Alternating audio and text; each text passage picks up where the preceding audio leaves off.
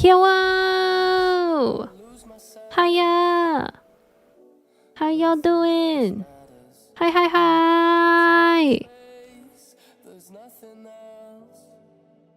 Man, feels nice to get back, to come back. Even though I haven't been gone forever.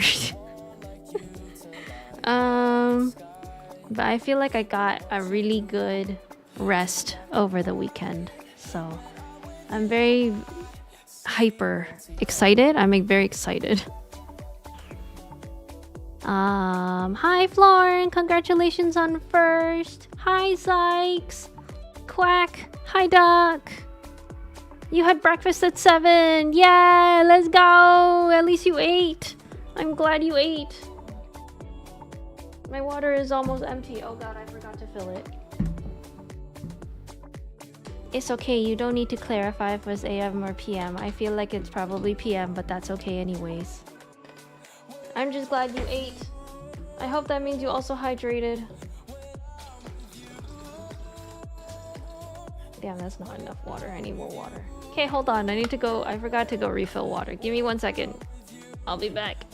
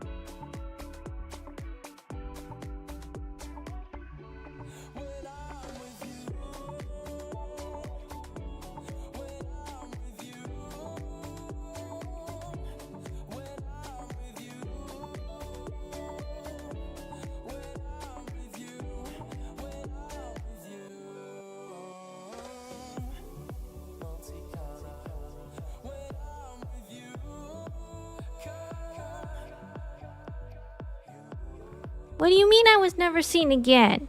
I did not disappear. I'm back with my water. But yeah, I got a chance to take a walk yesterday. Like a real good long walk. Like touching grass type of walk. And walked past a library. No, not a library. A bookstore. Passed by a bookstore. And bought a design book. I got a design book. Most of y'all probably will have no idea the significance of the book I bought, because the only people who really know about these books are designers. This is very design specific. But yeah, I posted it on my Blue Sky. It's called Thinking with Type.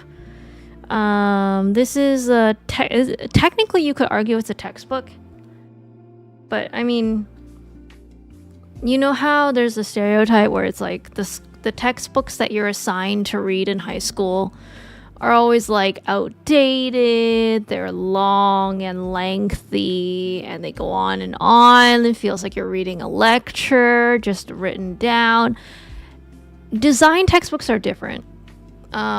Because sometimes you do actually get recommended textbooks that are literally just really helpful books for your career, and this is one of them.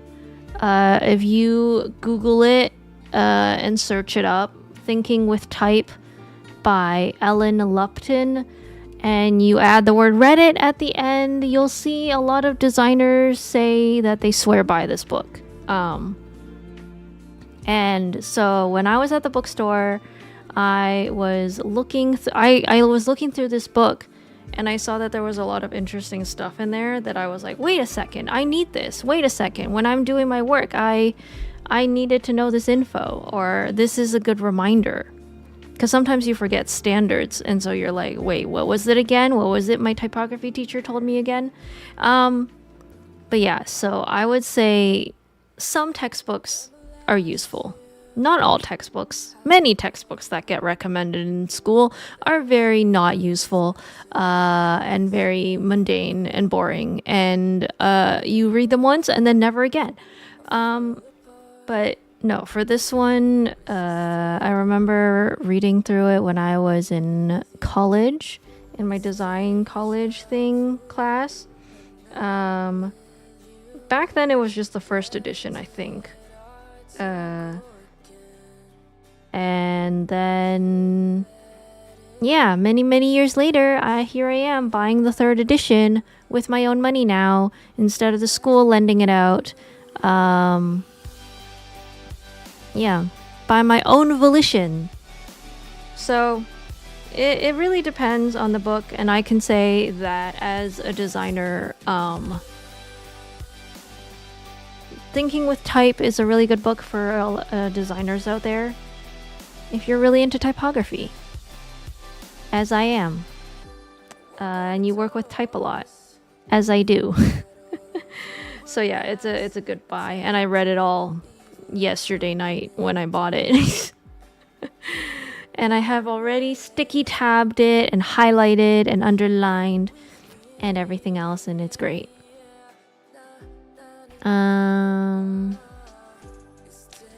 I have some programming/dev textbooks that were really helpful to me once upon a time. Yeah, there are some textbooks that are actually genuinely very useful and very helpful. Those are when it's worth to buy it. Those are when you're like, oh, at least this was worth my money. This was a good recommendation. But sometimes, all too often, you get, like for in my case, you get a teacher who's like, hey, you should buy my book. I wrote it. And you're like, in the back of your head, you're thinking like, are you allowed to do this? Isn't that kind of weird to be a teacher and like make it obligatory for your students to buy the book that you bought? Like, that's such a weird practice. And the textbook wasn't even useful. Dude was like, yeah, you should buy my textbook. It's so good for advertising. And like, we studied it for a year because he made us write reviews and reports on it. But like, yeah, that shit was outdated as fuck. I don't think that teacher should have been allowed to do that. I don't think teachers should have been allowed to recommend the book that they wrote themselves. I feel like there's a vested interest in that. So sometimes it's bad, but sometimes it's good. Hi, One Pixelman. I looked at that page and was like, what the fuck? Why are they in a textbook for this age group of naked ladies? Wait, history textbook? That's kind of surprising. I kind of figured you can kind of expect naked ladies to be in a biology textbook. Because, I mean, you know, body, biology. That feels like it makes sense. But history textbook? Wait, hold on. Is it like art? Because sometimes when you get an art history textbook, you do get naked people in there because they did consider that as art. So, sometimes it makes sense. I will for sure buy your book, find it online somewhere, and print out the PDF at the library. Wait, that's so smart. You know, we tried looking for it. I remember having group chats with my classmates, and we were like, yeah, I tried looking for it on Google. This dude's book is so fucking obscure. And we were all just like, yeah, it's not popular. If it wasn't for us buying it, no one would have bought this book. This dude's just clinging on to whatever pride he has into this book, but like, no one was gonna read it. No one in their right mind is gonna like think it's a good textbook. And it was true. If you had ever tried to search the title online, no one read it. No one wrote a review. A lot of the time it was like past students being like, yeah, my teacher made me buy this book because he wrote it. And we're like, so this is a pattern. Yeah, that should have been illegal. Holt McDougall history textbook for 7th graders. Just straight up world history.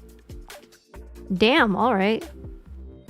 I mean, 7th grade, I mean, you're kind of getting there.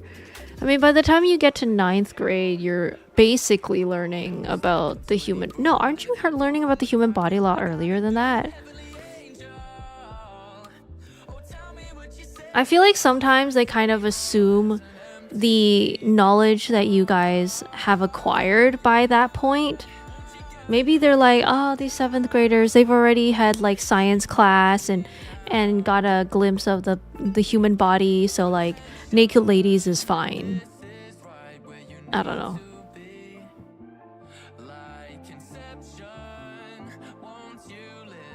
I'll say it's probably good material for people to like giggle over, but then you're like looking back, you're like, huh, why was that in there? I don't know.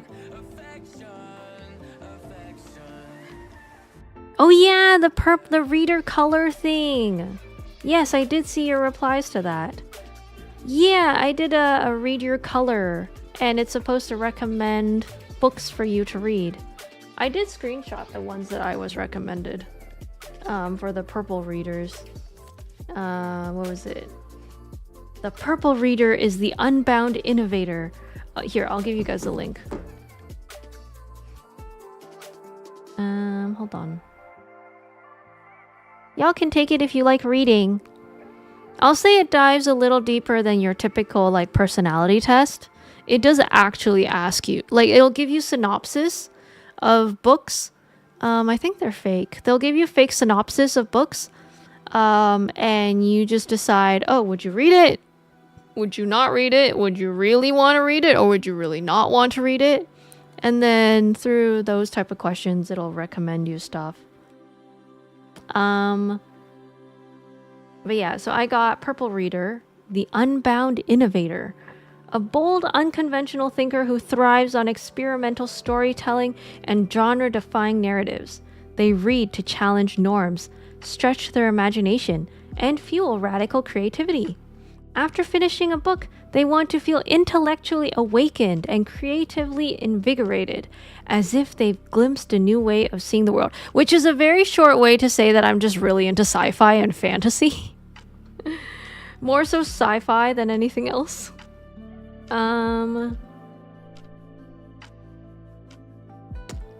Yeah. They recommended me David Mitchell's Cloud Atlas, Infinite Jest by David Foster Wallace, Kafka on the Shore by Haruki Murakami, and The Road by Cormac McCarthy. I've read Cloud Atlas, I've heard of Infinite Jest, and I've read other Haruki Murakami books, so I'm like, I'm not that predictable, am I?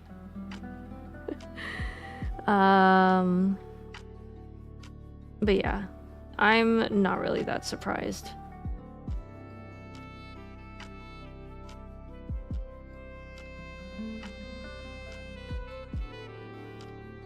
I think the thing is, like, I do enjoy stuff that breaks the typical story structure. But I don't mean like completely no structure at all. Opens an email? What?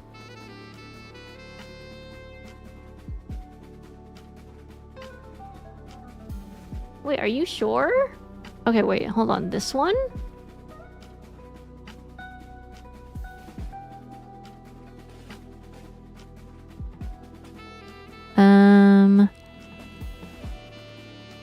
Wait, chat, hello. Okay, it won't let me send the message. I don't know why. Stream health seems fine though. Okay, I guess Twitch chat just broke. Are you sure it's readyourcolor.com? Oh, there you go, it's sent.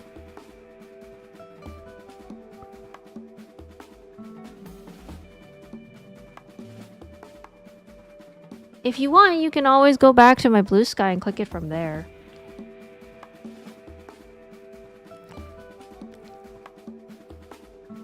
Big green button, top right. Oh, you're right. It does go to... oh, that is a broken link. You're right. If you hover over it, it does a mail to and then email at example.com. Wow, they broke that website. Yeah, no, it's supposed to be... Yeah, the link on the left side of the nav menu. Wow, that's so funny. Why didn't they just take that? Oh, that's so weird.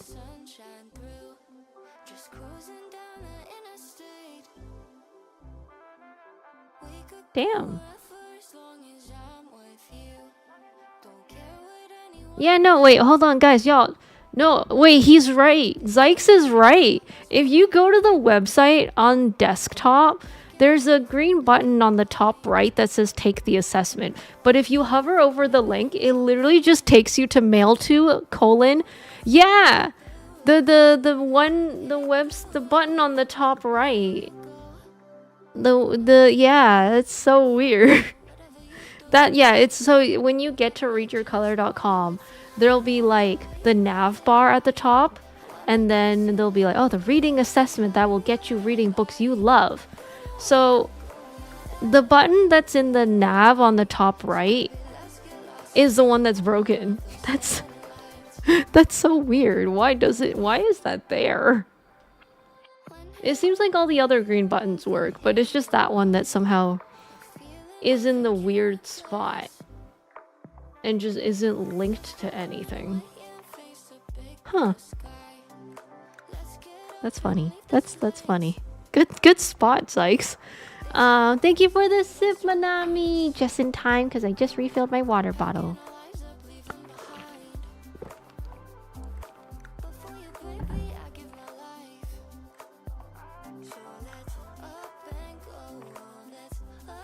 Oh, you can actually check all the other colors.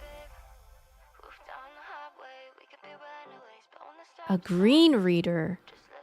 Grounded and purpose-driven. Green readers view literature as a toolkit for navigating life. Oh, this must be the ones who read, like... There was a question where it was like, it helps you with leadership? Like leadership books? Yeah, I fucking knew it. I knew it. Of course it would have the 7 habits of highly effective people.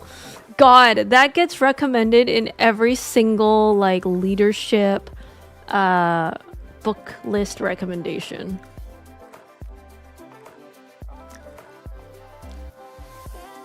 You know what though? I will say I'm glad they don't have... Oh, there's another one that gets recommended on those lists. Oh God, what was it? It's also 7. I don't know what is up with these people in the number 7. Productivity people, or whoever writes these books, they love the number 7 for some reason. It was like 7 ways to win and influence people or something. No, not 7 habits. There's another one.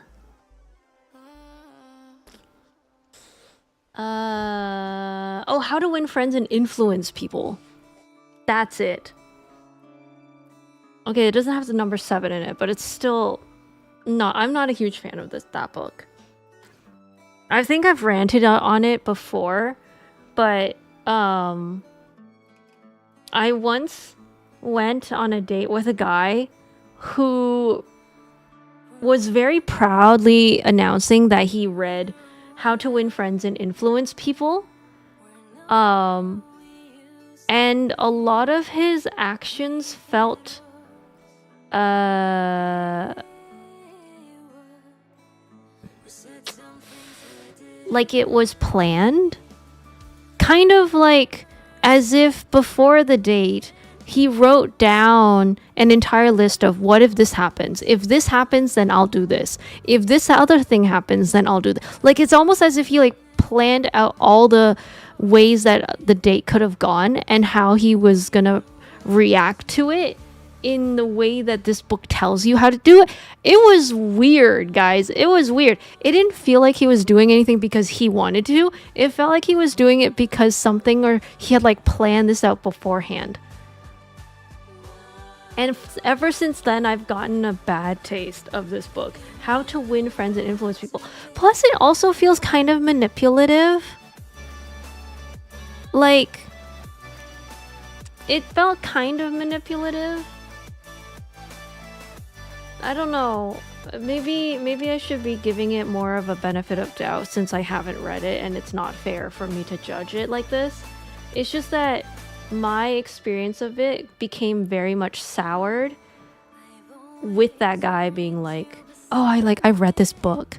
Oh, he's the same guy who was like with the basement thing where he had I didn't go to his basement, but he told me about his basement where he would have like this chart. No, this like piece of paper or like bulletin board thing, whiteboard thing, and like he would write down like his goals that he wants to achieve in the next month, in the next 5 months, in the next 5 years.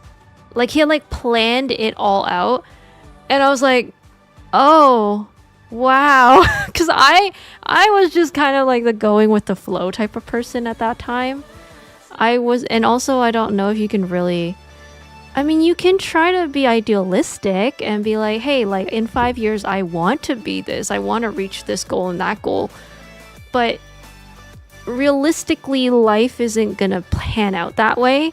And I feel like sometimes you kind of set yourself up for failure because it's like, what if 5 years pass and you haven't reached any of these? You're gonna feel shit. You're gonna feel bad about yourself, you know? Instead of being like, you know what? Like life can sometimes take you in the randomest directions, but that doesn't mean it's a bad thing. That can still be a good thing. It can still lead you to a good place. So like on that note, I was just like, whoa, I think this guy's kind of dived a little too deep into the like bettering himself thing, into the productivity vibes. I don't know. Yeah, he kind of soured that book for me a bit. I only know the title. I've heard it a lot. I already hate it. Yeah, it's not great. But I'm sure the other books they recommended for the green reader is good though. Devil in the City, Good to Great, In Defense of Food. I'd be interested in reading those. Why some companies make the leap and others don't. Okay, I feel like people who like the green read, people who are the green readers are probably the ones who are like into the grind mindset. What's it called? The grind set? You know, like the hustle and grind type of people. I wake up and I hustle. I wake up and I grind. I wake up at 6 a.m. and I dunk myself into cold water, into what's it called? A cold water plunge. Or like they wake up at like fucking 3 a.m. Yeah, in the grind set. It sounds like they're the type of people who are in the grind set.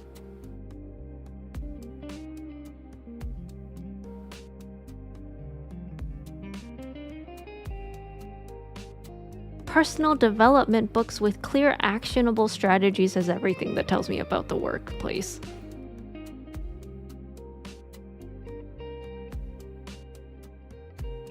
Are you in the grind set, Duck?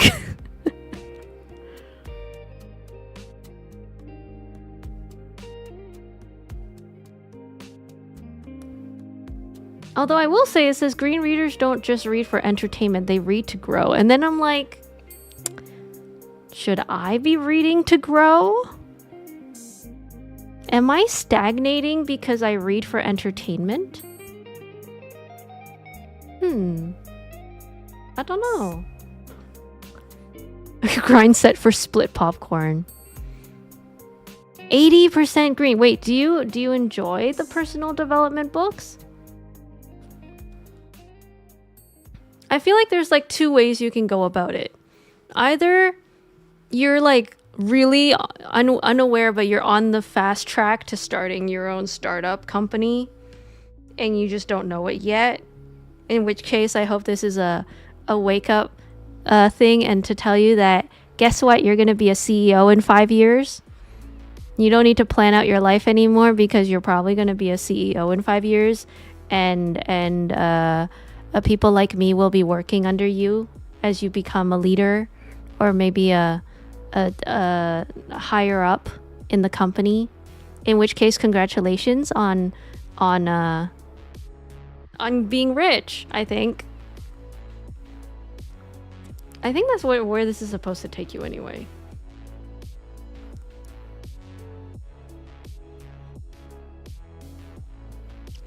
I just like developing a lot of information about things and how to do them. I think that makes you very well set for the corporate life. Not negative. I mean, just corporate life in general.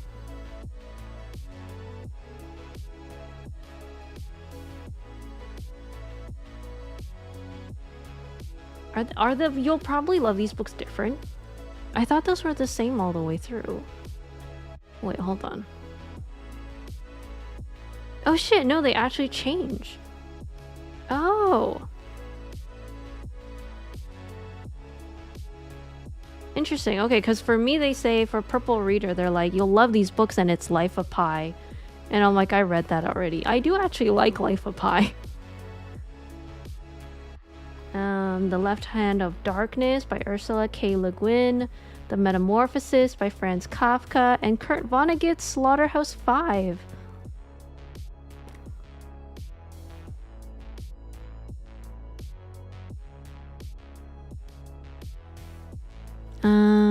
Kind of like how artists develop a mental library of references that they can use when drawing something over their process of learning, except I like to do that for everything I do. Ooh! I like that though. That's cool. It means like that you're really prepared for any situation.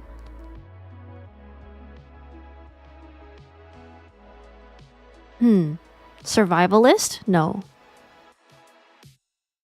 There's gotta be a better word for this.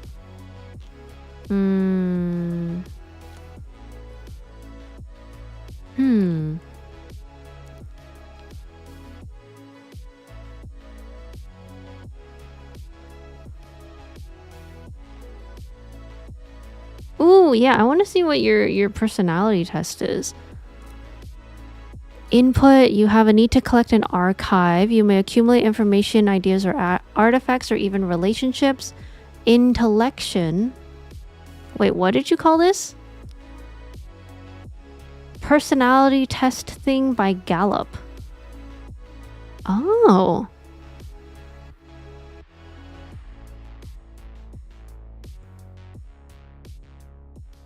You know, I feel like reading this makes you a really good worker.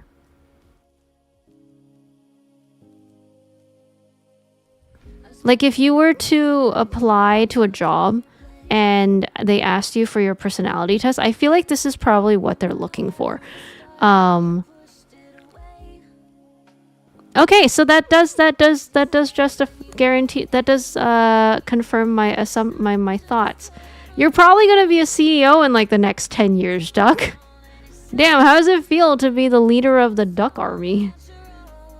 You may not be there yet, but your personality test seems to put you on that path, I think. Or at least I'll say that it matches the personality of a lot of the people I know who are successful in life. Yeah. Well, like in the traditional sense, so like they're an analyst somewhere, a financial advisor or something or another, some manager, director of some sort, somewhere up there, someone up there. I don't know all of those role type names.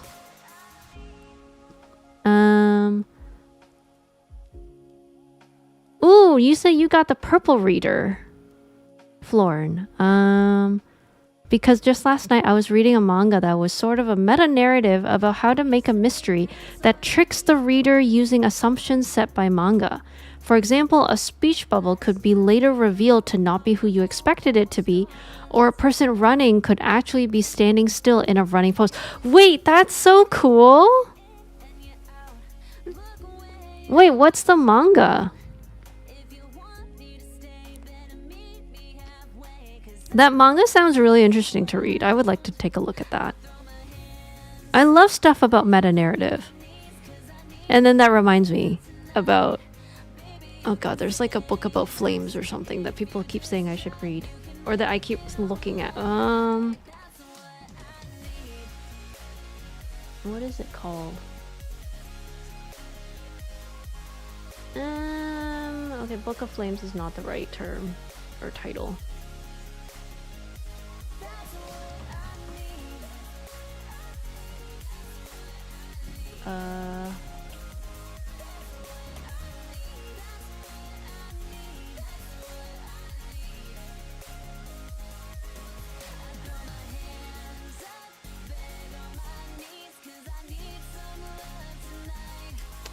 I don't remember. Oh, House of Leaves! That's it! I don't know why I thought flames, bro. Why did I think flames?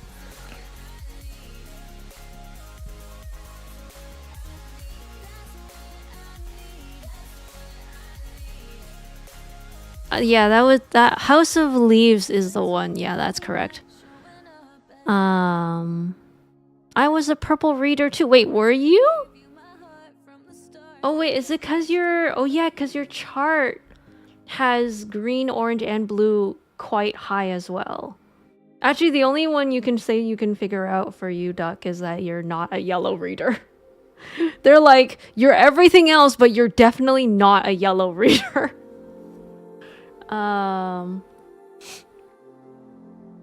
Thank you for the follow, Elikane. I think. Am I reading that right? Okay, yeah, I think so. Elikane? Elikane? Hello, thank you for the... welcome to the Red Panda Club. No, what's it called? The Fira Pack. That's it. I forgot what my thing is called. Welcome to the Fira Pack. We're currently talking about books.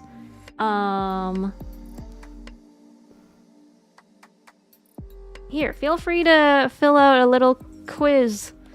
Oh, don't click. Okay, if you're going to the website on the browser, do not click the link that's in the navigation bar because that one doesn't work. But you can click all the other ones that lead you to the assessment, just not the one in the navigation bar. Thank you, Zykes, for figuring that out for us.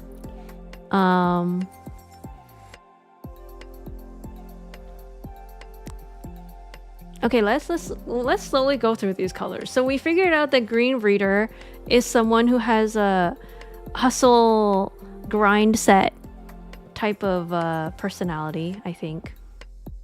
Okay, let's go Orange Reader now. The Serial World Hopper thrives on masterful world building. Oh, they're D&D. Immediately, I'm clocking it as D&D. Dungeon Master, DM, probably. Thrives on masterful world building. They look for stories with imagination, exploration, and vivid storytelling, then transports them far beyond the ordinary. Okay, so they love Lord of the Rings. They see... I mean, a lot of people like Lord of the Rings, but... Oh, wait, this would be like Game of Thrones. This would be like... What are other books that have big story world building? I don't know why I'm just thinking the popular ones. The other titles are escaping me. Expansive worlds, epic adventures, and richly detailed narratives that ignite their sense of wonder and possibility. For them, reading is about discovery, excitement, and embarking on journeys that stretch the boundaries of their imagination. I can already tell why this one's not me, is because... Oh, Brian Sanderson is another one I've heard of. Also, they put Dune in there. I think I was not an Orange Reader because I don't have the patience to read through slow world building. Like I know there are books out there. I don't know which series, but I know there are like long series where the first book is literally like nothing happens. Nothing happens except it's just to set the story and the plot and the setting of the series. And I'm like, I can't do this. I don't have the patience for it. I need something to happen, at least in the first chapter or maybe the second chapter, or like I'll figure it out along the way. But like if the whole book is just all plot setting and world building only, I'm like, I can't do it. I can't do it. I used to be able to, I think, but I can't do it anymore. I need to slowly make my way back up there, but I'm not there yet. I think within the sci-fi community or genre, this is considered hard sci-fi. If that, am I remembering this right? I might not be.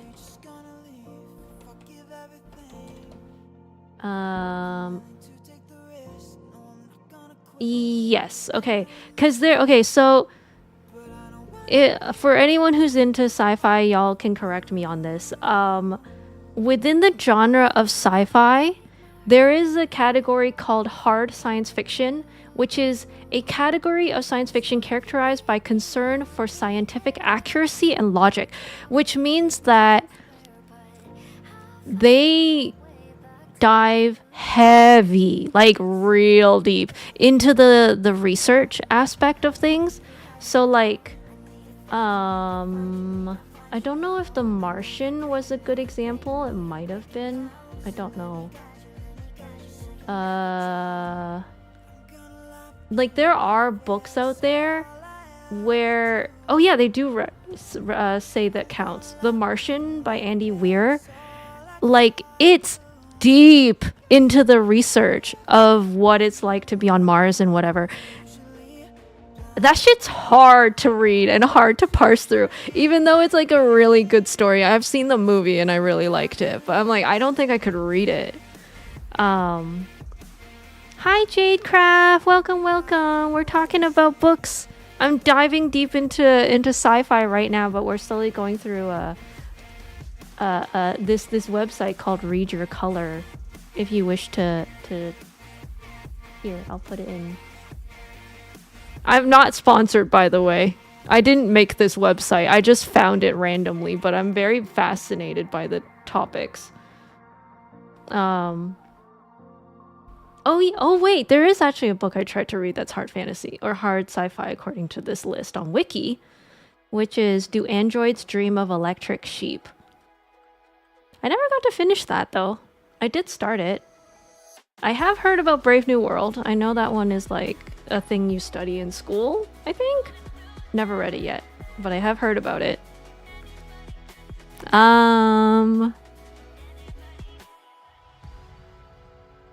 Plot setting and world building can be really interesting if done right. I think actually for these orange readers, I think it's not that the plot setting and world building is done wrong. I think the problem is I think the problem is actually with me.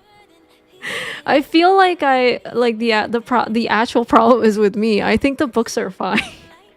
I can recognize when the problem, when it's the Taylor Swift song, it's like, it's me, I'm the problem, hello, it's me. I'm fully self-aware of that part. I don't think it's that the book is not that the plot setting and world building is done wrong. I own up to that one.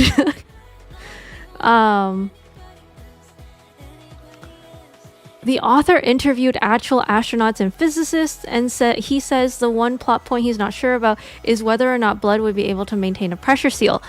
Yeah, like I think to me, I find it insanely inspiring that these authors are able to do such, like, honestly, some of them should start putting out research papers with the amount of research that they're doing into writing their book. Like, didn't George R.R. Martin also put out research papers because of like the extensive research he's done for the books he's written?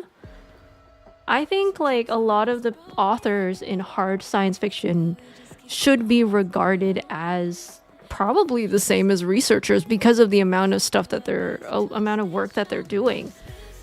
Yes, the goal is to write books, but like I think the knowledge is knowledge at the end of the day.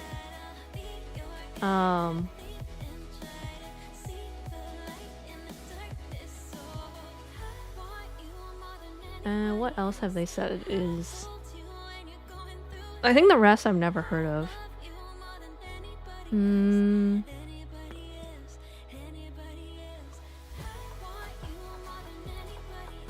Oh, they say Carl... I mean... Are we really surprised Carl Sagan is on this list? What is his book? Contact? The theme of contact between humanity and a more technologically advanced extraterrestrial life form. It's the only full work of fiction published by Sagan. Oh. Oh wait, there's... Oh, this is the movie! With Jodie Oh, wait, shit. I need to watch this movie. Oh. Yo, Jodie Foster and Matthew McConaughey. Oh my god, I need to watch this. First of all, I didn't know that the book is by Carl Sagan, that it was inspired by the book. And then two, I mean, Jodie Foster, hello, legendary actress. Yeah, hell yeah, I'm watching this movie. Oh my god.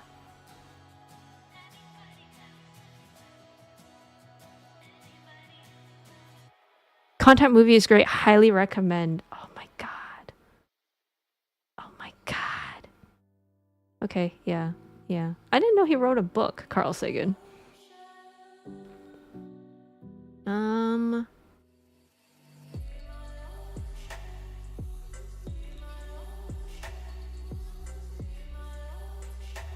Oh, and then there's like the ones that we've heard of.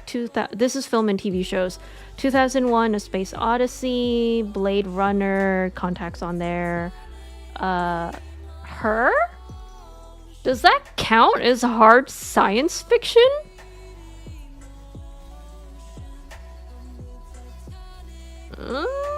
Concern for scientific accuracy and logic.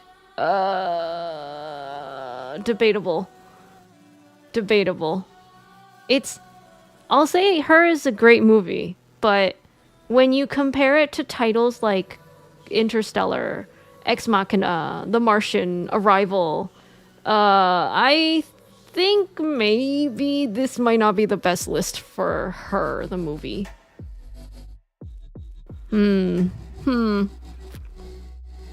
Yeah, I know Carl Sagan wrote a lot of books, but I don't think many of them were according to this, it looks like none of them were fiction. So that's interesting.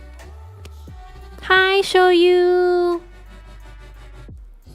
Orange Reader here, but purple was 50%, then red, and then green, all 5% apart. Ooh! Oh, wait, question. Orange Reader, would you say that you're a fan of D&D, and are you a DM? Or have you ever DM'd a campaign? I feel like DMs are Orange Readers. Or that the other way around, Orange Readers inevitably become DMs.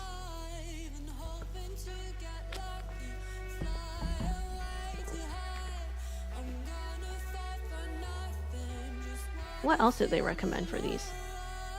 Oh, Neil Gaiman. Oh no, not Neil Gaiman. Oh god. And it's a book I have read before too, American Gods. Man.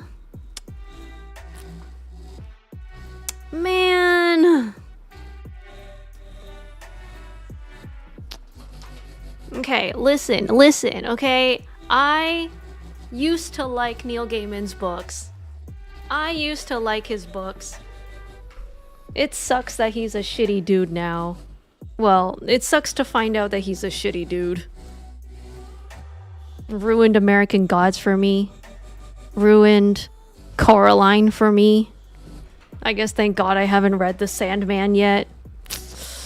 Dang it. Coraline was really good though. I really liked Coraline. I liked the movie anyway. Dang it! Dang it!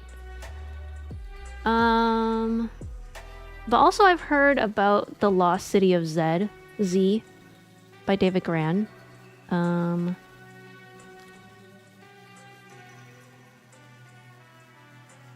Shogun? Didn't that get turned into a show? I think people said Shogun was a really good show though. Haven't seen it yet. But also I will say Dune was a really good book. Wait, no. I can't say that. I haven't read it. Dune was a really good movie. I tried to read Dune before I watched the movie. But it was taking longer to do. It took me I was like, damn it, the movie is coming out really quick and I'm not able to find time to read it in the time of, yeah. Although I will say, after watching Dune, and the sequel, I think. Yeah. No, wait, hold on. How many movies are there in Dune? Okay, let's see. So we have Dune Part 1. I liked Dune Part 1. Dune Part 2, I watched that, and I also liked that.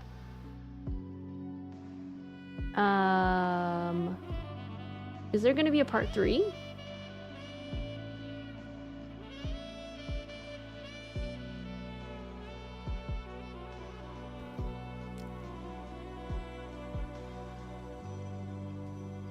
Dune Messiah. Oh, okay. Have not. Okay, it's in development. Okay. I would want to watch that.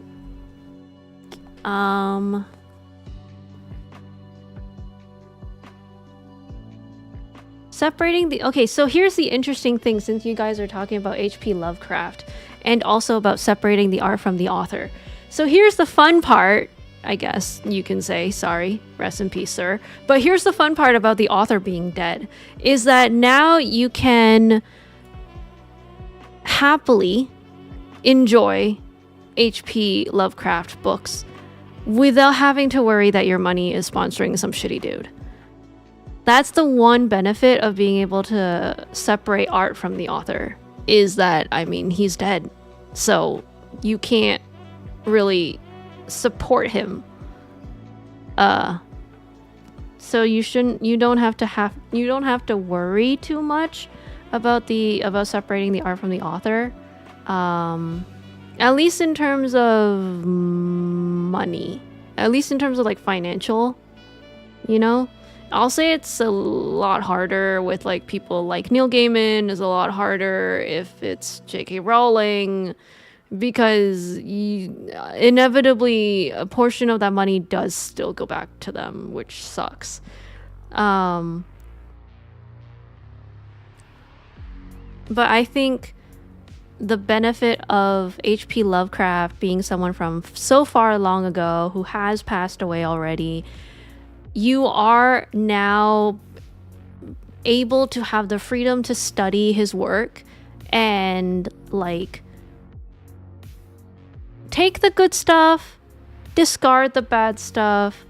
You know, like, I don't believe in like, oh, because he was racist that therefore we should just eliminate all his work. I think that if we do something like that, we are inevitably going to forget history and not remember, oh yeah, that was bad. You know what I mean? Like, I'm part of the group of people who believe that Disney should keep in the racist elements, but they should also have a message at the beginning of the movie to say that, you know, this movie was produced at a time when this kind of stuff was seen as okay. It is now not okay, and history is important for us to remember it and not erase it, because if we erase it, then we inevitably forget it and forget why it was bad in the first place. So I think that's kind of the best way we can enjoy stuff and learn from stuff from people who have made it complicated to do so. Yeah, erasing history makes it easier to happen again, because like generations are gonna forget and they're gonna just not know that this shit happened. And then yeah, if you forget history, you're bound to repeat it again.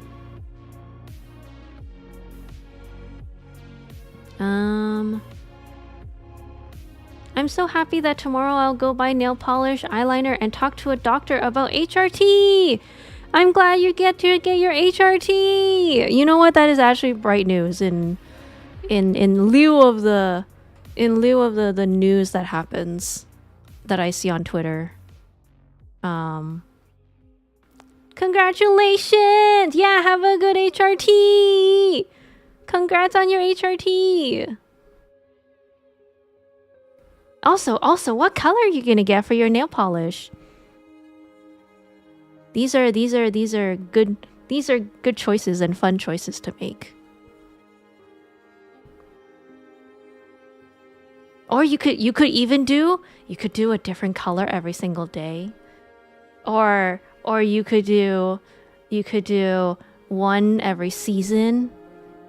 I'll say I got fucking lazy. I barely do seasonal now. I'll say my seasons it's Christmas and then the rest of the year. Also, thank you, Zex, for gifting a sub to Show You Bob. Thank you for the headpad, Serenity.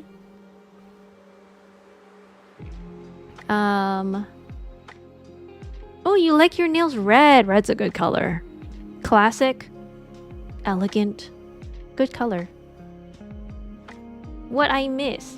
Oh, we're doing... Oh, do you want to do a color thing? A read your color quiz? Oh yeah, you can get fancy and get glow in the dark. Or the mood changing ones. Those are fun.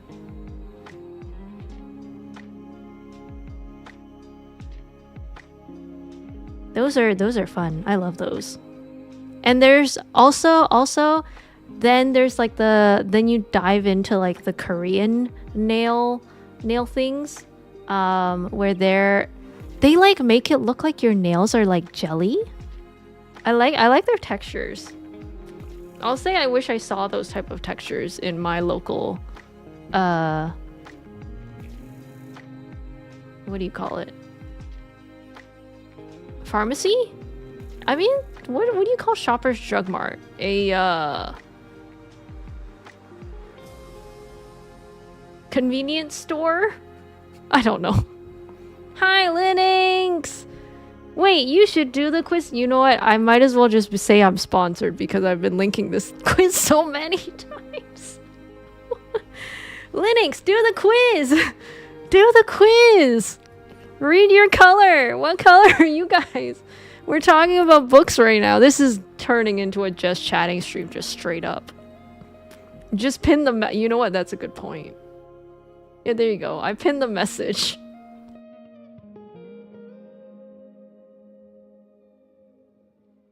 There. I'm so glad Twitch chat updated so that I can do the pinning now.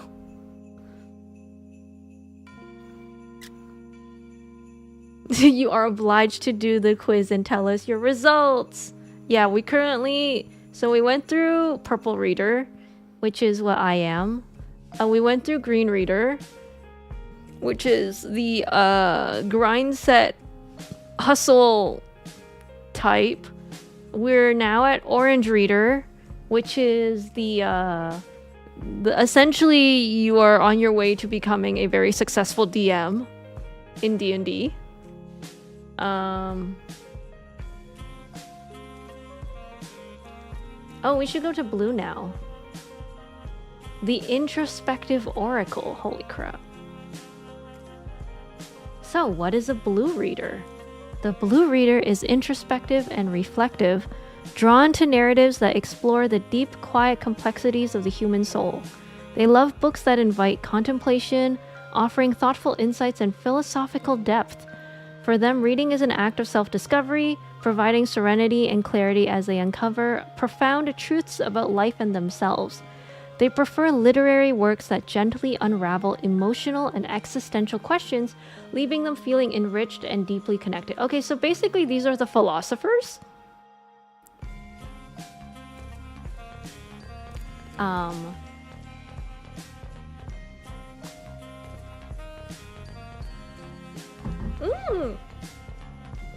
Wait, okay, so I will say reading that description, I was like, wait, I'm into that too. I'm also drawn to narratives that explore the deep, quiet complexities of the human soul. I like philosophical depth. And then I scroll down and I see Never Let Me Go by Kazuo Ishiguro, which I read already. Yay! Let's go! What else did they recommend? Oh, they recommended Haruki Murakami again. You know, I think those books do kind of latch onto multiple themes, so I'm not surprised.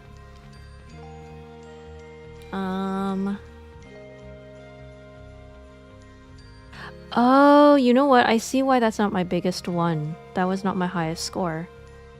Thought-provoking memoirs and personal essays. I'm not huge into the introspective essays. I like fiction, but I don't like nonfiction.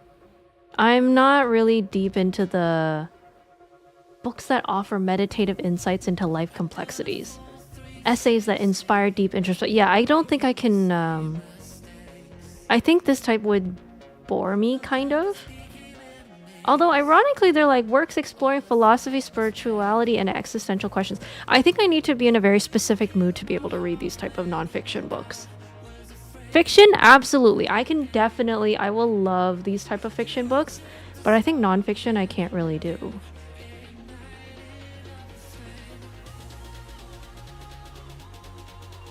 The empathy exams is one that they're recommending. The empathy exams? Is that a book? Is that really... What is this? Oh, it's not a book. Okay. Well, I mean, it is a book, but it's not fiction. It's non-fiction. Damn, I really thought it was going to be like Hunger Games, but like with your mind only.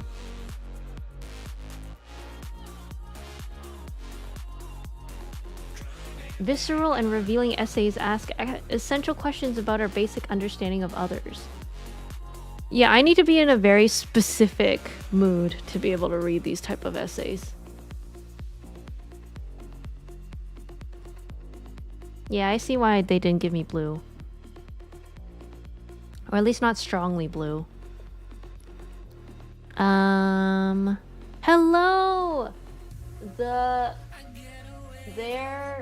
Wait. Teresa Starman. No, that's not it. I want to say there. Sass Starman, but that sounds wrong too. There's a Starman! Okay, I got it. I figured it out eventually. I just needed to pause for a quick second. There's a Starman! Sorry, I was getting messed up by the word theirs. I think I wanted it to be like the in my head. I got it eventually. Hi, there's a Starman. 60% green, 55% purple. Ooh! Wait, where are you guys seeing? Oh my god, do I have to do this again? I didn't get a chart.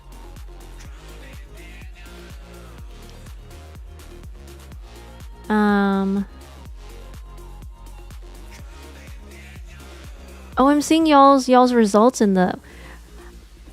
I need to do this again because where's my chart? I don't know what my chart is. I just knew I was a purple reader. This is my fault for doing it on my phone. Okay, I'm gonna have to take the assessment again, I think. Alright, I'll just take the test again.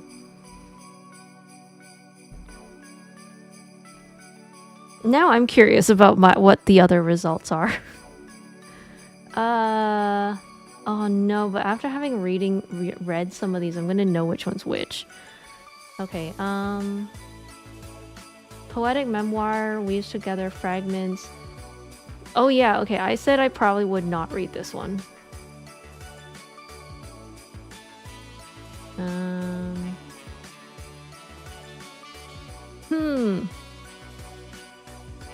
Woman falls in love with a man through anonymous letters.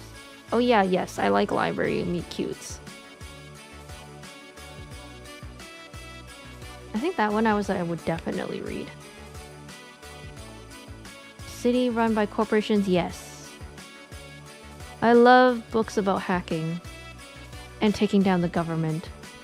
Yeah, down with capitalism.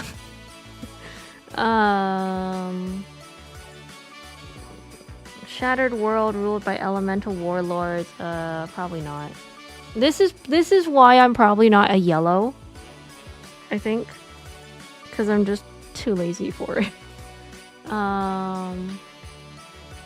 Solitary monk, nah. Neuroscience helps overthink. No. Surrealist artist discovers her paintings are portals to real worlds and something is starting to come back. Yes. Grumpy CEO starts to rethink what's important after he falls in love with the... Yeah, probably. I'm a little ashamed about it, but I would read that. I would read that. Ex-assassin hiding Alaska. Daughter's taken. That's giving like Taken type vibes. Like I will find you and I will kill you or whatever. Chef journeys across post-Soviet defiant. Nah.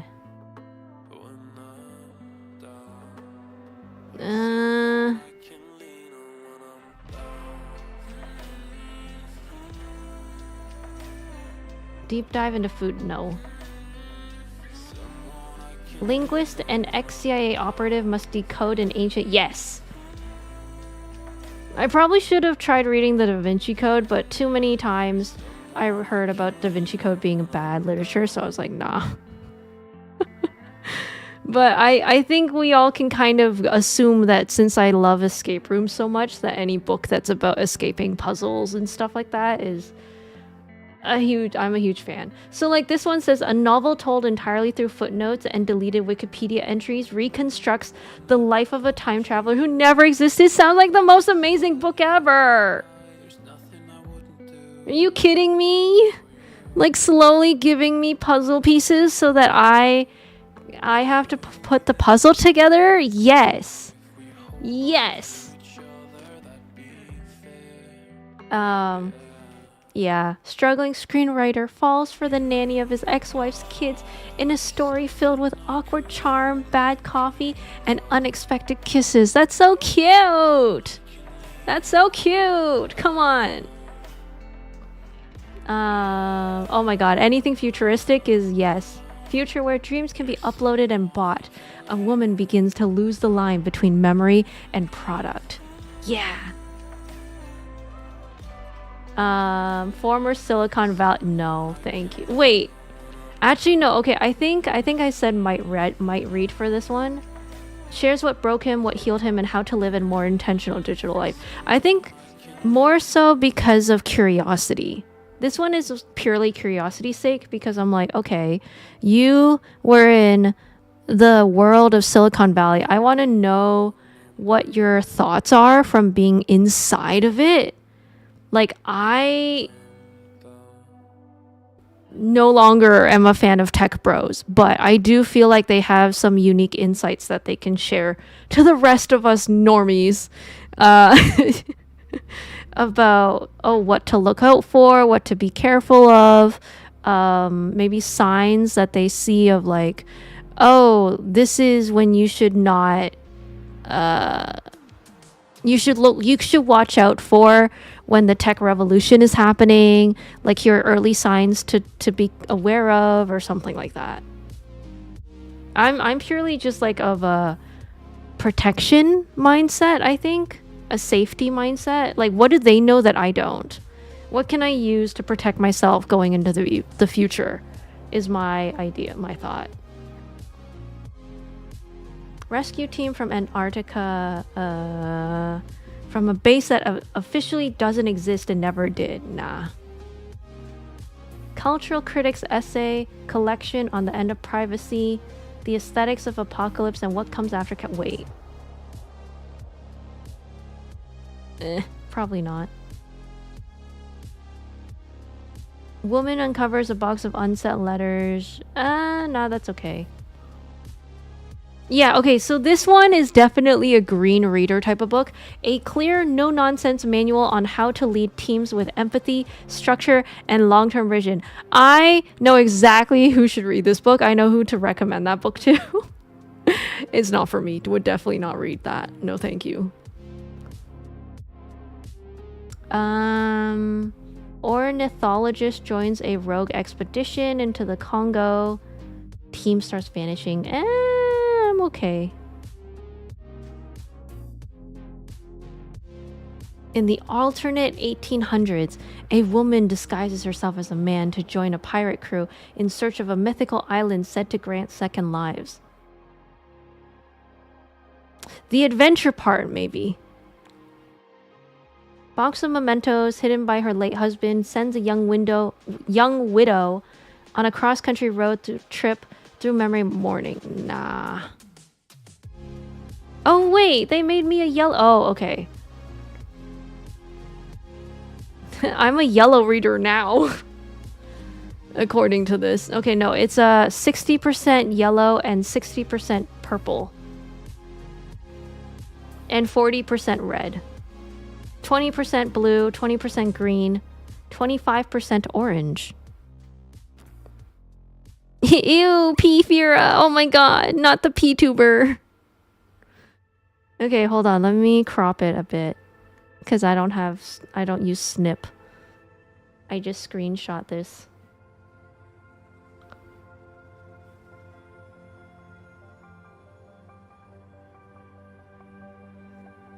Oh my god, I can't believe my VTuber is a piss tuber now.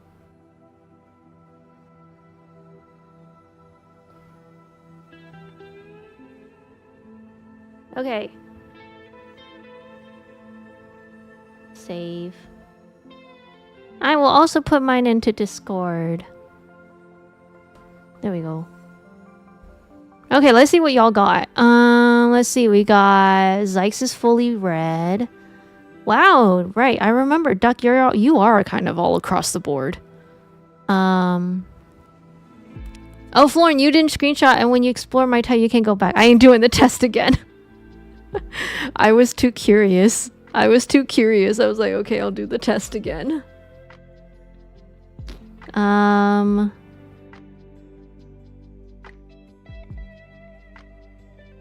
So, okay, so when you say what the fuck does this mean? So the great part about this website is that it tells you book recommendations. I mean, we're slowly making it to yellow, so we'll get there. Okay. Yeah, I wanted some of the blue reader books, but fiction only, not nonfiction. Okay, let's go to red reader. The Passionate Adventurer. You don't just read stories, you live them.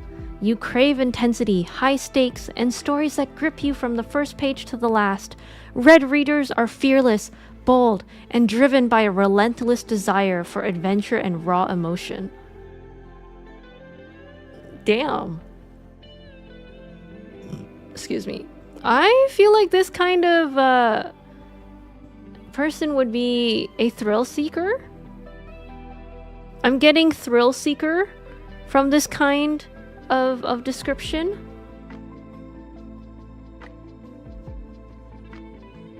You're like, danger is my middle name. Okay, let's see. What do they recommend? They recommend... Oh, Hail Mary by Andy Weir. Where? Weir? Actually, I would read these too, honestly. I would read these too. Bold, dramatic romances that break your heart and build it back up. Hell yeah. Break my heart in half and then patch it back up. Let's go. Those are the best kind of romances. Thrillers that keep you on the edge of your seat. I would like to watch movies. These are the types of books I think are wonderful for movies. I would watch these movies.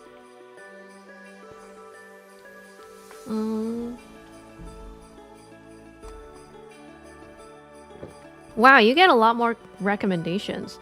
You got Killers of the Flower Moon, Dark Matter, Tell No One, The Wager, Hidden Pictures, The Woman in Cabin 10.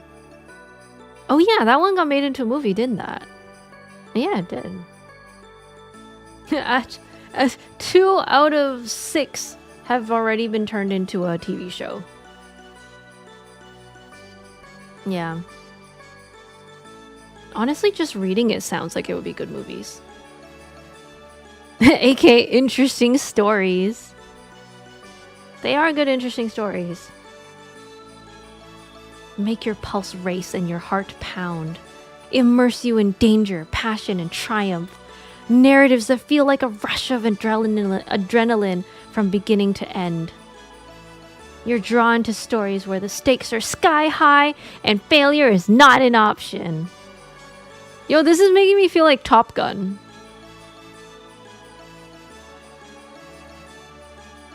Also, here's a completely side tangent. I was watching a Trash Taste episode earlier during dinner, and the guys were saying that, what was it? First they told me and taught me that sports anime is essentially BL light. And then they also said Top Gun is also basically BL. And they were like, in Top Gun, even though the main character literally fucks a woman, they're like, that's still the least gayest thing he's doing in the movie. And I was like, oh, is Top Gun a BL? And I was like, maybe? Is Top Gun a BL? Like, I know it's supposed to be like American Army propaganda movie, but it's still a good movie, I think. But I'm like, wait, is Top Gun BL? I don't know. I mean, I guess it could be. Anytime that there's like a movie that's like over masculinated, that's not a word. Like super, like masculine to the max. I do think that it shares a little bit of BL. BL being boys love. Like yaoi, but not all the way. That's the volleyball movie, right? Wait, no, okay, hold on. The volleyball one is anime. The Top Gun is the American propaganda one with Tom Cruise. Top Gun's the one with Tom Cruise. Yeah, look up the beach vow. Okay, so it is very gay. Okay, I was like, wait a second. I don't think they're wrong. I think they're right. So I haven't seen the first Top Gun, but I did watch Top Gun Maverick, and I thought that was really good. But also I think a lot of the gay subtext just flew over my head, because until now I'm thinking back to it. I'm like, wait a second, maybe it is kind of. Yeah. So anyway, that was a shocker to me, because I didn't consider it until now. And now I know that Top Gun is a gay movie. Good for them. Good for them. It's just bros being bros. Yeah, because like now I'm thinking about it, like if there's a movie that's very like hyper masculine, I don't know what the description is for masculinated, masculine. Oh, hyper masculine. Okay, that's the word. If a movie is like hyper masculine, I do think that like it veers so far into the hyper masculine side that it basically is gay. Even though they're probably trying to not be, but I'm like, are you sure? You wanna dig deeper into that a little bit, maybe?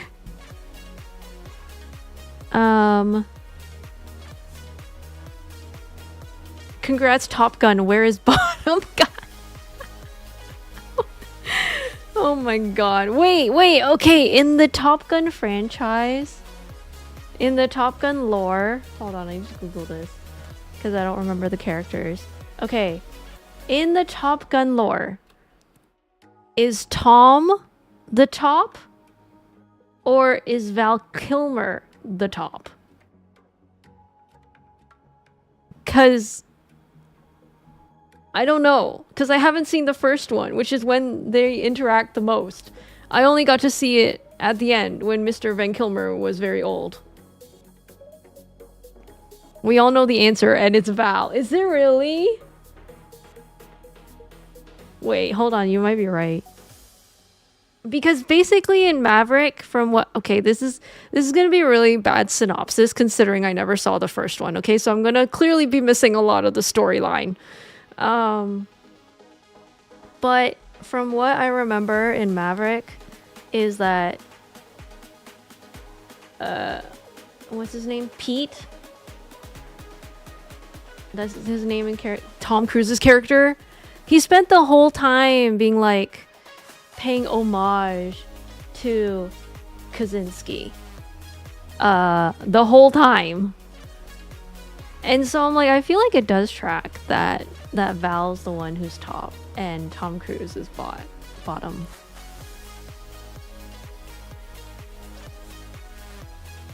Wait, hold on. I'm gonna ask Google this. In Top Gun, is Pete top or Tom top? It doesn't help. They won't tell me. How do I search this? Okay, Top Gun.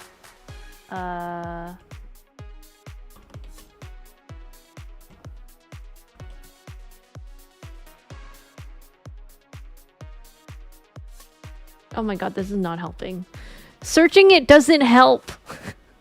I put Top Gun characters ship, and now I'm just getting ship recommendations. Wait, I stepped away for a second. What are we looking up? I'm trying to... Okay, within the within the Top Gun franchise, which so far I guess is containing Top Gun, the first movie, and then Top Gun Maverick, the second movie. Between the two male characters, Pete Maverick Mitchell and the other guy. Who's top and who's bottom? Okay, I'm gonna take Zyke's advice. Search on AO3 and count how many fics have each of them as tops. Okay. That's a good point. Okay.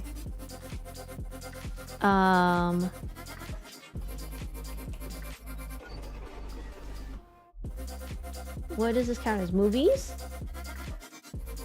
Elemento. Okay, I agree and I consent. Yes, thank you. T. Top Gun movies. Top Gun movies. Okay, holy shit, that's a lot. Okay.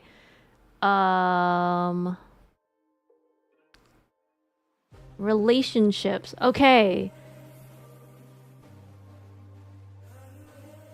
How do I check this?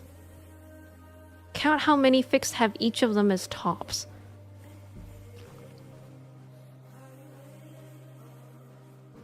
Tom, Iceman, Kaczynski, Pete Maverick, Mitchell. 3,776. And then there's another one, Tom Iceman, Kaczynski, and Pete. Wait, is there what's the difference between and the slash? Do those indicate two different things? I'm sorry, I'm so uneducated about shipping and ships on AO3.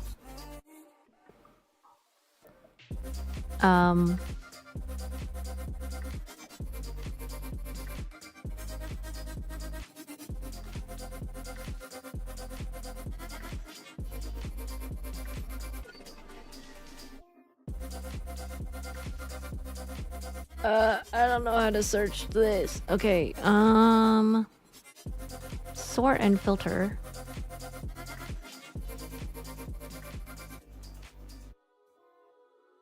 The top one is in Chinese. Damn. I didn't know Top Gun's fanfics went all the way to China. Oh my goodness.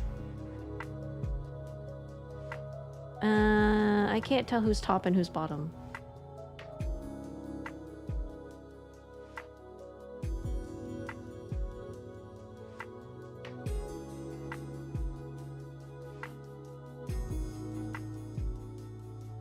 But it does exist, them being together. I just don't know who's supposed to be top and who's bottom.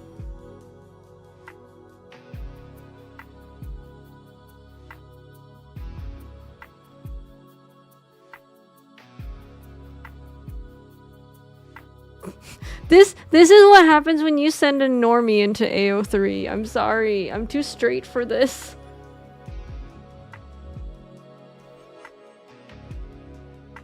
I'm not really that familiar with AO3. I'm not even for female. Are we gonna read something gay today? I don't know. I'm so lost.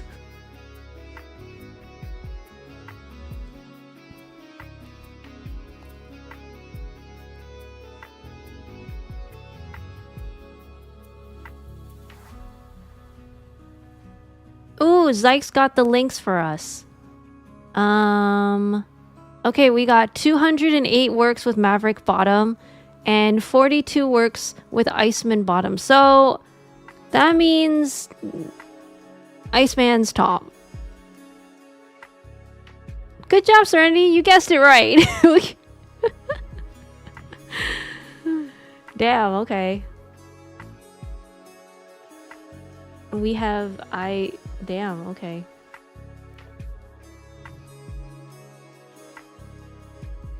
We dived deep into a movie that I watched once and then didn't know that it was gay. Until now. I'd say that blondes are normally tops. Is he blonde? Oh my god. I'm like the worst person. Wait.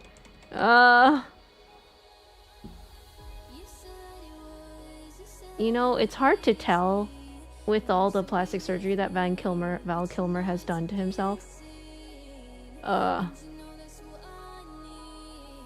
He kind of looks blonde. Oh, maybe not. You know what? I can't tell. He dyes his hair. God damn it.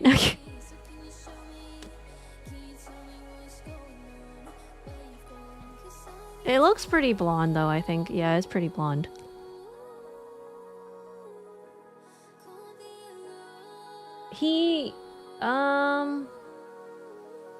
I'm not gonna lie, I don't remember what his hair color was in the movie. But I will say the most recent photos of him show his hair being gray, as he is unfortunately passed away at 65. So, yeah, that's why I couldn't tell he was blonde. Serenity knows bottoms on sight. Wait. Whoa, that's powerful. You got a bottom dar. Not just a gaydar, but a bottom dar. A bottom radar. From the clips I've seen, would Maverick be the bratty bottom or whatever?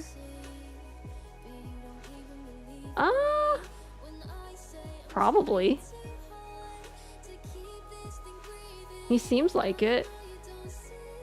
He would definitely whine a lot.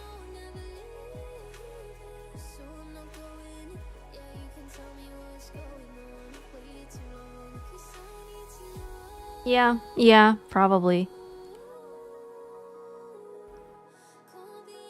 Wait, what do you mean? This is why all my Oshis are like Fira. I can switch it up sometimes. Let's come on now. Let's be a little I can switch up. we can entertain that at least, right? Also, hi Aqua. You picked a great time to come into stream, by the way. That's the spirit. I can switch up sometimes. I'm not a bottom all the time. Excuse me. At least I can be a switch. I can switch. I'm willing to concede to power bottom. Not even a bit. Not even a tiny bit of the switch. A little bit. Yeah, what about a Switch 2? Can I be a Switch 2?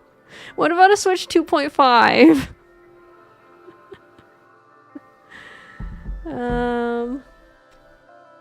Wow, we have veered real far way past the reading. How do we get here? Okay. We're doing yellow now. This is the final category. And then I can play Hades for 1 hour. Okay, final one is you are a yellow reader, the emotional catalyst. The yellow reader is emotionally vibrant and driven by passion, drawn to books that stir their heart and evoke intense feelings. They seek narratives that illuminate the complexities of relationships, emotional struggles, and the profound depths of human connection. For yellow readers, reading is a visceral experience, an opportunity to feel deeply, empathize wholly, and journey through life's emotional extremes. They choose books not just to be entertained, but to experience catharsis, leaving each story feeling emotionally enriched, moved, and intimately connected to humanity. Damn, they make me sound like a wet blanket. I feel like this is like INFP to a dot. Like, what? It's like since I'm an INFP, I feel like this is immediately me. Why? Just because I'm emotional? Oh my god.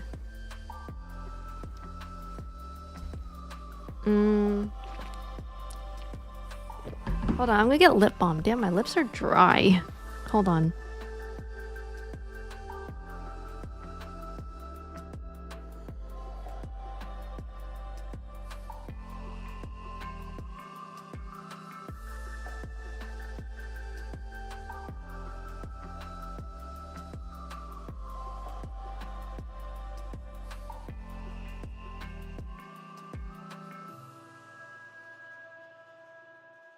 Okay, I will say, you know what they don't tell you? The best gift to give a VTuber is to give them lip balm. If they're talking that much, their lips are surely chapped to hell and back.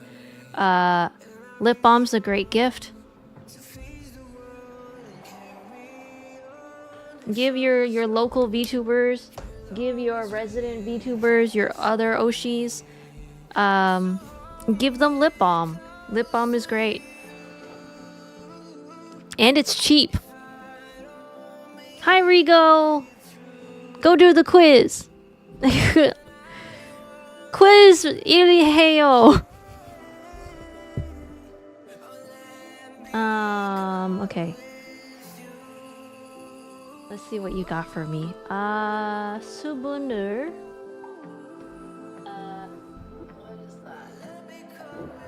Chung? Oh my god, I can't read that shit. It's too small. What quiz? It's in the pinned. The link in pinned. Also, I'm just gonna put this in Papago right now because I can't read this shit. Okay. 수분을 충분히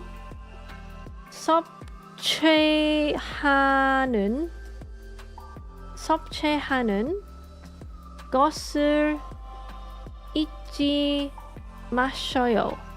Okay, 마셔요 is to drink.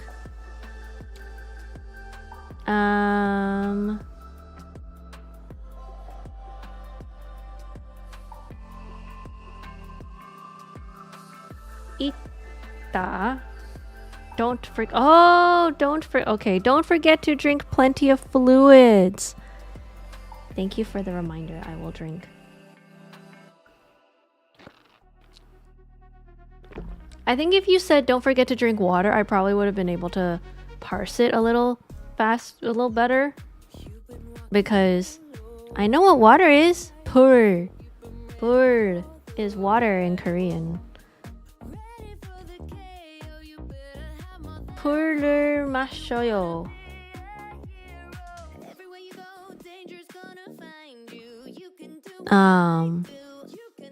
Oh my god, wait, what? Zykes, no. Is the surprise gift lip balm? Zykes, oh my god. Thank you for the surprise gift. Oh my goodness. No lip balm on throne. Oh no. Oh wait, was that a cash gift then? Oh my god, thank you. But happily I do actually have lip balm. Wait, where should I put it into? I should put it into something so that you guys can get back. Can I get you guys can I get you guys lip balm? Does Fourth Wall have lip balm?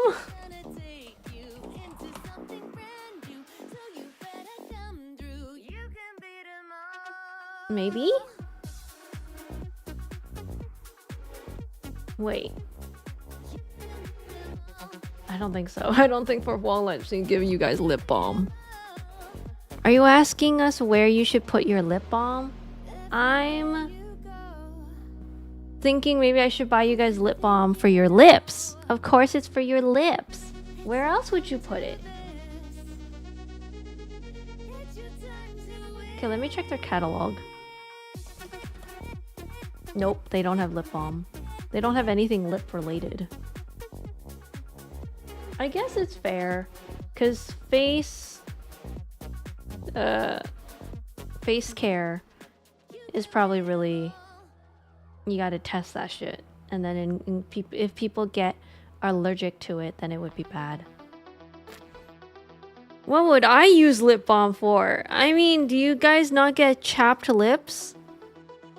Wait, some of y'all live in hot climates. What do you mean? How you guys need lip balm for sure.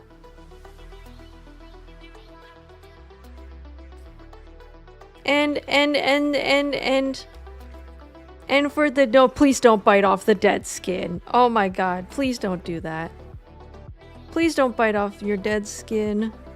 And then did you know that licking your lips only makes it worse?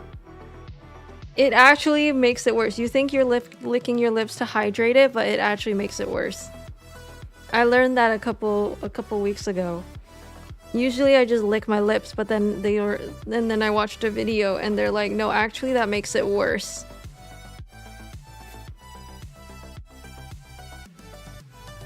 Florida's great aside from anything to do with politics, but what about the Florida man?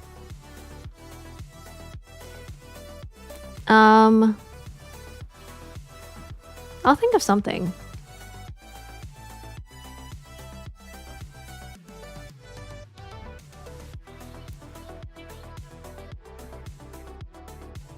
If it makes it worse, why humans have lip-licking instinct?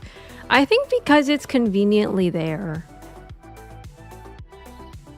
I think it's because your tongue is conveniently right beside your lips. So your natural assumption is to lick it.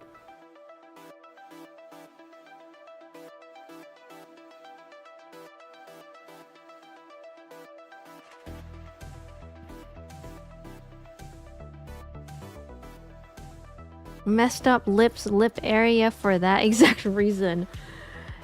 You're not supposed to lick it! Don't lick it! Oh my god!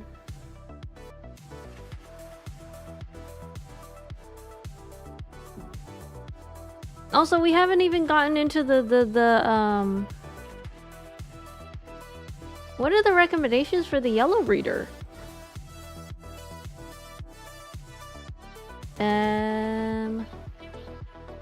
Oh, I have not read any of these.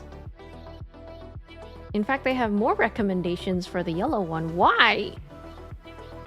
They don't even have more recommendations for the purple one. Oh, wait.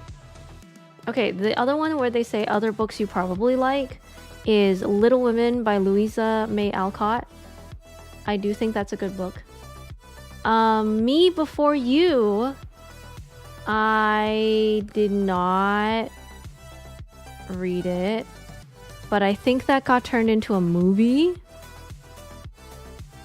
Excuse me, technically I'm a Florida man, so fear me. Wait, but when I say Florida man, what I mean is that I always see them in the newspaper doing something weird. I don't know if I fear you or more so I'm looking forward to be entertained by you. As a Florida man. Are we just waiting for you to pop into the newspaper being like, local Florida man, blah blah blah blah blah? I don't know.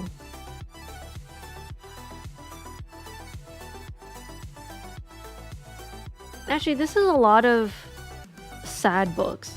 Like Everything I Never Told You by Celeste Ng sounds sad. Where the Crawdads Sing, I think, was also sad. These sound like the type of books where I'm gonna read it and then I'm gonna cry.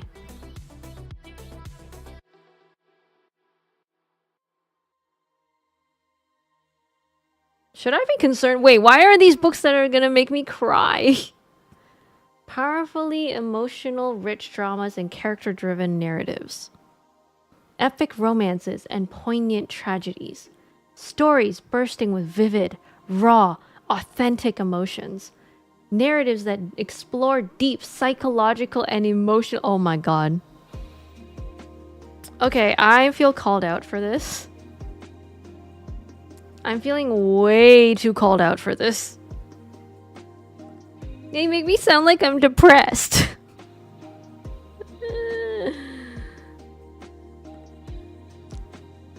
Also, why does only the yellow reader have a toolkit?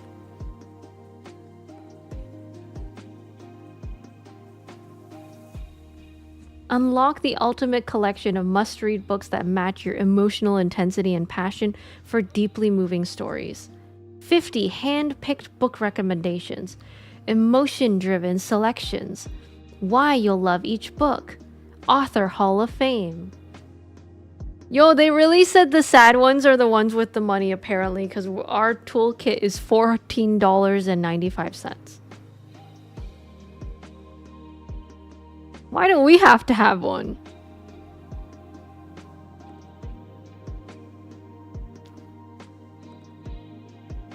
I'm an orange reader. Are you a D&D dungeon master? Oh wait, you're pretty close with the yellow too. Hey, we're all depressed. Let's go. Wait, if that's so, I want to know if the purple reader has the toolkit. No. It's literally just the yellow one. Man.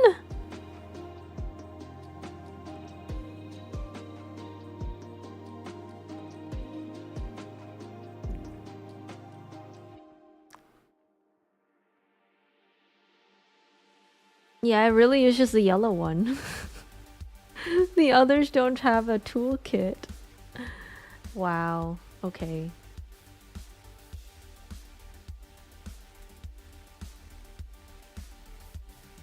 Okay, why it works. I think it's because books are easier to make assumptions about compared to like personalities. Also, I think there is something to be said about personality tests. Like some will argue that a personality test, it's just a logical version of astrology.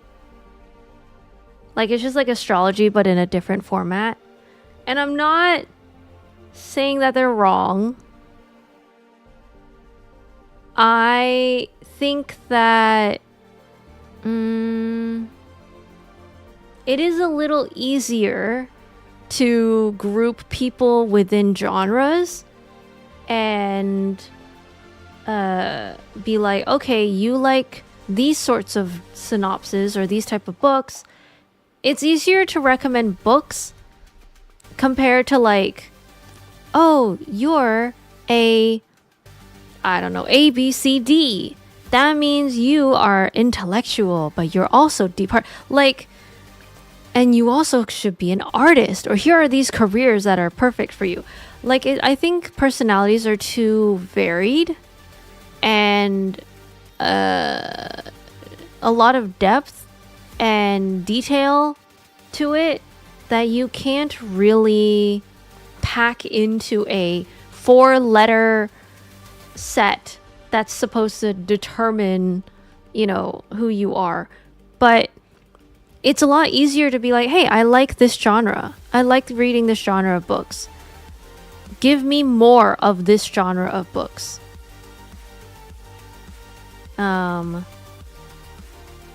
Yeah. Like I like that this is more of like, I like a book with science information in it. Okay, here's a science book. Yeah. Because I will say sometimes it's hard to find accurate, good book recommendations since a lot of writing is subjective. Like you could be reading something that is right up your alley, but something about the writing just isn't hitting it for you, even though it technically checks all the boxes of the things that you're looking for in a book. Or like the way that they describe a character,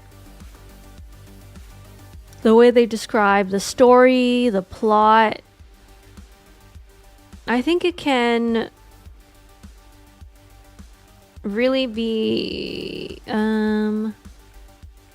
it depends. It really depends. A lot of book reading can be pretty subjective.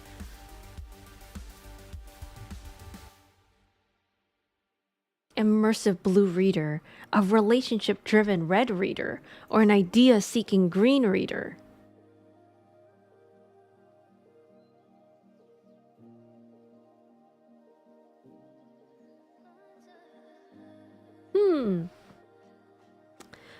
Okay, they have a section that says why you keep reading the wrong books.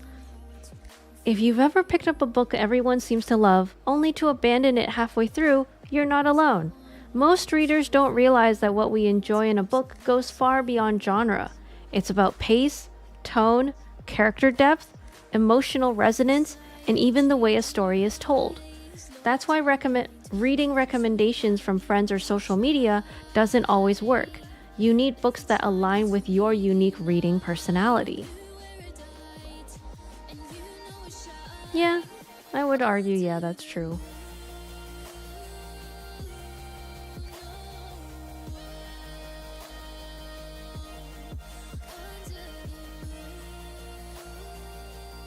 Reader psychology, narrative theory, and thousands of book reviews and patterns.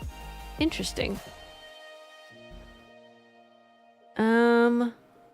It's kind of like that one book that I read, but I really didn't enjoy it, even though it was like highly recommended on TikTok. I I know it was it's like a lesbian book, but oh god, what is it called?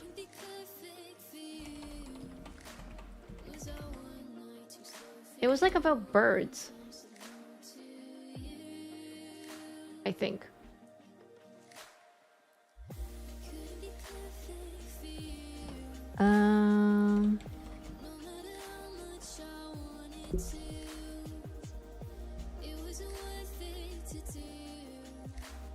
Oh, they called it Sapphic. Okay, sorry. Sapphic, my bad.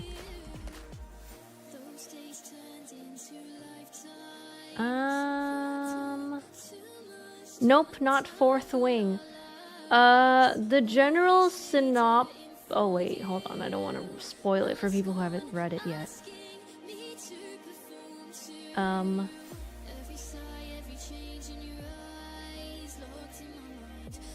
Okay, searching TikTok does not help.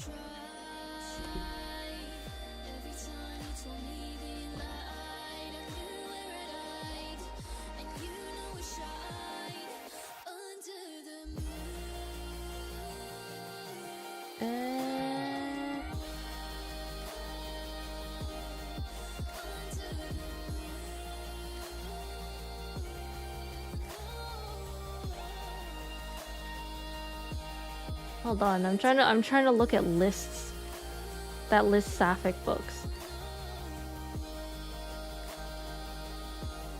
Wait, the Tea Dragon Society counts as a Sapphic book? Oh right, yeah it is, because it's queer. Yeah, never mind. Actually that one isn't only Sapphic. I think it's just queer relationships in general. Oh, but I will recommend it. I actually own the book. If you like dragons and you like tea and you like queer books, The Tea Dragon Society by Katie O'Neill is a really good one. It gives... like, the art style reminds me very much of Studio Ghibli. Like, it's very comfy and very chill. It's like a great comfort book. It's also fully colored, and kind of manga style, and also like twice the size of a book. So it's actually kind of a big book, but it's a really well told story, and all the characters are really comfy, and I highly recommend that. It's also not a lot of pages. So if you're looking for like a thick book, this might not be for you, but if you want something that's like short and quick, and like the art is really pretty to look at, Tea Dragon Society is a really good one. Okay, I'm still looking. God damn it, what was that book that everyone was like, oh, you should read it, it's a really good book. And then I read it and I was like, I couldn't really get into it.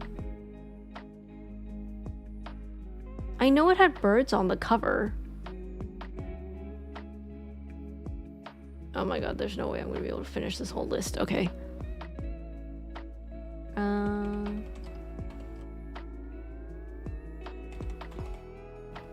Enemies to lovers, birds on it.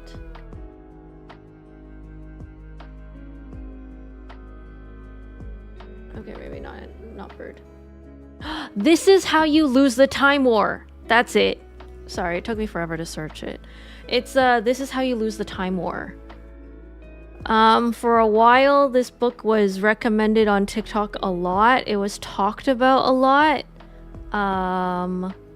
Yeah, now you know. Yeah, it blew up on Twitter too. So I was like, okay, sure, why not? I haven't read a Sapphic book before. Okay, I'll read it. I couldn't get into it. And it's not even the Sapphic part. I just couldn't get into the writing. I was like, I don't know what's going on. Like, I know that it's told in a story between two people writing letters to each other. But I just couldn't keep up with the timeline. I don't know if that was a me issue or if that was a writing issue. Something was just not matching. So I got really confused. And I kind of lost a lot of, I think, what was supposed to be like the best part of the plot, which is that they're both in different timelines. And when they go into timelines that the other person has been into, that's where they're leaving messages for each other. They start off enemies, they become lovers in the end. I just kept losing track of where they were in the timeline, and then where they went, and then also where the other person was in the timeline, and then where they went. I couldn't do it. I think I did eventually finish it though. But I will say by the time I got to like the mid part of the book, I was like, I don't know if I'm ever going to get it. But I also don't want to drop it because it feels weird to just drop it when everyone's like, oh yeah, like this is such a great book. I was like, maybe I'm missing something. Maybe it'll get better at the end. You know, like I kept thinking like, oh, I'm just not there yet. Like the good part's coming. So I read it and read it and read it. And then it was like, oh, I still didn't get it. So yeah, unfortunately, it did not resonate with me. Even though I was really trying to like it. Yeah.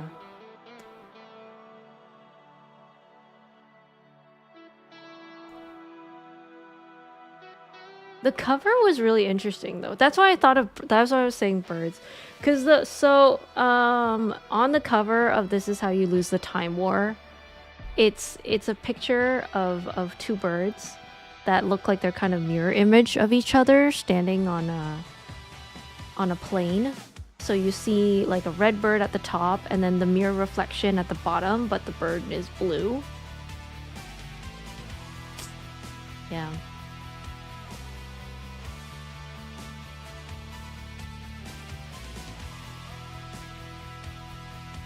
Maybe I'll find another sapphic book to read. I really did want to like that one. Oh well.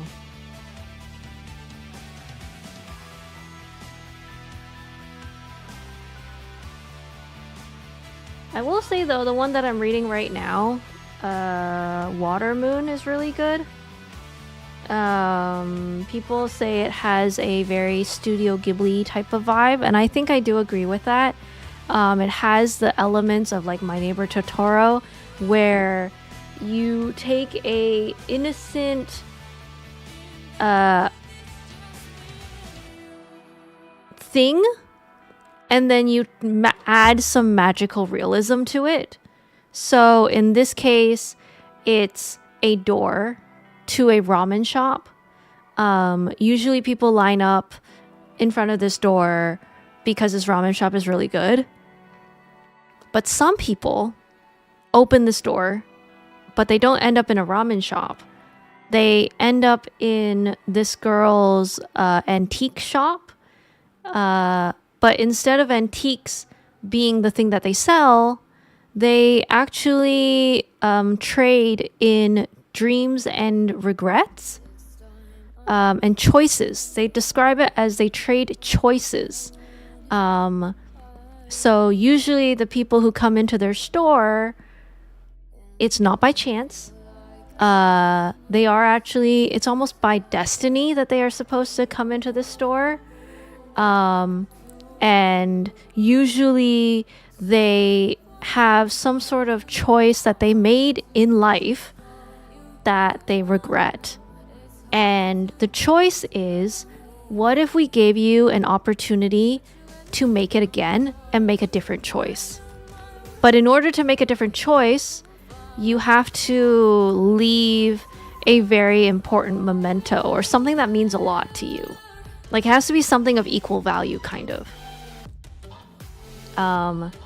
So yeah, it's really cool. I think it's really cool. Yeah, I love stories about magic doors. I love taking something that's innocuous and turning it into something magical, into like yeah, this is just like a normal thing. But then, except, you know, like those twists are always really fun. And you know, dealing with destiny and choices that you make, kind of touching on the idea of like sometimes in life you'll think back to like, oh, like I made a really important choice back then, but I didn't know how important it was until later. And now in hindsight, what would have happened if I made a different choice, if I chose differently that time. I think it's cool. I think it's an interesting concept, and I'm excited to see where it goes. Restaurant to Another World is one of my favorite. Wait, hold on. That's cool. I'm taking that recommendation. Restaurant to Another World.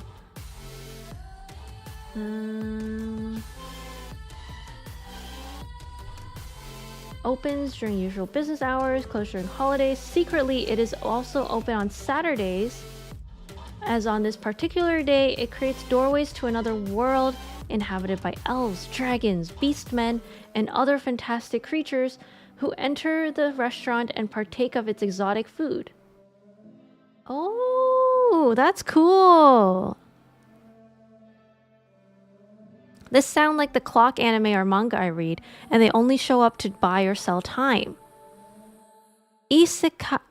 Isekai Nobu? Is that what you're trying to say?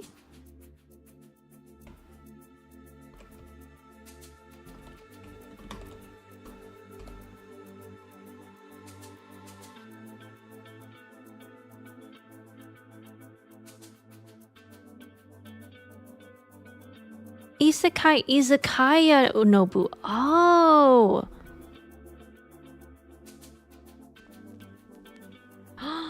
Oh wait, it got turned into a drama. A J-drama? Oh, posters for the 3 live action. Oh. Wait, I kind of want to watch it. 3 live action seasons. Oh my god. 3 seasons of 10 episodes each.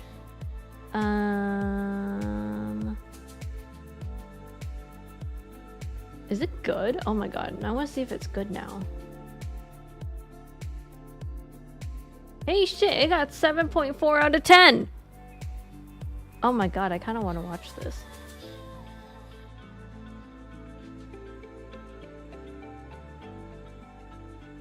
Okay, these are good recommendations. Thanks, guys.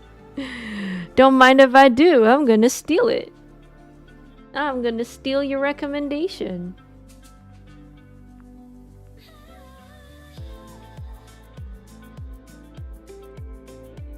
Ooh, I love stuff like this. I love stuff like this.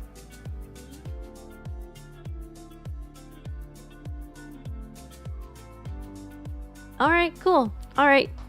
Cool, we trade recommendations. I recommend Water Moon. That's what it's called. Water Moon by Samantha Soto Yambao, who I believe sounds like she's half Japanese at least.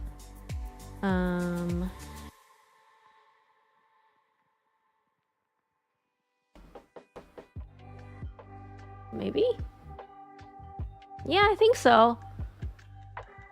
She looks half Japanese, yeah.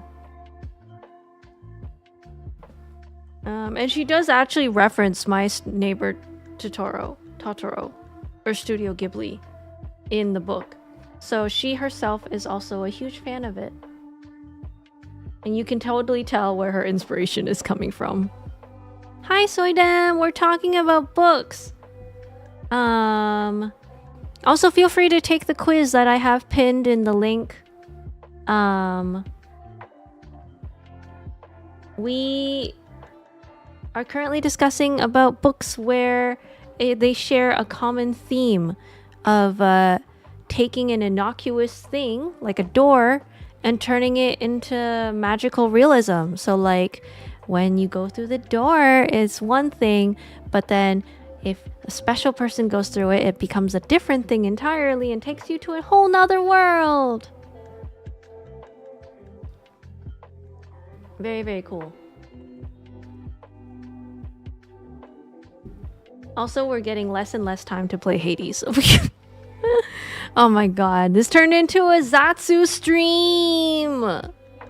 But to be honest, I will say though, I could probably talk about books for quite a while.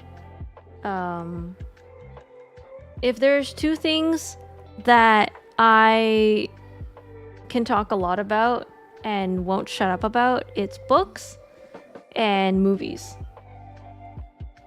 I read a lot when I was a kid. I try to read more now. And I also watched a lot of movies. Storytelling, stories are a huge thing for me. Hell yes, Zatsu.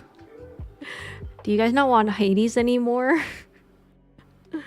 Do you not want to watch Hades? Do you not care about Hades? You just want me to rant about books that I've read? Is that what you're telling me? Hades nuts. Oh my god. I should have seen that coming. Oh my goodness. Oh yeah, okay. So, okay, basically, when it comes to my reading journey, it's largely dictated by the books I'm able to borrow from the library. So I use an app called Libby, that connects to my local library, like the local library network, and allows me to borrow books and place holds. But that does ultimately mean that the availability of the book is not always immediately available. So, for example, if I open my app right now, I have placed my hold on, hold on.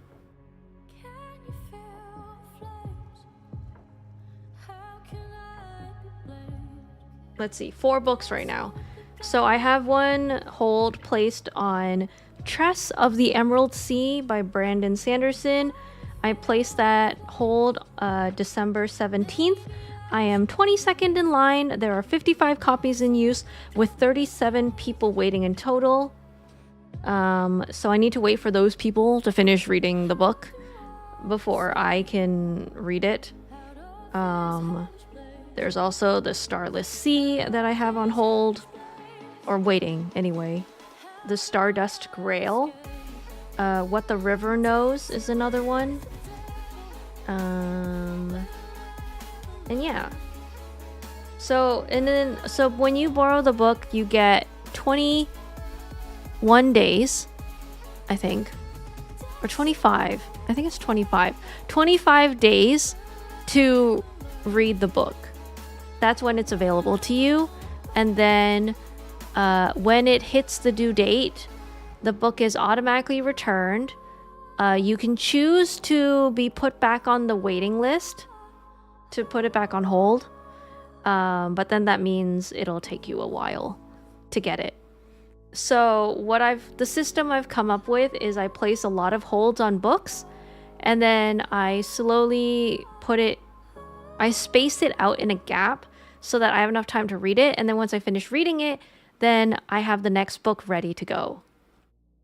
But that also means it takes me a long time to finish books, because sometimes I'm not able to read it in 20 days. But yeah, the last book I was reading was The Glassmaker.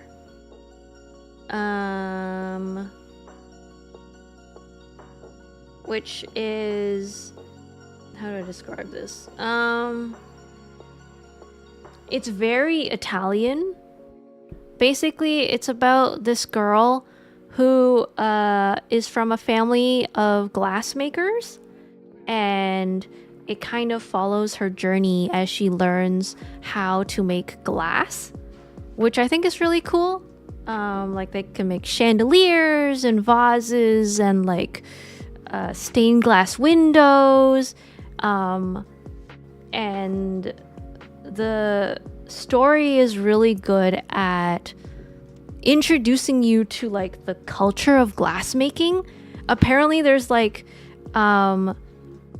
competitive glass maker people. So like you have like the OGs, like the grandparents, where they've been making glass and passed it down through multiple generations, and it's all kept within the family. And so you have like family versus family type of arguments and conflict. But then that also means there's like, it's ripe for, you know, like a Romeo and Juliet type of situation in the world of glass making. And they do make it sound very pretty. They make Italy sound absolutely gorgeous. Like, it's very common for them to be traveling down the boat thing that they have, the gondola, I guess, to travel to the trades area, and then there's like a merchant that they need to talk to who sells the stuff that they make. Oh my goodness, it's I'm learning so much about glass making through this book. It's really, really cool, and it's really, really cute, and I feel like the person who wrote it is Italian, because the amount of research I think they probably would have done on Italy and all these details of glass blowing. It's so intricate. I feel like I understand a lot about glass blowing now because of this. And so far I think it's a really good book. But yeah, that was the one I was reading before my hold ran out. So then that's why I'm reading Watermoon now. And I'm only 25% through it. Oh my god. Oh my god. I will say the part I like about this app, not that this is an ad for it or whatever, but I like that you can highlight stuff when you're like, oh, I like this passage. They have like different colors. You can also highlight a word and immediately define it, which I think is really useful, because sometimes there are words that I've never seen before and I don't want to like copy, go to my browser app, paste it into the search bar, and then search it, and then figure out which one's the dictionary I want to use. Like, it immediately just gives you the definition right in the app. And it gives you different sources, like this one's from Merriam-Webster, this one's from this other dictionary, this one's from Wikipedia. Like, you get all the context of this word. And it's useful and helpful. Gotta learn to multitask. Read your books while you stream. Oh my god. I kind of want... Oh, well, no. Okay, no. I'm not gonna read the book on stream. I feel really tempted to. It would be really good ASMR content, I think. I've done it before in the past. We tried reading 1984 on stream. But I'll say that it's a... Oh, I think we also tried to do Android's Dream of Electric Sheep also. I'll say it seems like a different experience to read on stream instead of in person. I think it has to do with the way that I specifically read, is that, so I'm a very visual person. So when I read books, I am imagining things happening in my head. So that means like when there's a character's name and they describe what she looks like, she is slowly having and building a form inside my head based on how the author describes her. When the character is going through a scene, through a setting, my brain is slowly following the author as they describe the scene. And I'm also adding in my own like interpretations of it as well. Yeah, I'm imagining the apple, basically. But it feels like when I read it out loud, my brain can't do two things at the same time. So because my brain is focused on reading, the imaginary part doesn't happen. So I feel like I don't understand the book as well as I could have if I was just reading it off stream on my own. Which is essentially like my head's inner voice is reading the book. Yeah. So I wish I could read it on stream. I have tried. It just didn't work. I'm not the type of person who can multitask, stream, and read at the same time.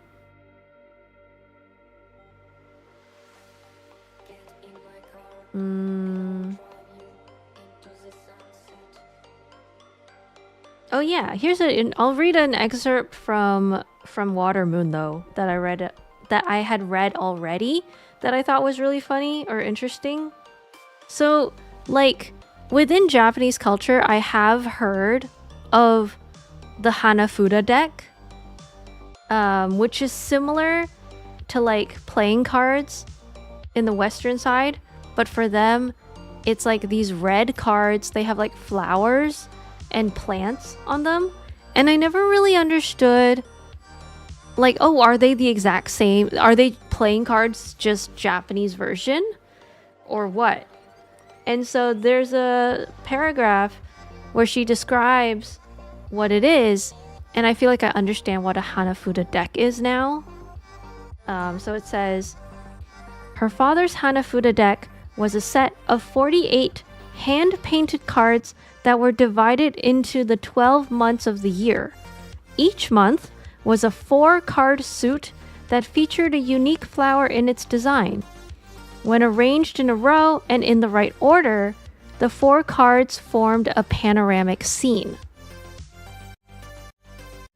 Her father seldom played with the cards, using them instead to teach Hana sleight of hand. He made cards disappear from his hand and reappear behind Hana's ear or in her pockets. The tricks, he said, honed 2 of the most important skills of a pawnbroker: misdirection and manipulation. And then it goes on to describe the Hanafuda decks or cards. Which I was like, I didn't know that was how they arranged a Hanafuda deck. So they're basically 48 hand-painted cards that are divided into 12 months of the year. Each month is a 4-card suit that features a unique flower, and then when you arrange them in a row and in the right order, they form a panoramic scene. So it's not really like playing cards. It's kind of similar, but not really.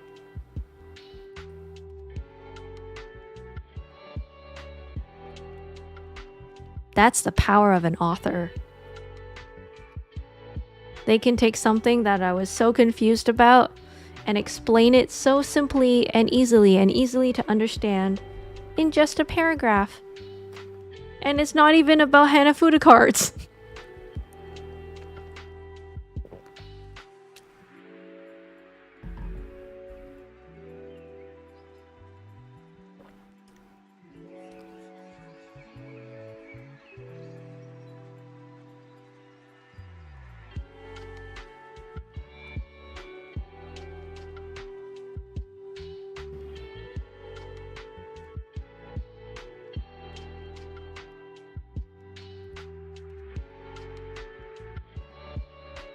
Oh shit, Water Moon was released this year.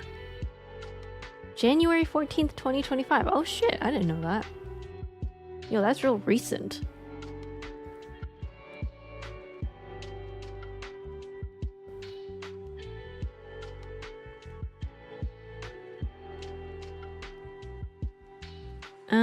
It's got a 3.5, almost 4, 3.8 on Goodreads. Looks like her past books are also really highly rated. The Beginning of Always, 4.5. A Dream of Trees, 4.34. Love and Gravity, 3.9.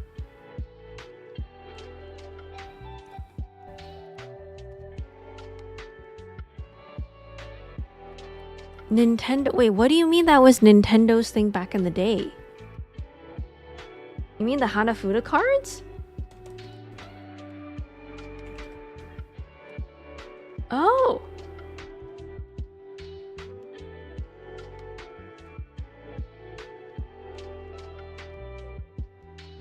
Revisit Nintendo's roots with Hanafuda.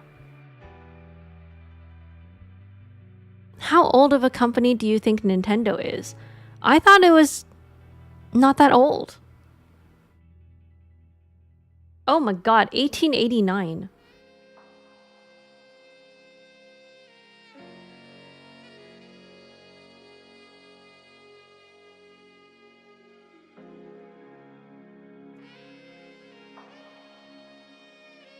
Oh boy, let's go down this rabbit hole. Prepare the video essays.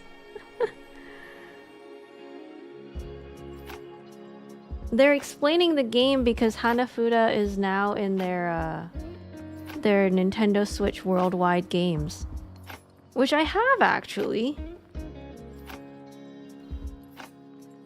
Okay, you know what? Let's just watch this video. Might as well. If we're gonna do the Zatsu stream, then let's do Zatsu stream, and then who cares about Hades? Rest in peace, Hades. Rest in peace, Hades, I guess. Okay, hold on, let me pause this.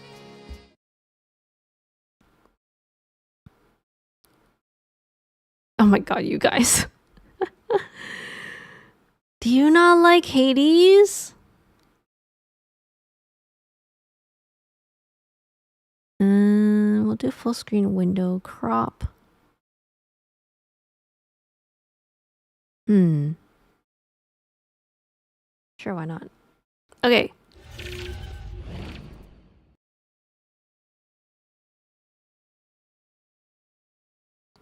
Can you guys hear? Hello? Where's the sound?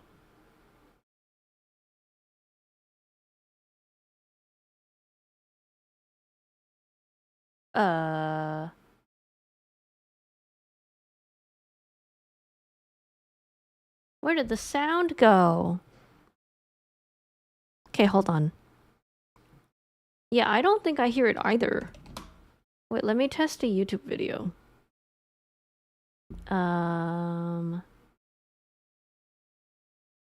Let's see if you can guess who it is. Oh wow, I can't hear anything. Huh? Why?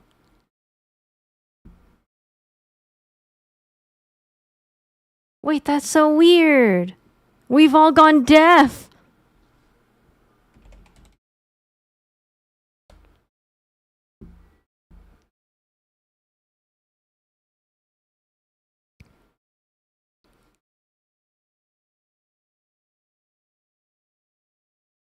Wait, oh my god, yeah, like it's showing up on the audio thing. I think that's my voice meter issue then. Hold on.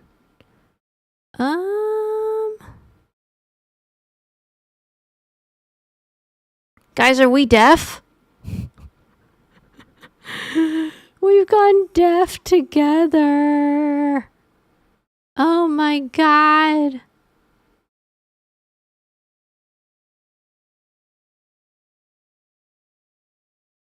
Wait, it was okay before. I was literally watching a YouTube fine before. Guys, are we going crazy?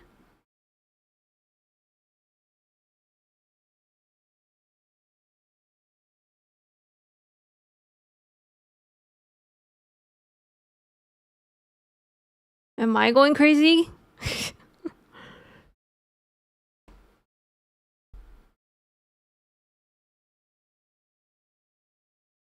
Oh my god. I think the audio just doesn't work. But for some reason, y'all can hear me? And Spotify? Huh?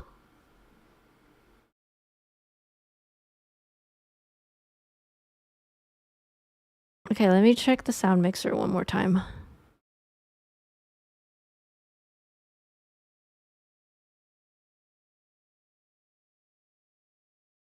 Guess I'll mute you and see if it fixes it. Oh no! Oh no!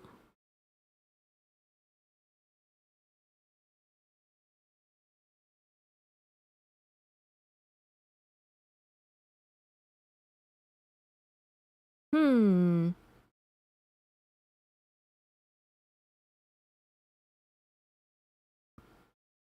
Okay, what if I make it the cable input? Hanafuda. Oh, there we go. But I probably have to, I had to put it in a different side, so, okay.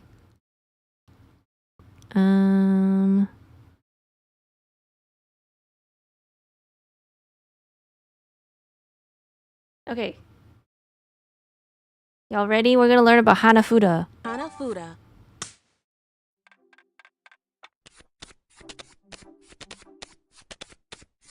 Can't go wrong with a traditional Japanese card game. I like the card designs. You got every month here. I'm a January man. Pines and cranes are very in now. Ew.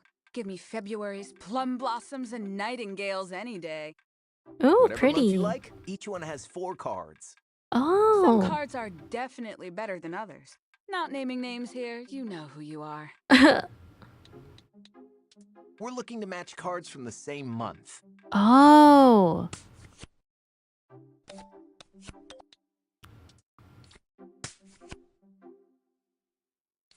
Is it obligated to smack them that hard?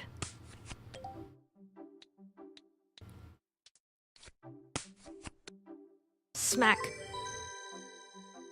Certain cards make special sets for more points. Oh. Hey, want to see something cool? Or like mahjong. Sure. Check out the December Polonia card. Oh. Wait, does that say Nintendo? They've been making games for longer than you might have known. Oh. That's a cool thing to put in there. So they actually have a card called Nintendo in there.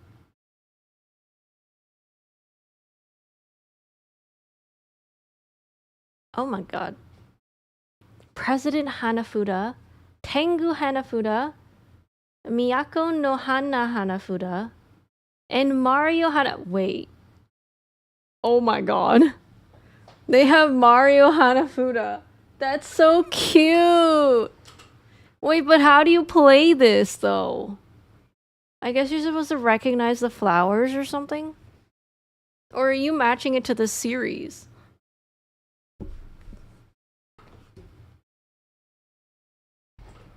That's really cute though.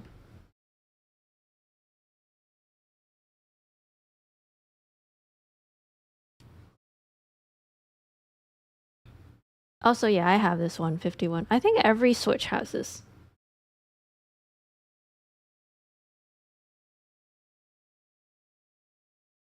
Huh.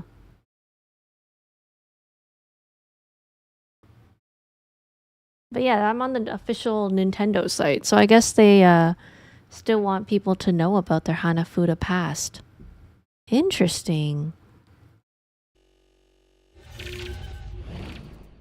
Wait, so is there like stuff in YouTube for this? Is that what you mean by prepare the video essays?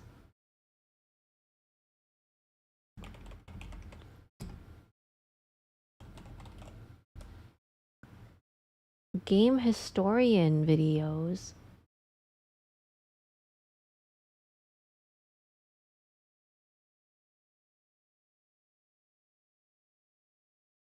Oh my god, do we want to watch? Okay, guys, we're gonna jump right into the crazy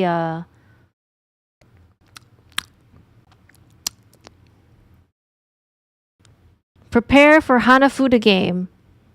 Cuz we're going to watch someone play Hanafuda. 58 minutes of it. I think.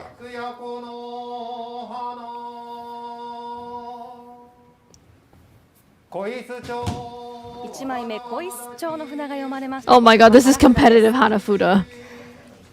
さあいよいよ第66期クイーン戦1回戦が始まりました。1回戦の解説はこちら山下エレ元クイーンにお願いしたいと思います。 Don't ask me what they're saying. I have no idea.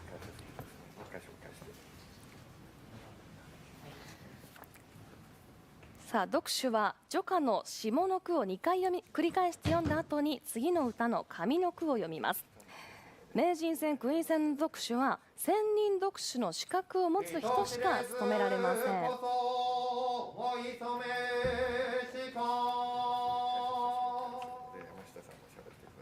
村雨の無の一時決まりの蓋でしたが、これも空札でした。さあこちらは公開解説室です。 Why is it all women? 解 Wow. 説は山下エレ元クイーンにお願いいたします。よろしくお願いします。お願いします。 Wow, the former queen. 小学生の頃からカルタを始め、 Oh, it's called Karuta. 63期クイーンを務められました。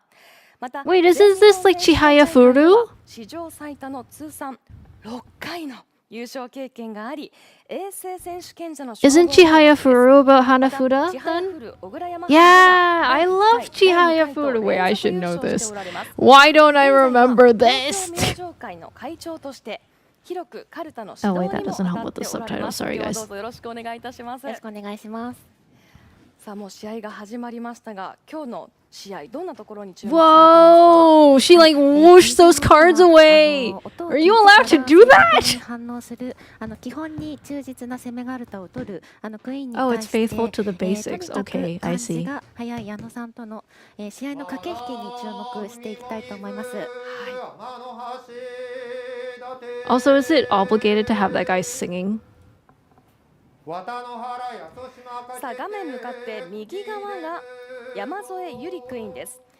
山添クイーンは Accidentally bought. Wait, that's cool. Ghibli not Karuta 現在 deck. も京都市在住の教員です。 Also, it sounds like a really cool thing to get because of all the art that's on 矢 it. 野杏奈七段です。慶応カルタ会所属、現在22歳の現役大学生です。 Oh my gosh, she's only 22. カラフダです。さあ今5枚目まで読まれて山添クイーンが It 残り seems so 24枚、 tense. 矢野挑戦者が残り25枚となっています。画面の下側に出ている数字が残りの枚数となっています。山添クイーンが今1枚リードしているというところです。今ひとたびのみゆきまたなん Oh my god. 心当てにおらばや心あの札が読まれました。 Wait, but like no cards have been smacked yet. 守られていますね。 You know what I mean? Like no cards have been matched 本戦な yet. らではの雰囲気なんですけれども、照明がとても眩しかったり、暑いんですね結構。はい。あとは観客の方も入りますので、相当緊張感のある中で試合をされていると思います。照明の違いなんかもあるというのがちょっと新しい発見でした。はい。やはり1回戦ということもあり I ま need す to し、まだ Google 体 this. の動きなんかも緊張感があったりしますよね。そうですね。まだ体自体が硬いので、なかなかいつも通りには取れないんですけれども。Guys, I don't think this is 10枚目ぐらいから it. いつも通り At least not the Hanafuda, I don't think. 今は This is something different, isn't it? さあまず山添クイーン Why are they all letters and no characters? とても基本に忠実で、音を聞いてから正確に反応して、攻めがある歌を得意と I する think this is 方です。 different from Hanafuda. Oh no, it's not. 続いて矢野 Is it because they're all upside, like backwards? はい、漢字がとても速くて、本当に聞いているのかなっていうぐらいのスピードで取られるんですけれども、速い分お手つきも少し出てきてしまうので、ちょっと無鉄砲な Is it 'cause they're all 若いカル flipped? タを Is that 取るな why? という印象ですね。はい漢字が早いというのは耳がいいっていうことなんですか？それも Everything I remember about Chihara Furu 七 has 段 gone は out the window. 幼少期からバイオリンをされていたそうで、音を聞く作業っていうのが普通の人とはちょっと違うように思いますね。撮っていてすごい感じが早いなっていうのをいつも感じます。君がため春の野におーためはの札が読まれました。 That was 今のは大 powerful. 山札といって6音目まで聞かないと取れない6時決まりの札なんですけれども、はい、山添クイーンの陣に君がためはと君がためおがありましたの Some で、 game where the 君 dude で sings 来る and they 札 have です to ね。 find the card that matches up with what he's saying. Oh, that's why they're waiting for him to これはしっか sing. りとクイーンが取った1枚になります。 Hanafuda is Hanafuda. How did this get recommended to me when I searched Hanafuda Nintendo? さあ今映っているのは初防衛を目指す山添ゆりクイーンです。画面上側が山添クイーンの陣地、下側が矢野挑戦者の陣地となっています。 Maybe this is like the original Karuta. 今君がためおの札を右中段外側に入れましたね。 I do actually have the Clubhouse games, but my Switch has whatchamacallit? から札です。 Severe 序盤の様子ご覧に Joy-Con drift. 印象はいかがでしょうか。そうですね。出だしとても2人とも動きがいいと思いますね。矢野さんは初挑戦で、 Oh, okay, okay, okay, され okay. てるとは思うんですけれども、 So this is technically part of Hanafuda, but it's a different type of game. So this is, from what I can see, 山添選手も this is called Uta Garuta. というところでしょうか。 Literally translates to poetry Karuta. It is a card game. Wait, hold on. I'm gonna turn down this audio a little bit. Okay. It is a card game in which 100 poems are written on 2 sets of 100 cards. One set is Yomifuda, literally reading cards, which have the incomplete poem taken from the Ogura Hyakunin Isshu, and the other is Torifuda, literal grabbing cards, which each correspond to a Yomifuda and have only the last few lines of the corresponding poem on them. One person is chosen to be the reader. As the reader reads a Yomifuda, the players race to find its associated Torifuda before anyone else does. Competitive Karuta has competitions on various levels with the Japan National Championship Tournament being held every January at Omi Shrine at Otsushiga since 1955. So that's what we're watching right now, and what I thought was Hanafuda. This is Uta Garuta, which is a type of deck in Karuta. Here's the Wikipedia page for it. Okay, so basically there's 2 cards. There's reading cards and grabbing cards. They both source from a poem. The singing guy is singing the reading card. The girls are listening to him sing, and then they are also trying to figure out which grabbing card is the one to finish whatever he's singing. はい、そうですね。矢野さんも体格が小さいので、できるだけ戦場を自陣にしたいと思うんですね。で、山添クイーンも攻めがとても得意な選手。When all the cards are taken, the player with the most cards wins the game. The odds of winning increase if one knows the phrases. One even may be able to take a card immediately after hearing the reader read aloud only the first letters of the Yomifuda poem. Technique in reading is also very important, having to know how to correctly space out the words and the seconds of the pause. この競技線の内側にある札が割と得意で、外側特に相手陣が苦手なので、ここをいかに取れるかっていうのも勝負の分かれ道になってくると思います。Chihaya Furu specifically plays Hyakunin Isshu Karuta, which is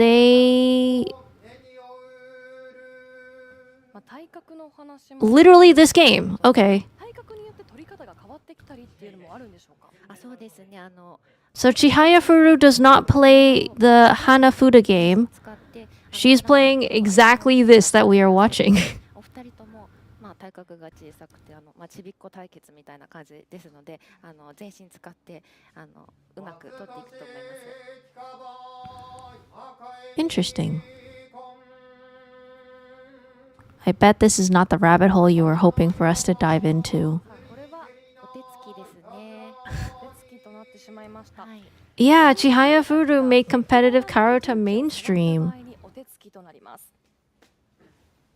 Though I wouldn't say, I mean, how mainstream would you say it is? Considering 山添選手が it's only, what, 426K views from 3 years ago? まだ序盤ですので、 Also, hi, Mino し Kalu. ない方がいいんですけれども、矢野さんも気にせずに早くこの場に慣れて、勢いよく取っていってもらった方がいいですね。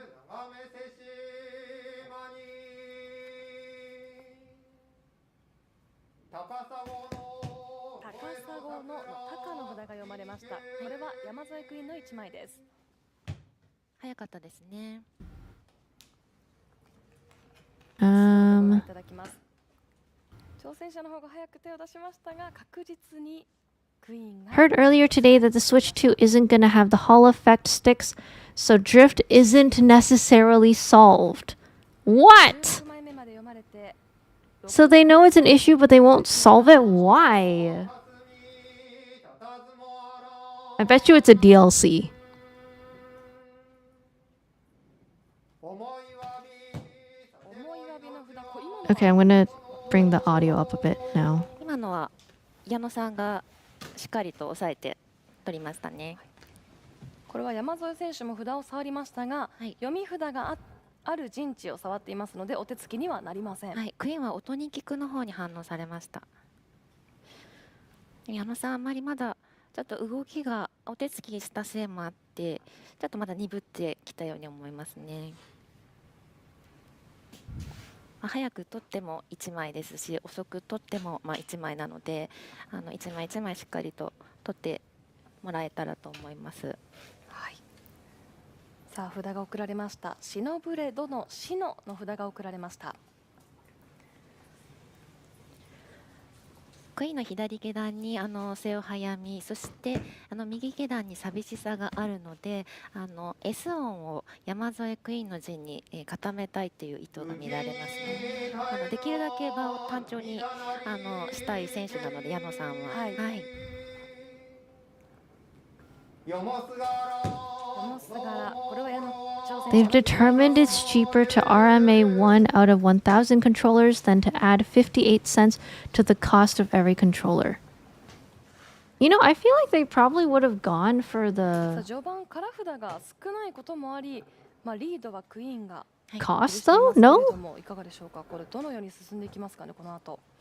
そうですね、まだ序盤なので何とも言えない展開なんですけれども、矢野さんがいつも通りスピードを出して早く取っていけばまたお手つきも出てくるので、 Do you think this girl is like repeating the poem in her 大 head? きく流れも変わりますのでそこに注目したいと思います。風そよぐ、これは空札です。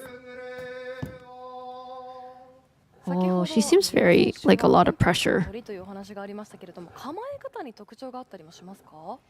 そうですね、私から見るとあんまりやる気なさそうな構えというかこうどっしり座っちゃってるからなんかもうちょっとお尻持ち上げてでこう全身使うような構えをした方がいいと思うんですけど I think at this point she's like speed memorizing in her head. やっぱりどうしても届かない感じなんですよね。お尻をこう後ろから押してあげたいような感じなんですけどどうしても小さい分体重移動を使ってもっと全身で Too 取っていかないと slow. どうしてもこの競技線の内側しかアプローチできない。 But their outfits are really pretty though, I will say. 構え方にもコツがあるということです。はい、さあ現在メインチャンネルではクイーン戦を解説付きで放送しています。サブチャンネルでは名人戦を解説 Also, なしで props to the 放送 guy しています singing. I wonder how long he has to sing for. 空札です。クイーンの右下段にもろともにがあるので、そちらに2人とも素早く反応しましたね。さあ今5枚差となっていますが、両選手ともいい反応は見せていますよね。そうですね。矢野さんがお手つきする前までは挑戦者もすごくいい反応だったんですけれども、やっぱりお手つきしてからちょっと反応が鈍っていて、はい。明けぬればこの札はクイーンの1枚です。はい。ゆっくりと守りましたね。Wait, I want to translate this because I don't know if this is like クイ the ーンはただ final. 秋風の方に It feels like 矢野 we're さん now は at the 秋風の方 final に反応されましたね。 thing. はい。で矢野挑戦者のところに秋風の札があるんですよね。はい。 Okay, let me translate this. あまり速い取りではなかったので、こういった札を矢野さんが1枚ずつ。 Wait, this is like literally the first round. 今はただ札はクイーンの Oof. 1枚です。今これも早かったですね。 Can we see what it looks like when they are そうなんですか。 winners? すごい素早く。 The final round? Oh my god. How am I supposed to know which one's which? Oh my god, there are kids in here. They look so young.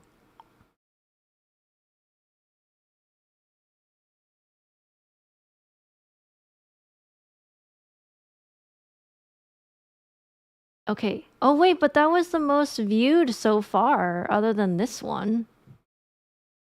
Wait, what's this one? Wait. 64th Championship 5th round. 名人戦記録木村大輔四段、クイーン戦記録渡辺真希四段、以上でございます。それでは審判長よろしくお願いいたします。はい、それでは、第5回名人戦クイーン戦の第5回戦開始します。じゃあお願いします。お願いします。お願いします。お願いします。 Wait, does this one have actually closed captions? Oh no, it's still translating. God dang it. Okay. 何わずに昨夜この花冬ごもり今を Oh, it's the woman singing now. 昨夜この花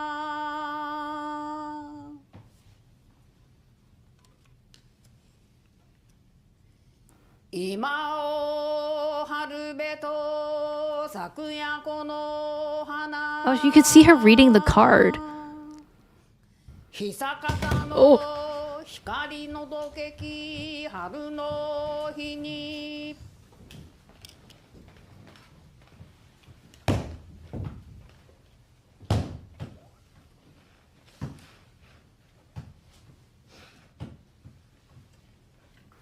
You know, the captions are better with this one, I feel like.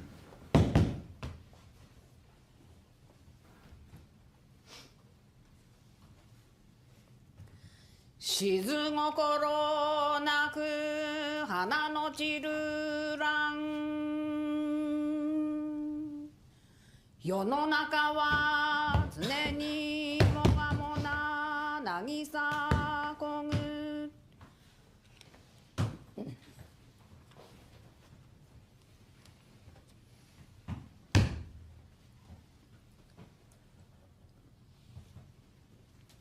Do you think this would be a good card game to play when you're like elderly, trying to keep your memory intact? Because this feels like it's like memory mixed with agility. So you gotta be kind of in a good fit, a good healthy spot to be able to do this.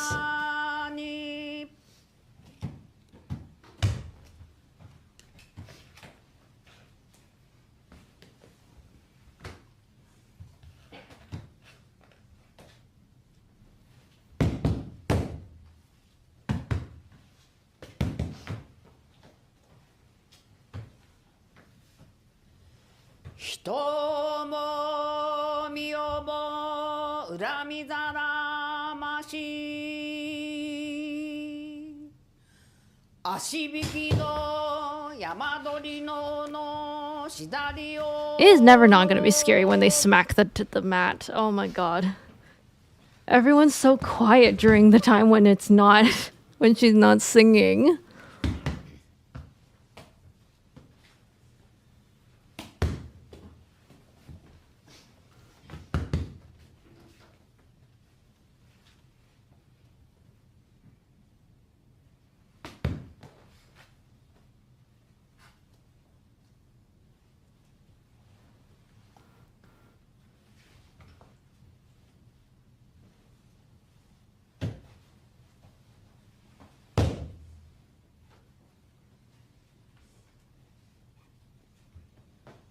長々しよ一人かもねん恨みわび干さぬ袖だにあるもの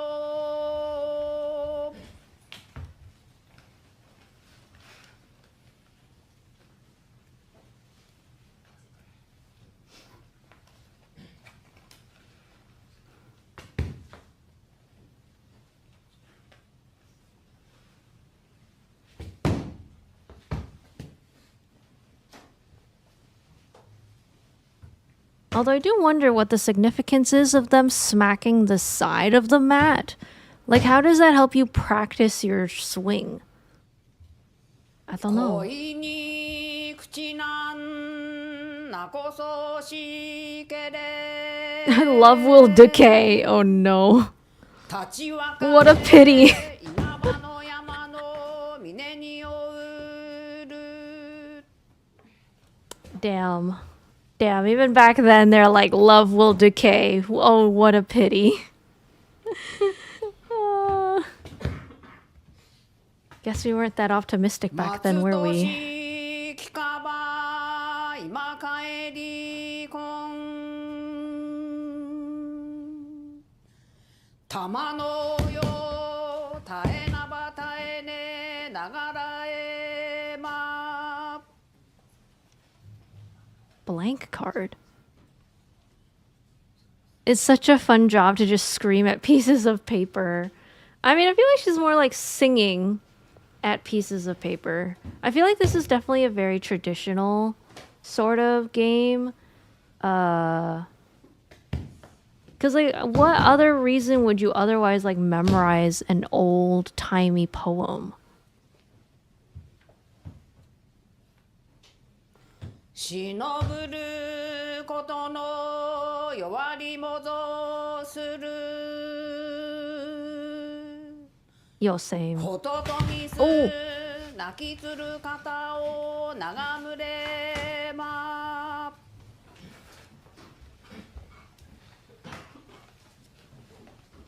The real question is, how often has this woman been singing for how long?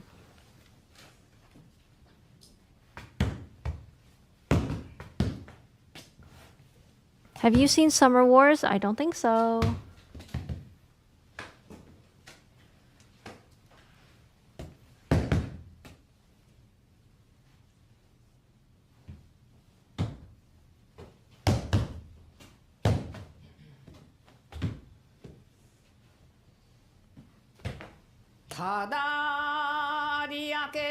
Watch Epic if you watch Summer Wars. What's Summer Wars?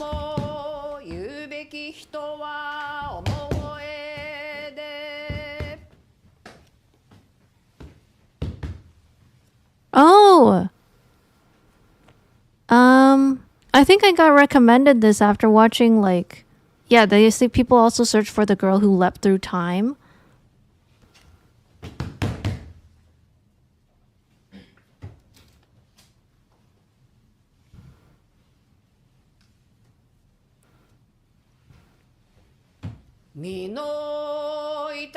Yeah, let's watch it. I'm good with that.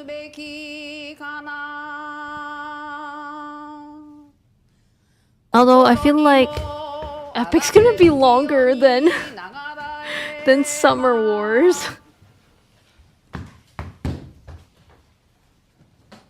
Also, we're gonna have to figure out a date to do this since I keep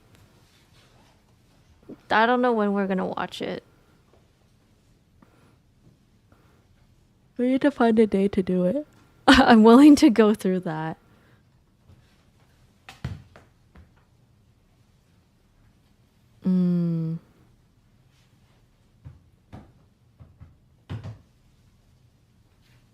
Damn, Fear's birthday is too far.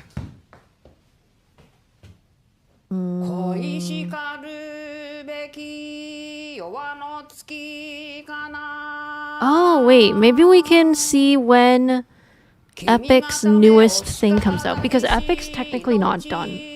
The guy said he was gonna release more music for Epic.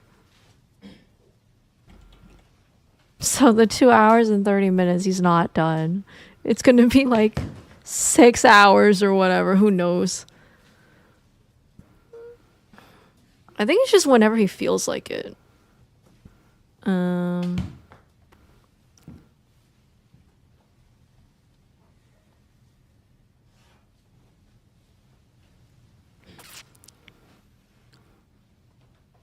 Circe Saga, the Underworld Saga, Act 2. Or maybe it's over.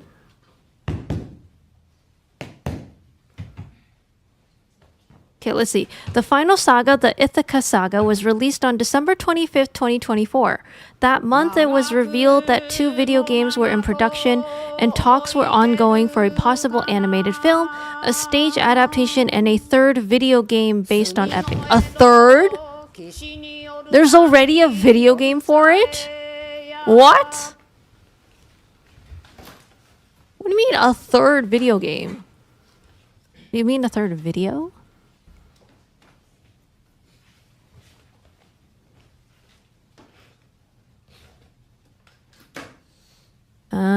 Hold on. I'm reading the Guardian article where they sourced that info.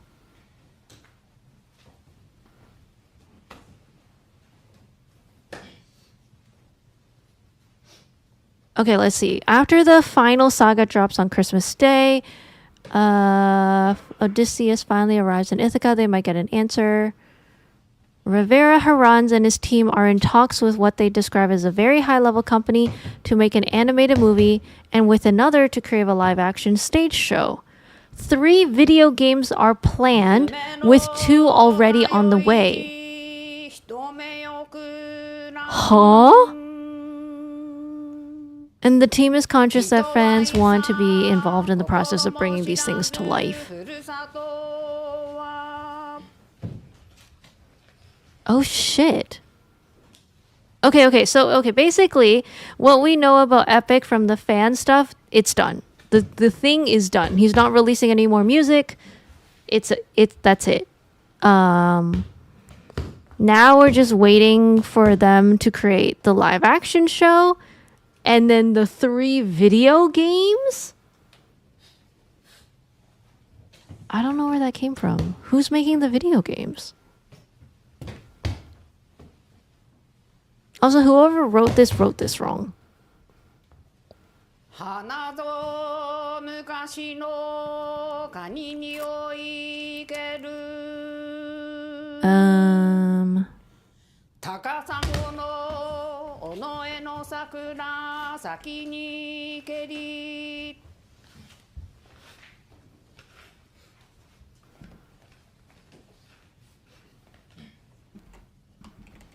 Yeah, citation needed. Okay, the Guardian article doesn't say 3rd games. It said 3 games. 3rd implies 2 have been released already, which it hasn't. Yeah, this is too petty. I feel petty writing this. But I'm going to put that in the edit summary when they say briefly describe your changes. The Guardian article didn't say 3rd games. It said there would be 3 games that gets released.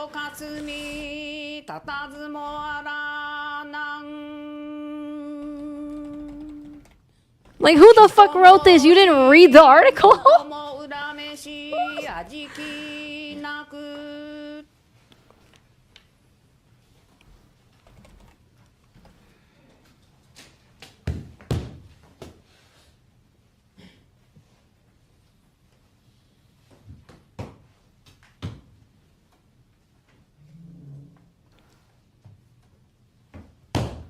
Okay, I did it. I sent in the edit. よもゆえに物もみはいにしえの奈良 Oh, I should have taken off the A. の八重桜 My bad.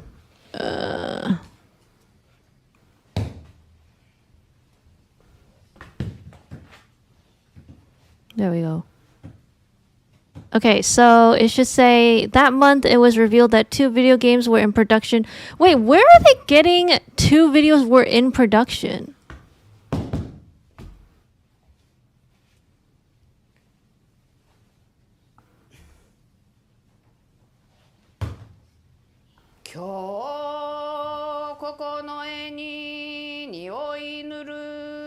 This smells like a lot of bullshit to me. I think it's because it's the way that's being read. Okay.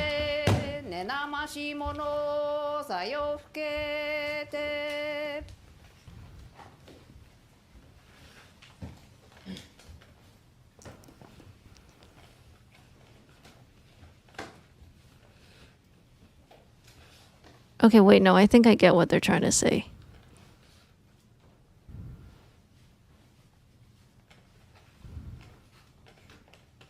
This is wild that I'm editing this while I'm watching a Karuta tournament. Oh my god, okay.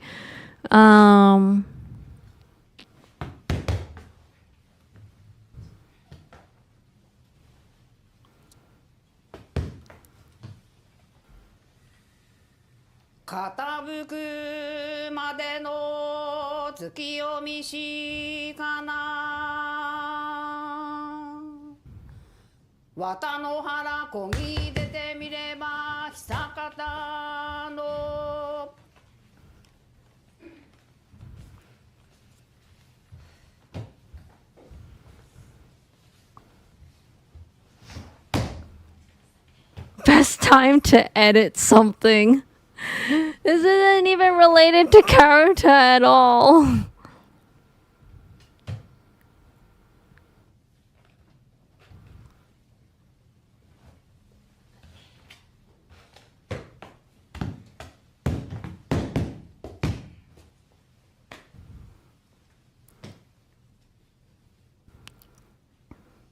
雲いに孫きつしら波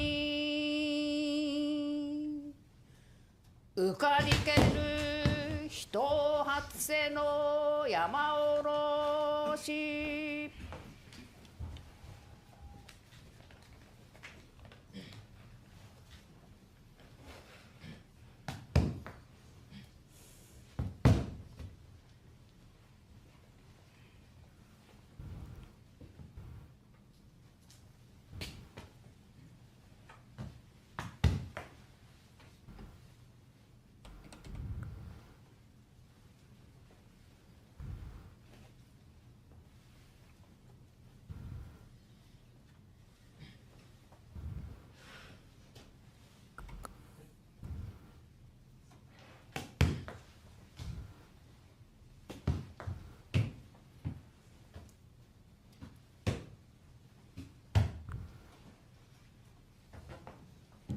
激しかれとは祈らぬもの寂しさに宿立ち Oh my god, I'm so sure some of the girls, one of that girls almost screamed. Jesus. This is so intense. For a game about cards, is crazy intense.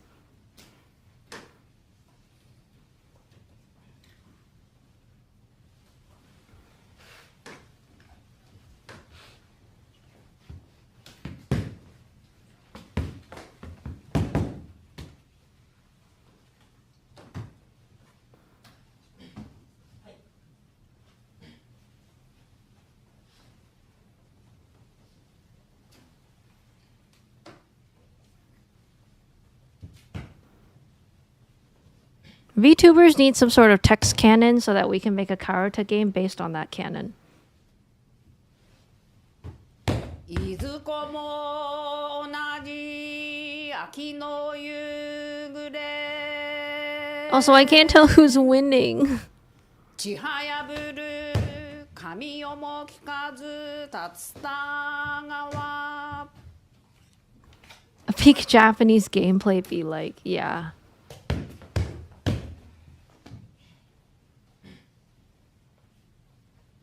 I mean, you gotta give it to Chihaya Furu. They really were good at making it, like, understanding the tension and the pressure behind every move and every thought. Just watching it is kind of hard to really gauge. I guess it's similar to chess. Oh my god, she looks like she's gonna cry.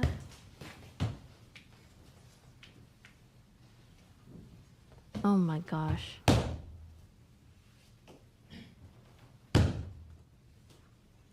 Uki ni taenu wa namida nari keri Shinoburedo iro ni ide ni keri waga koi Yo, let's get that replay. Let's get that replay. Who got to it first?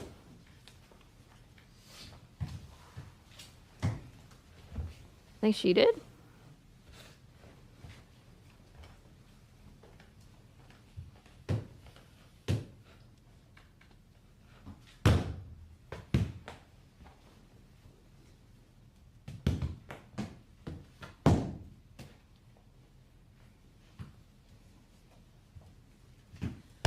Mono ya omo to hito no to made Shiratsuyu ni kaze no fukishiku aki no no wa It's subtle. The colored play areas is subtle.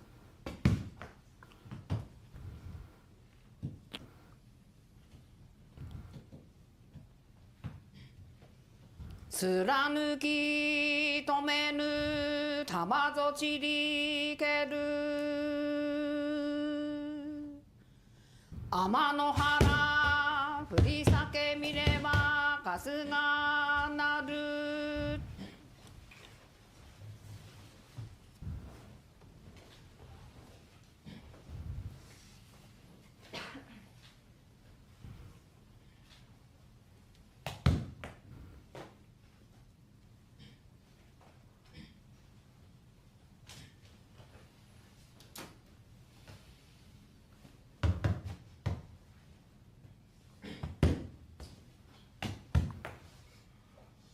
Also, now I'm curious about how many edits were made to Epic the Musical, the wiki page.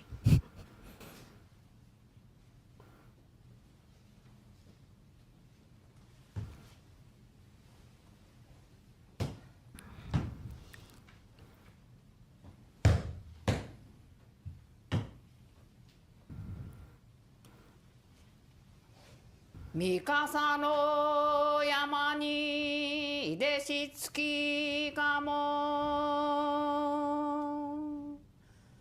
Kirigirisu nakuyashi moyo no samushiro ni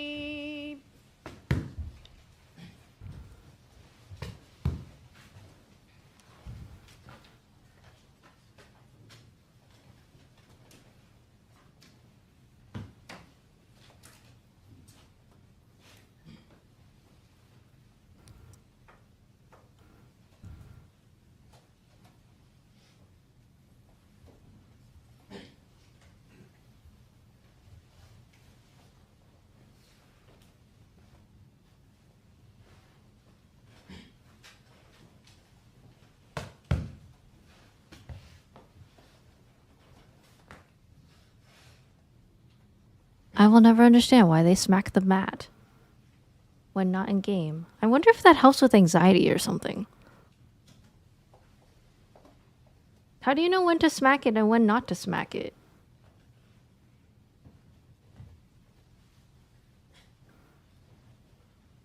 Or is it really they're just repeating the poem in their head?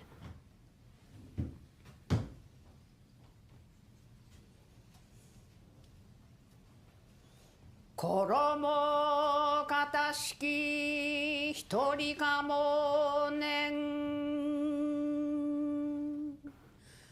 巡り合いて見しやそれともわかぬ間に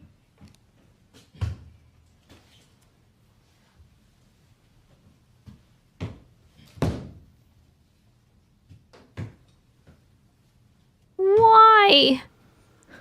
Why are they smacking the mat?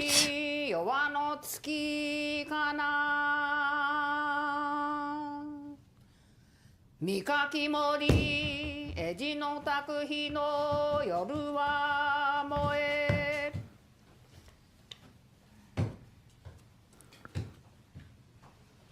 An intimidation tactic? You think so?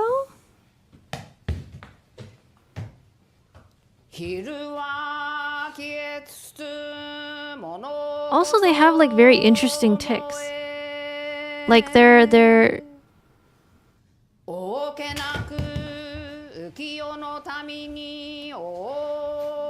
like the fidgeting is really interesting.「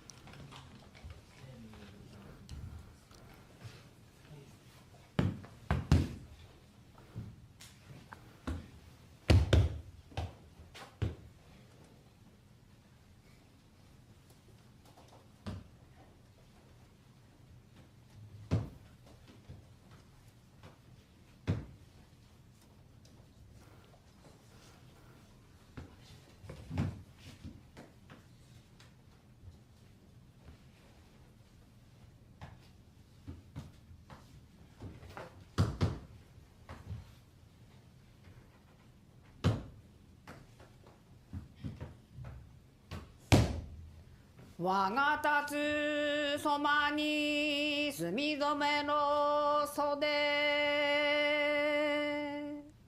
「この度はぬさもとりあえずたむけ山」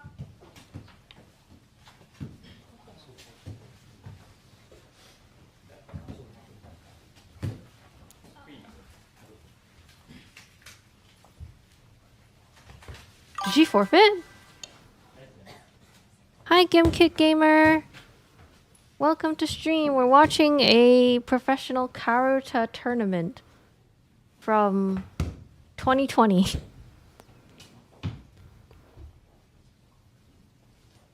What did she just hand the guy? She handed the guy something.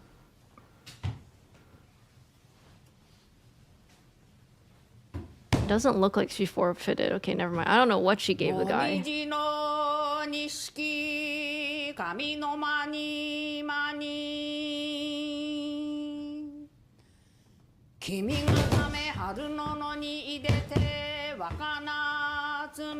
It's okay, bribes are allowed in the rules.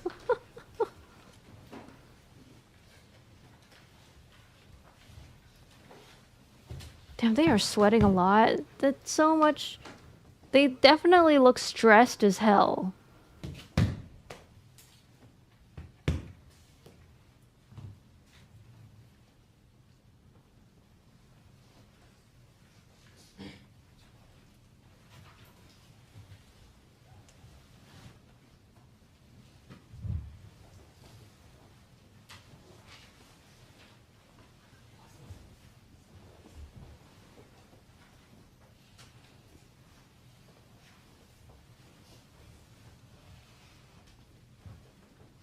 Also, it kind of looks like just by like the hand movements of the girl on the left, like she's trying to write it down or something. Or like that the way that she wrote it, memorized it was by writing it down, and her hand is like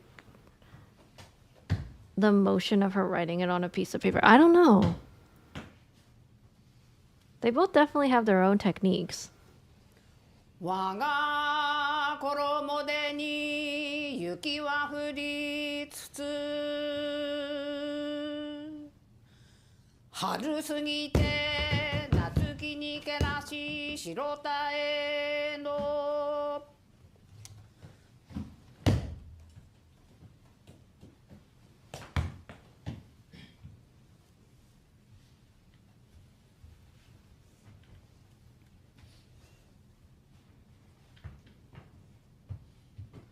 衣干すちょ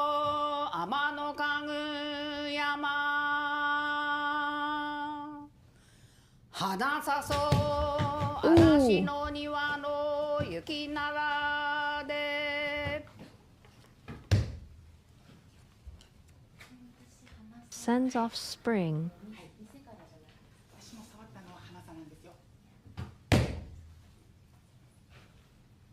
Oh, she tried to contest that. Okay.「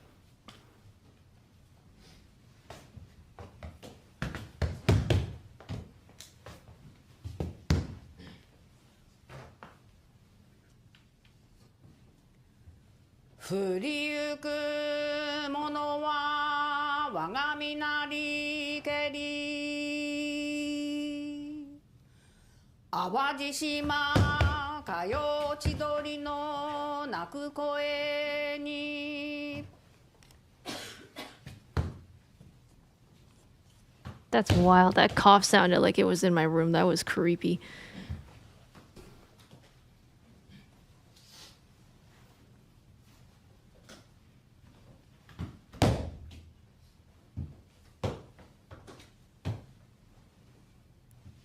行くよ目覚めぬ須磨の関森」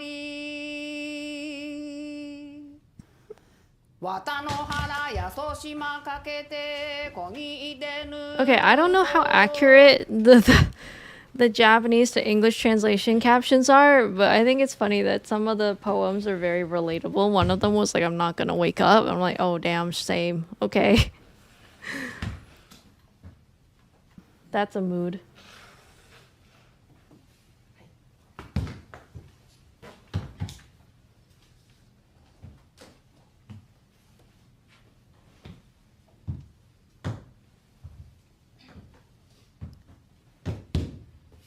人には告げよ天の釣り船」「山側に風のかけたる They have crocodiles in Japan? How is this guy writing about crocodiles?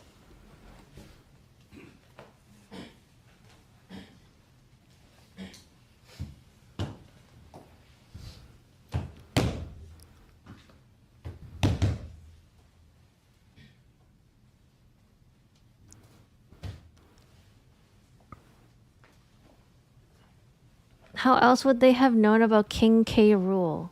K. Rool? Who is that?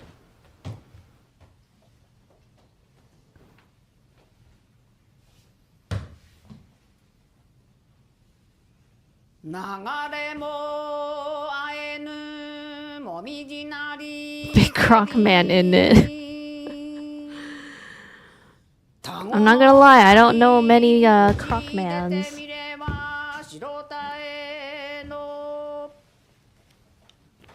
I'm trying to Google why they're using this poem for this game. It has to be important, otherwise they wouldn't have used it for this.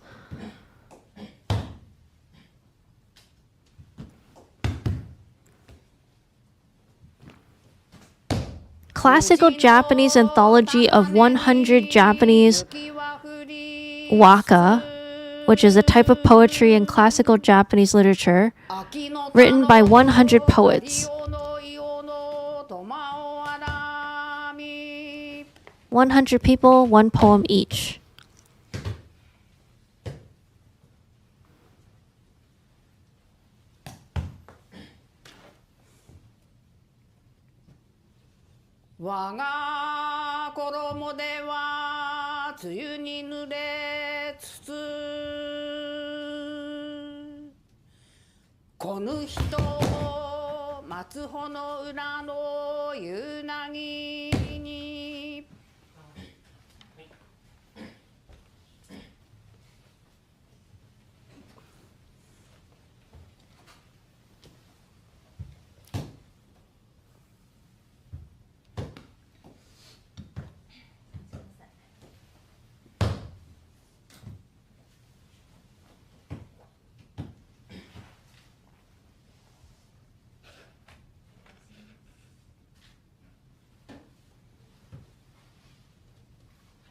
I guess positioning of the cards also has something to do with it. Like if you position it in a certain spot that you know is stronger for you. To block, maybe? Like, that's probably one of the strategies. 焼やも潮の身も焦がれつつ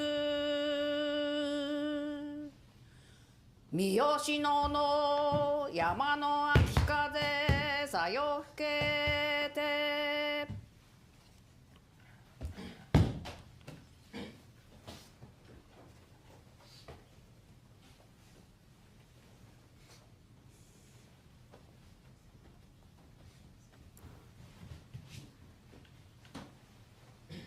Also, there is no doubt that the only way to get into it is that your grandparents played it.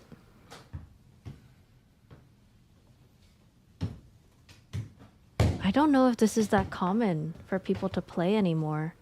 ふるさと寒く衣うつなり It does say that this is played during New Year's, though. させもが強い命にて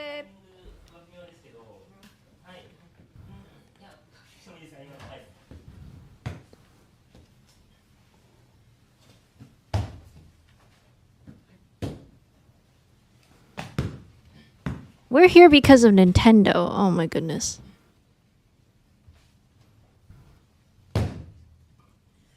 哀れ今年の秋も犬めり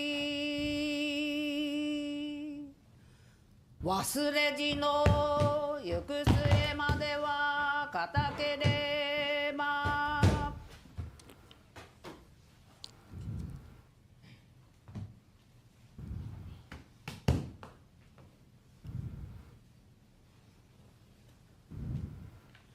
今日限りの命ともがな天津風雲の通いじ吹き閉じよ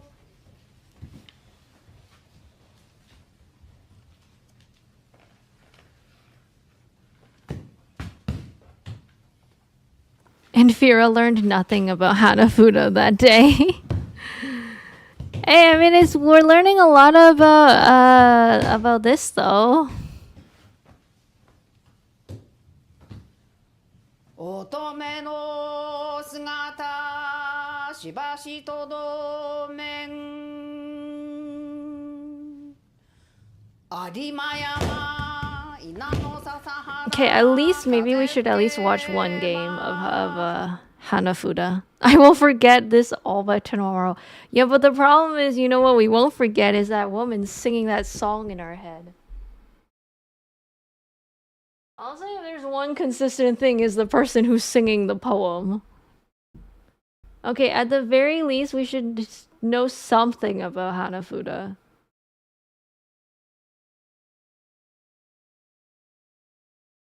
I want to watch someone play it.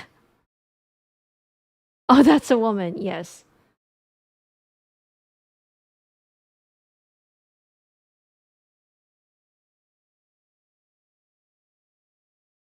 I want to watch them play it.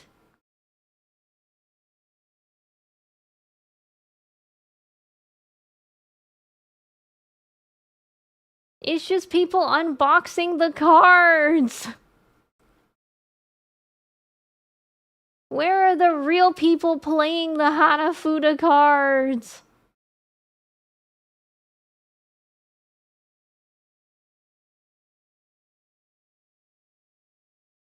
Oh, this one looks like it talks about stick drift. Oh, no, not specifically Nintendo.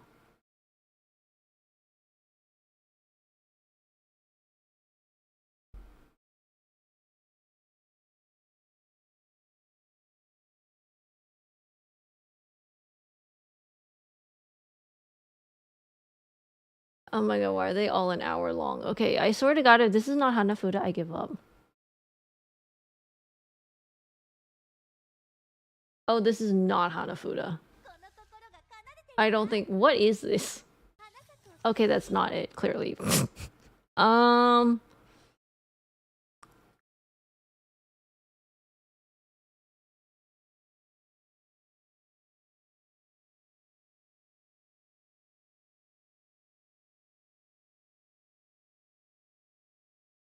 That is a fighting game. No, look. Okay, this they literally show me this when I search Hanafuda.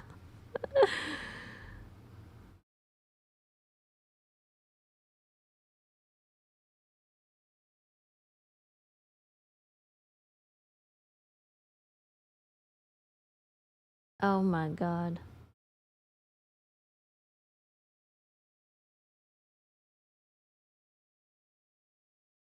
Guys, I don't think we're gonna get to watch anyone play Hanafuda together.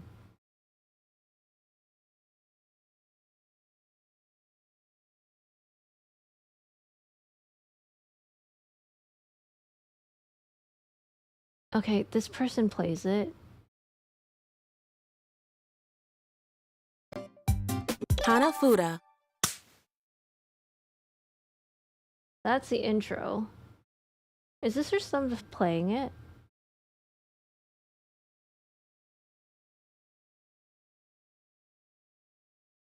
Normal AI 3 rounds, hard AI 3 rounds, amazing AI, impossible AI.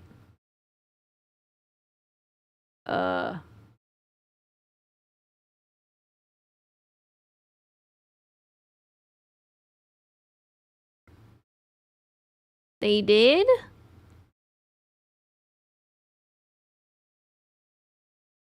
Should I be searching Game Grumps Hanafuda? Wait, what did they play in the Clubhouse one? Or was it just like random games?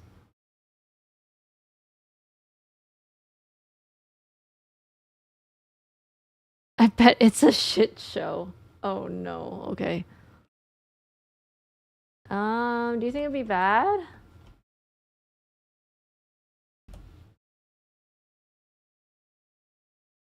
Oh, wow. 4 years ago.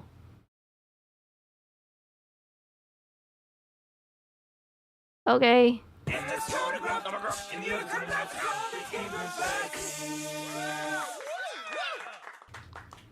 Hello, everyone. Welcome.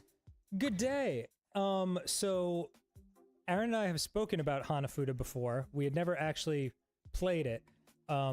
Aaron, would you like to give a 30-second oh my brush god, up on it's the history of Nintendo?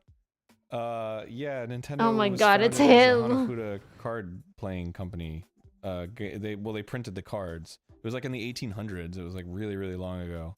And then they got into like making all kinds of other products, but they eventually landed on video games in the 80s, and that's what made them super, super big. But they were sort of like this enduring like Southern Japan company.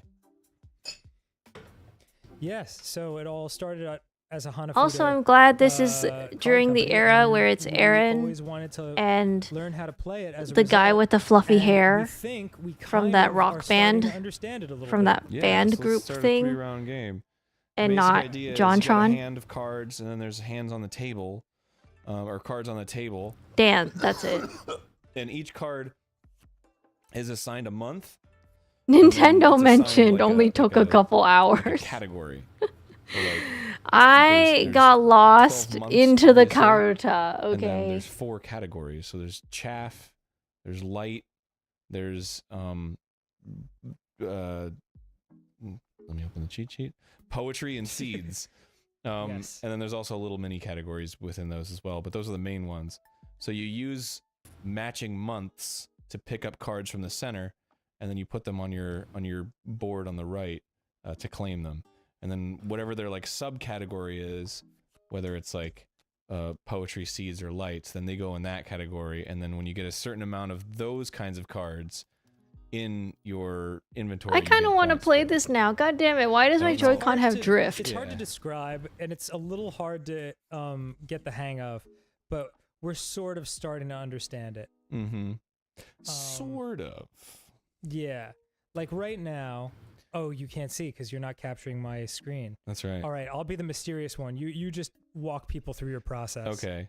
But basically, can see you. the more detailed a card is, usually the more it's worth. Yeah, that's. Have you actually tried kinda true. warrantying it? So, Nintendo may fix I it for think. free. So I can use this card to claim Oh, maybe. either the regular one or the one with the birds in it, which I'm going to do because the birds No. is worth more. I like the birds. So now I have Moon View. Now I have 2 seed cards, and I need 5 seed cards to get a point. Or yeah, 1 point for 5 seed cards. Okay. I'm gonna go with this and get my I fish. do not And then have you get to- compressed Yeah, air. Yeah, and then you get to draw. I think a I card, know and if it someone who matches might anything have on it, the- though. On the board, then you get to keep it. They do it even after the normal warranty date. Now Grumpo is in control. Tis. Will he take the flowers? You can also put some of your cards down on the board to sort of like combo with yourself in the next round. Fuck yeah, I'm gonna take that damn deer. I got that boar deer butterfly, baby. Oh! Great. What? Damn, this game is really handing it to me.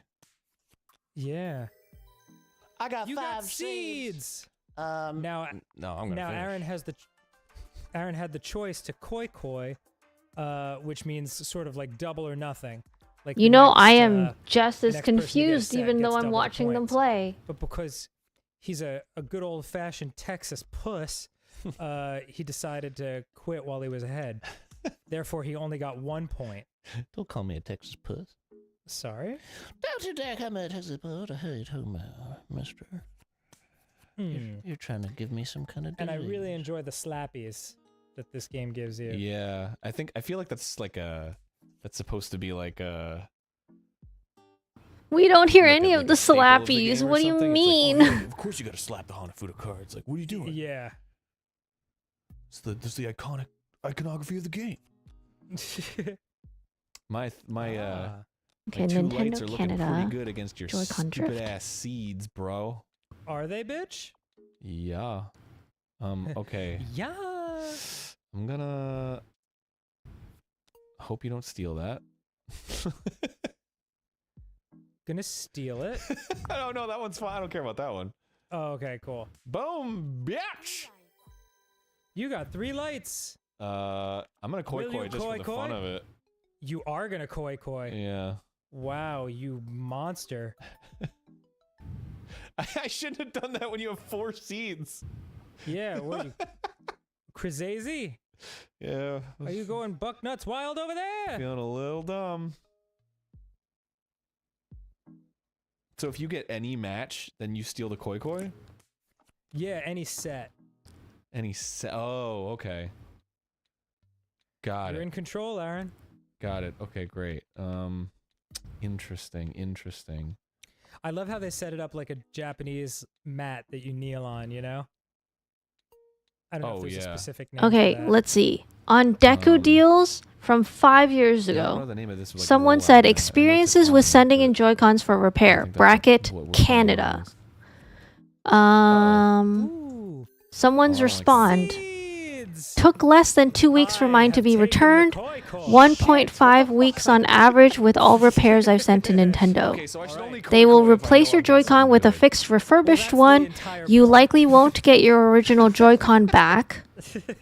For me, that means I always got controllers or consoles back from them that were in better shape than I sent them. You have sort of control over. Once you get them repaired, if they ever drift again, I found getting a can of electrical Multicolored light action. contact cleaner helps a lot. Just spray under the sticks without taking apart the controller. Often fix drift issues for me for weeks to months at a time. Are you playing with assist on? Yes. Took about 5 Oh, are you weeks full kidding me? circle. I couldn't memorize these cards if my life depended on it. Yeah, I've been trying to like turn it on and off. Just Just like, did it. Took about 2 periodically weeks just to or see if I can, less. like, remember. And so far, it's I'd be dead within the hour. Call Nintendo for them to set up a work order for it. They will email you instructions. What did you do? I don't exactly know, but I snatched a bunch of cards. Yeah, what the fuck? I guess I okay. took all the... Oh, I don't know. You're in control though. If you live in Vancouver, make the ticket, then go down to where they are and hand them in. Oh my god. Frickin' frackety frack. 4 weeks time for me, Vancouver. Only joysticks were replaced. I have a small stain on my controller so I could tell. Poetry, baby. This is poetry in motion right here. It's lovely. Oh, the deer. Love the deer. Oh, I'm taking that. You know I'm fucking taking that deer. You kidding Oh, I me? should have taken it. I meant to take it. Oh well. Well, you took the fish. Ah. Oh, I can't grab any of these bad boys. All right. You better put something down. Yep. Set myself up for some delicious taste. I'm trying to find the right link for it though. How dare you take a fucking seeds, piece of shit! And you finished the game? Well, sure, because it's the final round and I won. Oh. Wow. But you could have koi-koied and helped me out there. But you could have koi-koied and possibly lost. Stupid. You missed an opportunity. What were you thinking, man? Let's play again. I think we're starting to like, we're starting to understand like 20% of the game. Yeah. It's really beautiful. Fear of Switch streams. I'm so ready. You mean you missed the time when I was playing Switch Sports and dominating the competition because everyone sucks at bowling I guarantee anyone who's a hardcore Hanafuda player and tennis play this right now and soccer and golf and whatever sports they had. I dominated every single one. actually disgusting. This is what I'm talking about. Get that deer. Play one, dude. Give me that deer. Go again, Aaron. Oh, Stop right. gloating and finish your turn. Sorry, I just got really excited about the fucking deer. Just let me be, bro. I understand. Okay, so if you get blue poetry slips, then that's its own thing. Blue or purple? Are they the same thing? They're the same. Ah, yes. So if you get 3 blue poetry slips, oh, this is fun, man. Yeah, this is actually like really interesting. All right, I guess that's all I can take.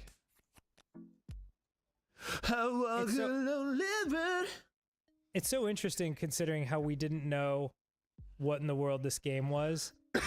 I still 20 don't know what minutes this ago, game is. And within an hour, our friendship will be determined by who wins these games. So fucking angry. Okay, deer boar butterflies. That's the jam. That's the jam that everybody wants. But you know what? Yeah, that's Doesn't the matter. jelly and the jam. Doesn't matter over here because we got a motherfucking light card coming at you, baby, and another one. Oh, that was a fucking turn. Yeah, you're having a good run. I think it's impressive they're able to memorize the card combos so quickly. Yeah, I know. That was a little bit of a C block move. You mother foe. You are a mother foe. Go ahead, my friend. Damn, I don't want to though. I want to fucking release the chaff.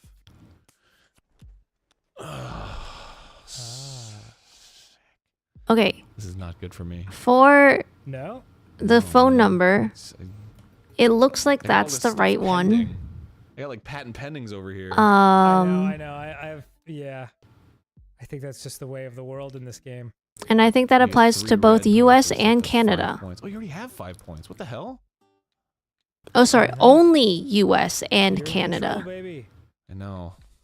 The only thing I haven't quite grasped yet, and by the only thing I mean one of 12 things, is I don't know, like in times like this where it's better to put one back. I don't know which one to put back. Well, you want to put Quite back yet. one that you can match with another one. I think maybe they'll send you back the Right. one, well, not yours, Or but one that, like, the same color. Because you can see I've kind of been stalling. Mm-hmm. Like, I don't really have anything that's on the board. So if you put out something that's also not on that's already on the board, then it's not going to help me. Right. I see what you're saying. Like, if you're just like, oh, I'll just throw it on in January, and there's like no Januaries, then it's like, I might have one. Ugh, how can you remember? Are you checking the cheat sheet frequently? No, it's based on the imagery. Okay, So, this is from 1 month the type of ago. leaves and the type of North flowers Nintendo are all America unique. is still doing free Joy-Con repairs for Drift. Whew, baby. So it's like the pink and the red flowers. They go Oh, you can do it together. online. Yeah. Like this, like right here, the leaves. Oh, they that's match. good. Dang. Ooh, this is good. And this is good. Ooh, shit. What the fuck? I'm so close to having the necessary chaff. Damn. Damn it, you got that moon viewing. And the chaff. You whore. No, I'm not gonna. Dare you, Koi Koi? Hell no. All right. Pussy. Did you have to call first or did you just go online? I don't know if it differs per country, but I just had to fill out a form online and they gave me a shipping label to print out. Thanks. Are you in the USA? Canada. But I think the process for the two countries is the same one. Samurai Champloo lately. Yeah. Ooh, you're off to a good start. And they play a lot of games of this nature. They might have played this game. And then they sent me, Yeah, or it's not me, possible. they sent, they linked I just that. love it. It really makes me feel like I'm Set part up of a something service special. request. They're really tiny too. For If you look at them, Joy-Con the cards are, only. like, super tiny. Oh. Right? Yeah. Ooh, I'll go for a blue. I get another seed. Fuck it. Oh wait, sorry, that was poetry. Oh, you're so But I lucky. will take that one. So lucky. Yeah, Jesus. I'm like stacked right now. Don't even get me started, bro. They also repair other things other than Drift for free.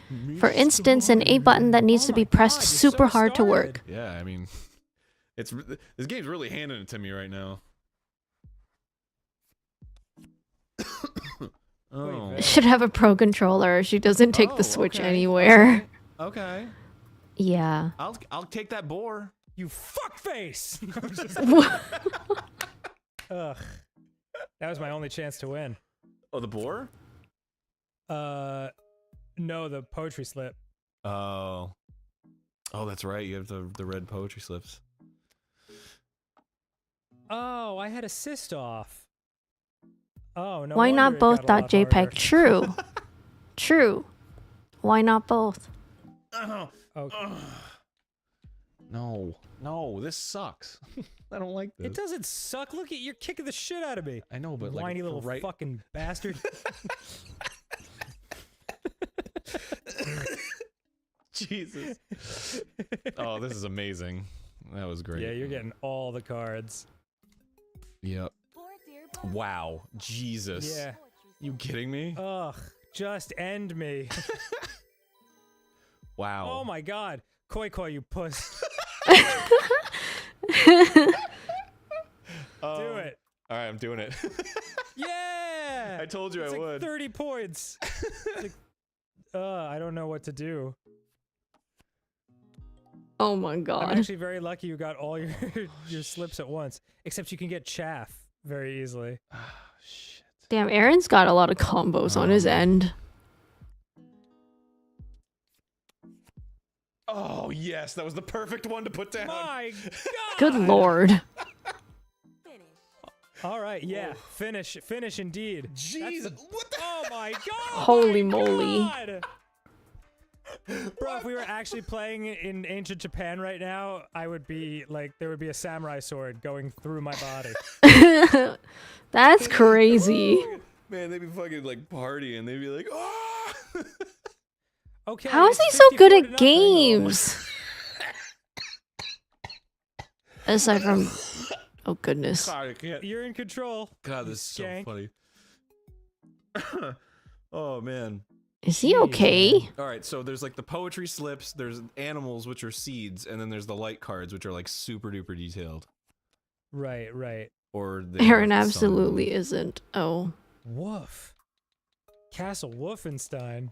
Oh, great. Oh boy, oh boy. Yeah, this is something. This game is Yeah. something. Give me that light. Got a little moon viewing over here. Oh, thank goodness. Oh, you mean he isn't good at Well, games? shit. You should see him try to play chess. It's infuriating. Put them bows in Oh there. no. Golden nuggets. I'm gonna put down this golden nugget card. Based on this, it looks like he's really Little good at chrysanthemum games. action over there. All right, yeah, I'll put that poetry slip down.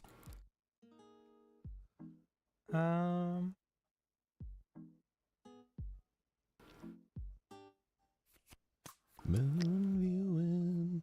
Ooh, oh, damn. Okay. I'm getting close. 3 red slips, baby. Read them and Not weep. to a victory. Little chaff. I'm like stuck on the Nintendo Switch subreddit now where Nintendo of America boss Doug Bowser has reiterated the company will continue to support the original Nintendo Switch following the release of the Nintendo Switch 2. Okay. Which is not what he said. What he said was, So it's what I would say is that we'll continue to observe consumers and how they engage and enter into the platform at various levels to try to really understand what the future may look like, Bowser said. Here's the other point. We have an install base for the Switch of 150 million plus units. We'll probably announce more on May 8th when we have our next earnings call. We want to keep those players engaged. Not all of them may be ready to jump to Switch 2. There's something really, really beautiful about it. Well, it just feels so great when you when it's like, bam, yeah, Which fuck you, I got a light card. doesn't sound promising at all. Video Games Chronicle, that's a clickbait if I've ever seen one. Oh, tell me more. He didn't say that he would support it. Aggressive as fuck.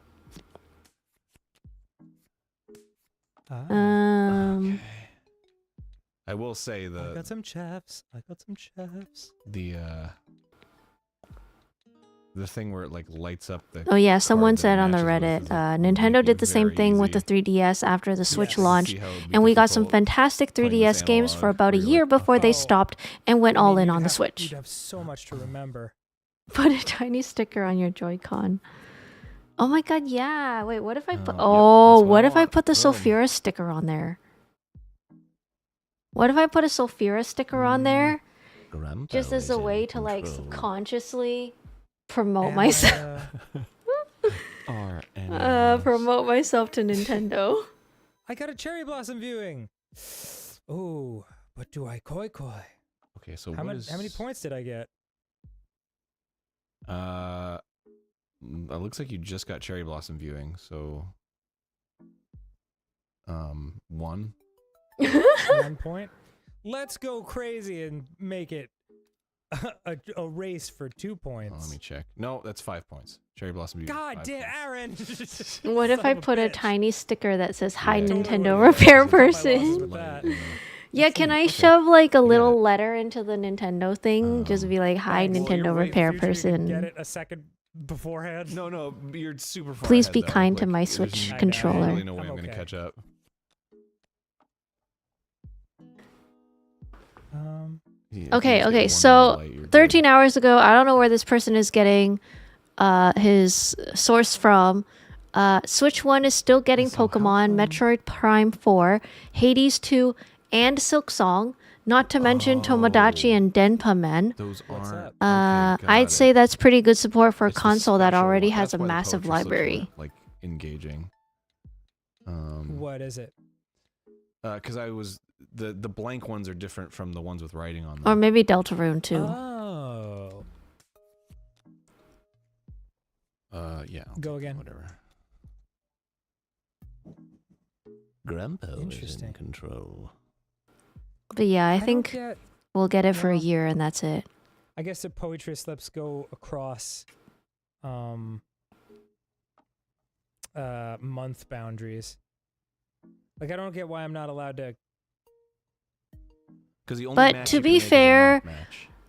Yeah. I see. Redditors are always wrong. So we Hey. really can't predict the future as much as we think we This can. is scary. I don't really have anything. At the end of the day, this is all guesses and Now you do. theories. Yeah. Need 2 more slips though. You're just 1 light away. Like I'm just, or 2 chaff. that's one chaff for you. I think the real question is, how fast can the modders mod the Switch? God. Fuck. Hi, Veg Nudge. Oh my god. USA is fucked when it comes to our import taxes. You son of a bitch. Yeah. I got the necessary chaff. Yeah. That was good. That was good. Okay. That was a good one. That was aggressive. It's tough. Thanks. How's it going, Veg Alright. Nudge? Oh, it was only 6 points. We're watching the Game Grumps Yeah, it was the play 5 and then the one Hanafuda for chaff. while I get sidetracked and read about Nintendo Joy-Con drift. Yeah. Oh, baby. Yeah, it didn't double it or anything. So what was the deal? No, it didn't double it. Maybe you just collect both the points that you get from each thing. Oh, it's an opportunity to like if you're like really killing it, you're like, okay, well I have a really good hand here, and I'm like really close to Right. other matches. Quick I'm the question. koi boy. Shoot. Got it. Aim. Chrysanthemum action Fire. there, huh? Yeah, Sexy. Busking up on that chaffy goodness. Fucking stop giving me fucking chaff. I don't need this shit. Dan's got seeds up the wazoo. I don't. I wish to God I did. Hell yeah, give me that shit. Fuck yeah, give me that shit. We got seeds, motherfucker. How is it they haven't This is how they figured out talk how to to each other in fix ancient Japan. Joy-Con drift on the Yeah, me Switch too. too? Got They've had seeds, so much time. I will chop your head off. Anyway,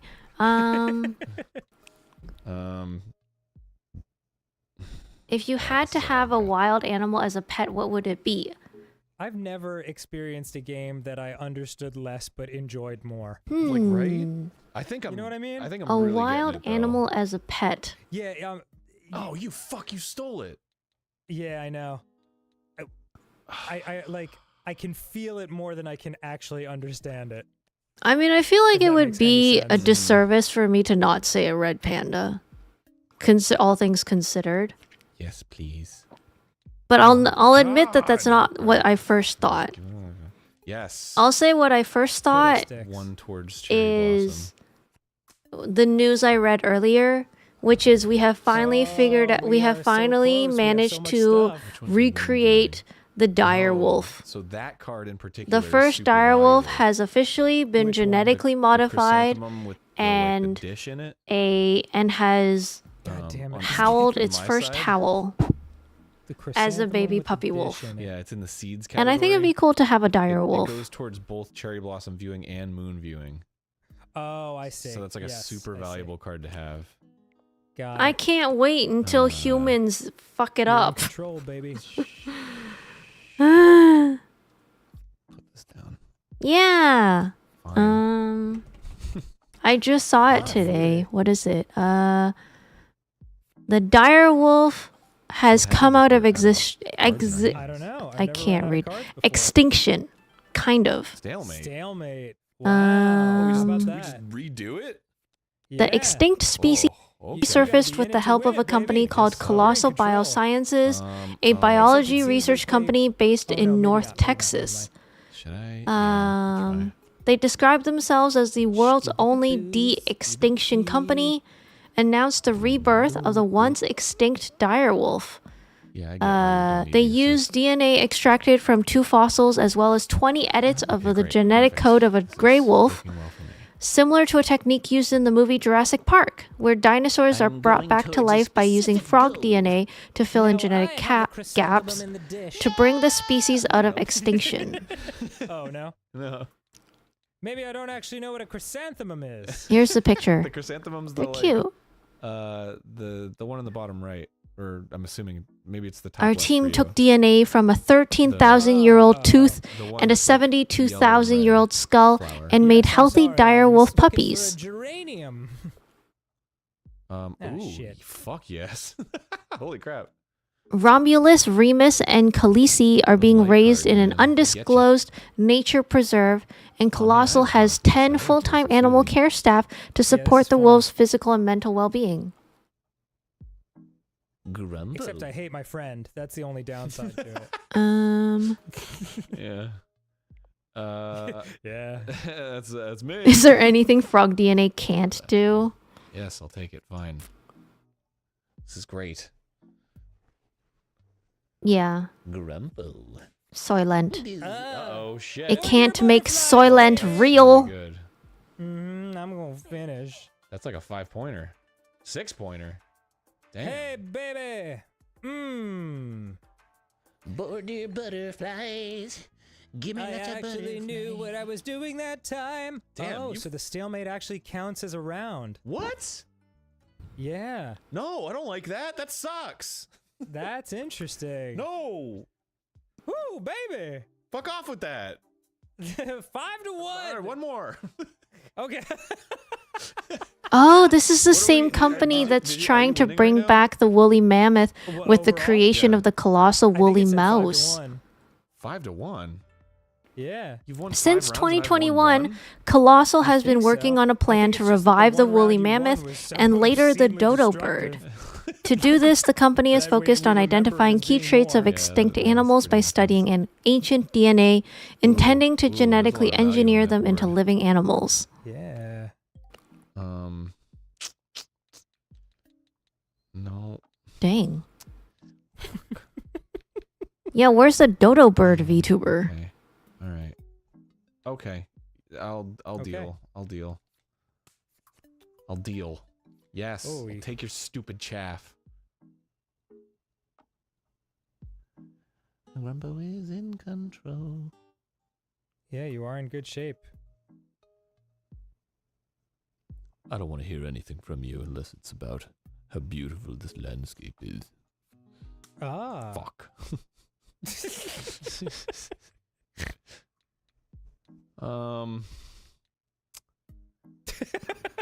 Shit.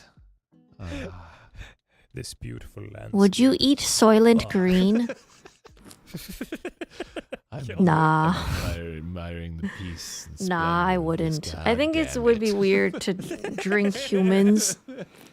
I don't want to drink humans. I was remotely slightly curious about the other Soylent, though. Playing for table scraps over here. Jesus. The one where it's just a health supplement now. All right. Because some he's value not on the board. allowed Take to that. call it actual Soylent. I'll do But I do like the idea of a drink that just contains all the essential nutrients if you're the type of person who doesn't want to eat or feels like you eating cut is out because you too yelled too loud, but I'm gonna assume you annoying. called me a bitch. Yes, I did. Absolutely called you a bitch. All right. Okay. Well, this is all I got, so take it or leave it. Do we feel like we can play Hanafuda after watching the Game Grumps play and showcase this game to us? Maybe. Shit. What if I did? Damn. All right. There we go. Oh, damn. Good job.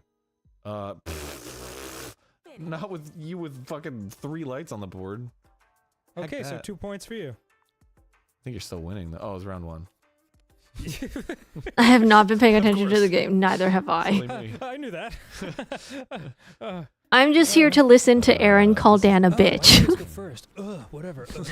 Because he just does it really satisfyingly. Yeah, do it. Go, Aaron. Go. Call him a bitch again. Go. And then that's the moment I'll look over, and then I'm back at looking at the Nintendo Switch talk about Joy-Con drift. Believe me, I would have taken it if I could have. I get that cherry blossom. I've had green, baby. Soylent. I wouldn't mind just having it for a while, already except have the it's fucking card. expensive, Damn it. which feels like it defeats half the point. That's true. It does. That does defeat most of the point, actually. Not even half Dude, the Steve-O's point. got a YouTube channel That's now. like He's killing it. 9.99999% of Yeah, I'm super the happy for him, point. man. They're fun The whole videos. point of He just tells Soylent is stories. It's supposed, fucking well, great. not the Soylent Green, but like the feel health, like I know, man. nutritional drink, whatever. Is that it's like, if there was a way where, let's just say you're just too lazy or you just can't be bothered to cook, but you still want to stay alive and you want the nutrients that is required for a healthy growing When body. someone's winning. It's like I more want a than another Soylent person, but- thing that I can drink It sure is that will pretty. just ensure that I get all the nutrients and I don't have to worry about like, oh, what do I want to eat? What do I want to cook? Do I have the ingredients in my fridge? Is it expired?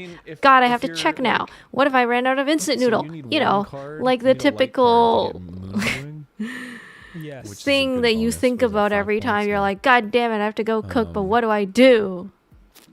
But at the end of the day, I mean, you're still just like hoping it turns up. you Hi, know? fruit of the mangoes. Hi, mango. You're in control, baby. How's it going, Just trying mango? to make a decision.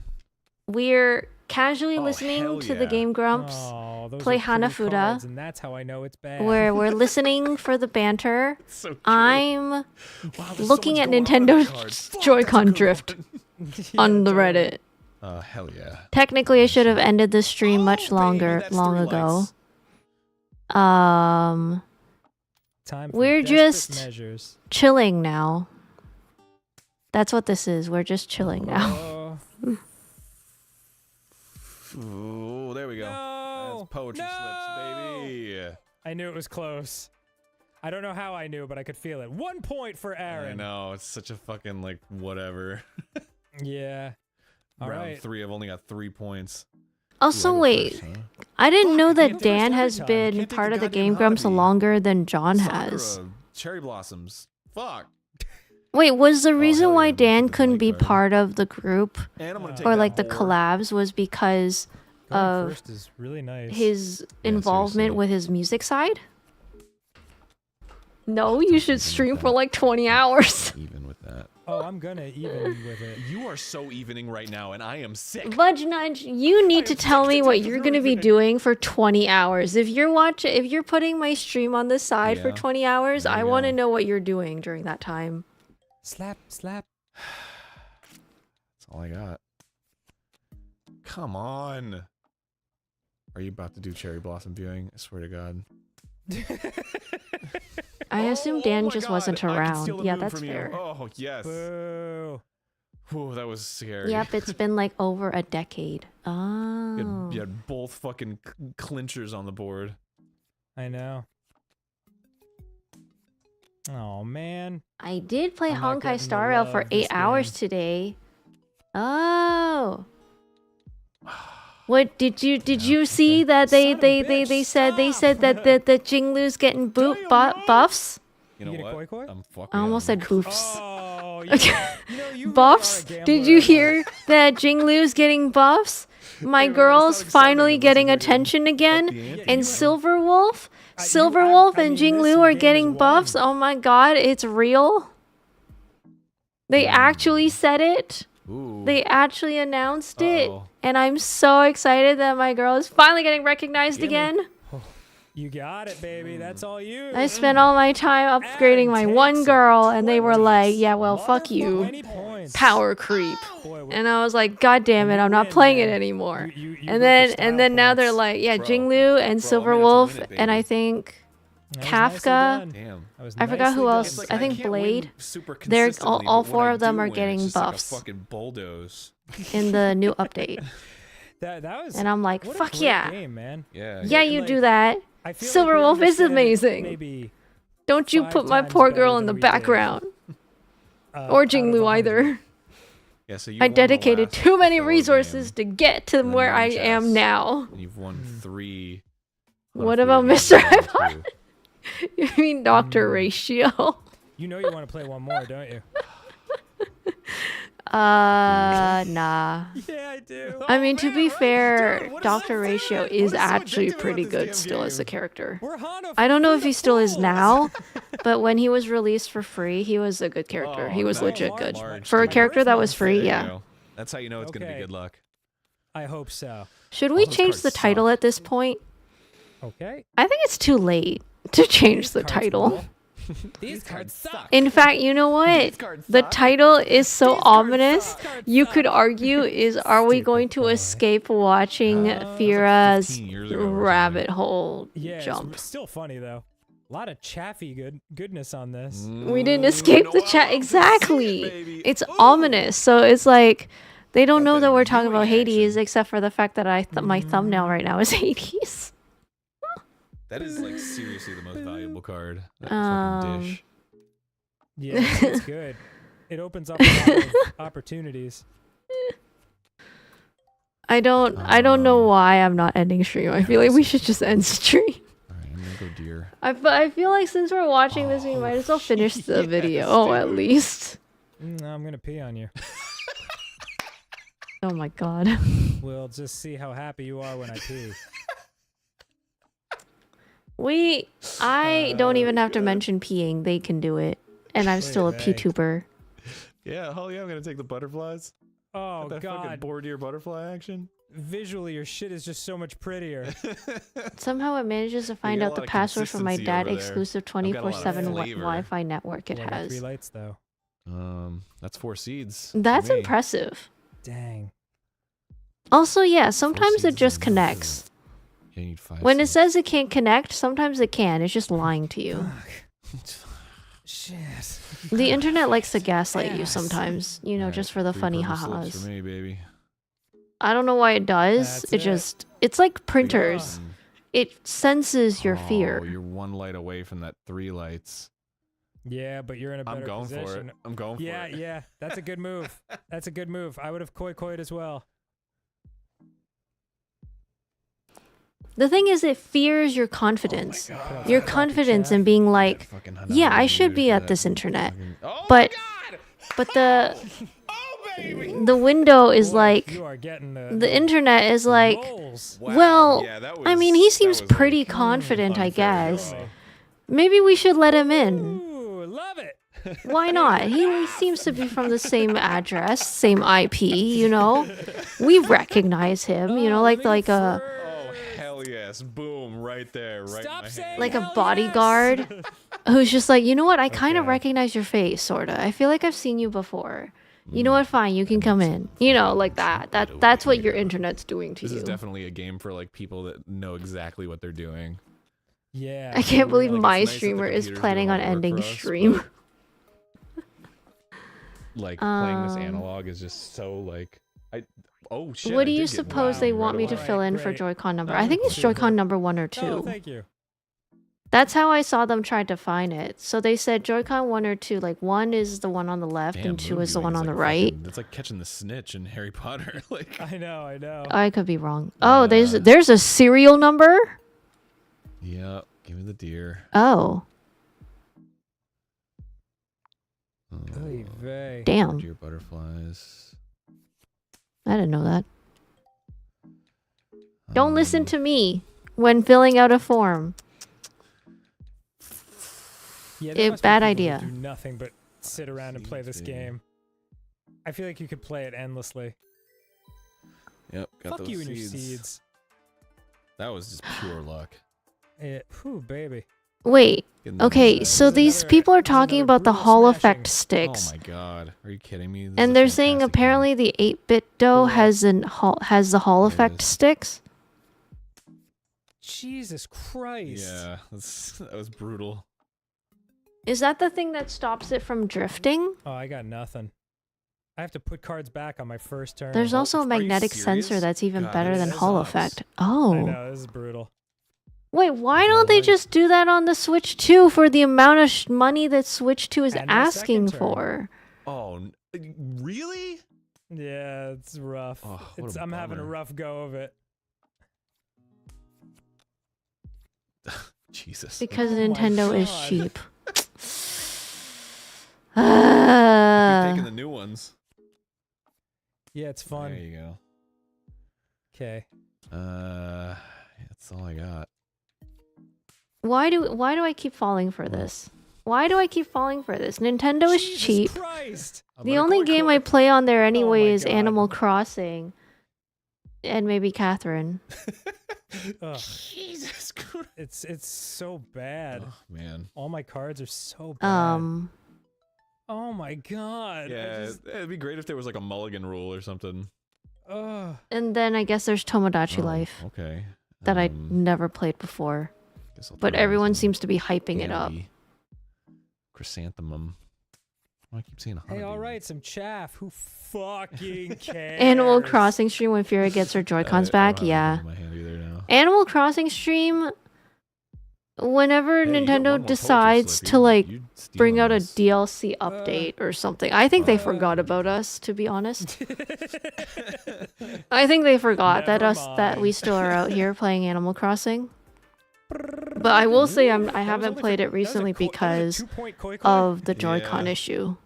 I guess so. No, don't say that. AC is not done so. I still have hope that one day Nintendo will. I'm gonna. This is like Silk Song. It's one day Nintendo's gonna announce that they actually didn't forget about Animal Crossing and that they're gonna continue New Horizons, but they're just gonna expand it. Hard enthusiasts. It seemed like I got it. No, don't say that. I'm so sure that any day now New Horizons is getting a DLC for sure. All right, well, have a lovely day, everyone. Yeah, man, have a good one. We will see you tomorrow. That's not the most cope. Come on. No. Come on. Bye, Dan. Bye, Aaron. I miss when I was watching Aaron play Mega Man. And all he kept saying was jump and shoot all the way through. The whole time. But that was a very long time ago. Oh my god, say less. I really liked his Mega Man playthrough. It was really funny. I got into that's when I learned about Game Grumps at the time. Lemons! Why don't you do that with Love and Deep Space? You mean cope? Do you want me to cope for Love and Deep Space? Or lament? I haven't gotten to the point in the story where I need to lament about it yet. I don't think I know enough to lament. Say jump and shoot? I don't want to jump and shoot.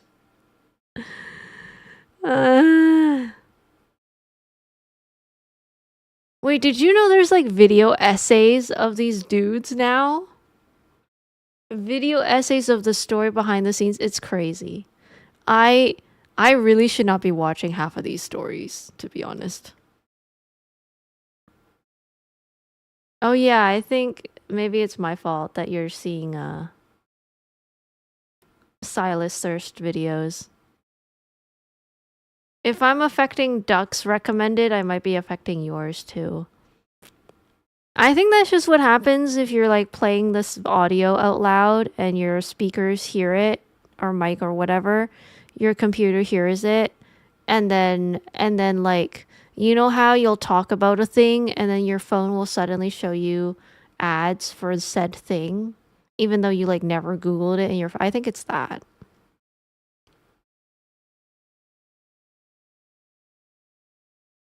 I think that's what's happening. So yes, I will take responsibility for you seeing Silas Thirst videos. Sorry, not sorry. You should watch more of them. But don't accidentally spoil yourself. Yeah.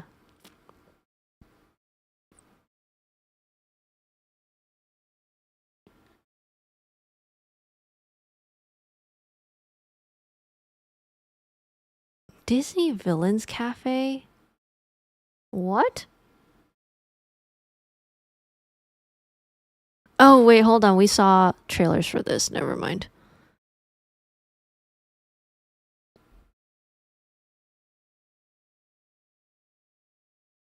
One streamer, my ads, which I have set to do not personalize, keep on showing crochet stuff. I told that streamer about it, and they doubled down. Yeah! Fucking double down, triple down, quadruple down, give them a fucking smackdown. I don't see why not. Crochet stuff is cool and cute and adorable.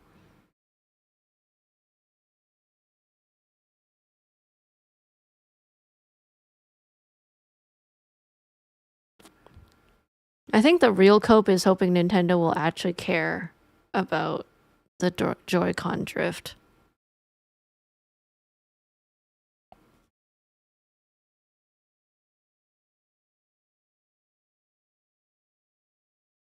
That's wild though. Like the whole thing is like, why would you want to willingly make choices that make it so that your customers don't want to return? Like they literally paid for your product. And they're like saying, hey, maybe there's something wrong about it. Maybe there's something wrong with it. And it's not just like an isolated case.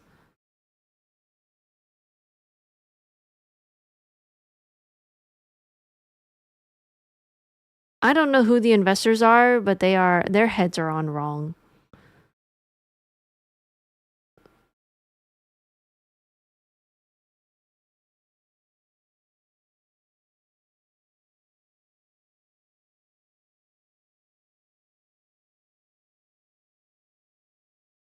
Second pair of Joy-Cons are better than the first I had, or maybe I just didn't play as much with them, or maybe it's kind of random, I just got lucky. They still drift a little sometimes, so perhaps not. Which thing? The Joy-Con drift thing! Greed makes people stupid. They do. Yes, they do.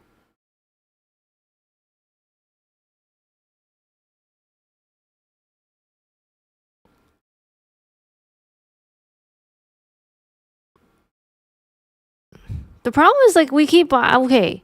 I'm not buying the Switch 2. I already know that I'm not gonna. I will be, well, first of all, because the size is too big for me. That's the number one thing. If like Joy-Con drift obviously is an issue, but like the other issue is that the Switch 2 is just too big. If you've seen the size comparisons between the first Switch and the second Switch, it's just too big. I'm not even the one who should be worried about that. It's not like I care about portability. Like Serenity said earlier, I'm not taking it anywhere with me. I'm just playing with it in my bedroom. But like so I'm the type of person where like I am definitely sticking to the first Switch.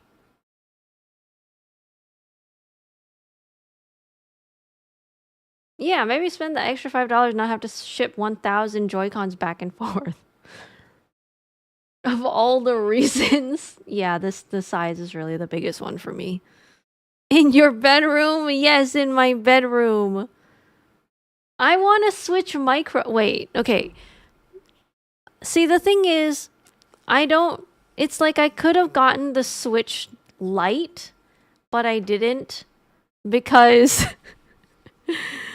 I wanted the ability to log on to the internet for Animal Crossing. Also that 100% would happen. Where it's I want to Smash and then I get my ass kicked is very true because I suck at Smash Brothers.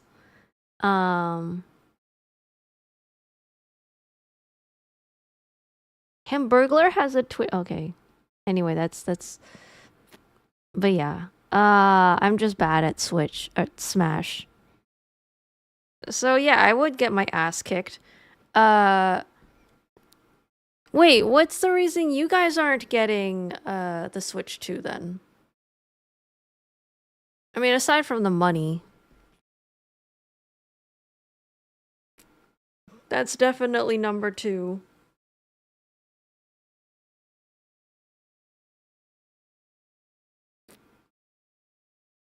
I am getting a Switch 2, just not right away. That's fair.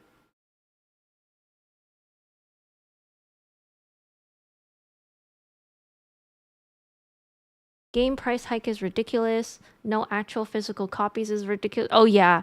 You know the physical copies thing is so ridiculous. The thing about the game, the key cards, like the game's not even on it. I thought that was so ridiculous. What do you mean that the physical game card thing is just to collect? You buy it and then you have to go online and download it or something. I was like, that's insane.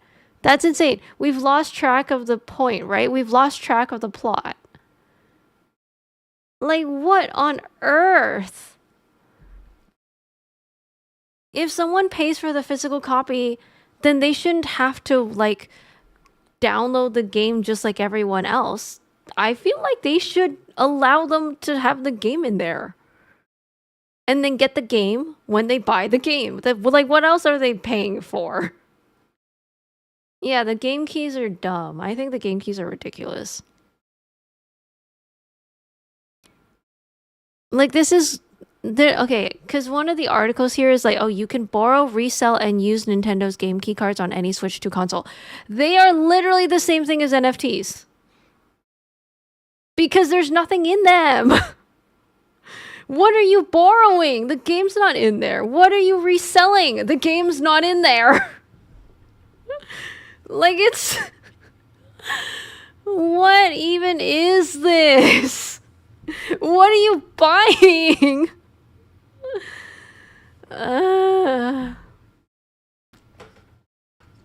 Switch games were pricier because the card cost more to make than a disc, essentially being a memory card. I feel that makes sense. But now they cost more because they cost more. Yeah, like what timeline are we living in here? Like, these people think they can do a rug pull. They're like, oh my god, look at these people. They're buying fucking monkey NFTs. They're gonna gobble this shit up. I want a genuine person. I want a person to, like, who has a genuine point about game keys to tell me why that's a good idea. Because so far, it's so stupid.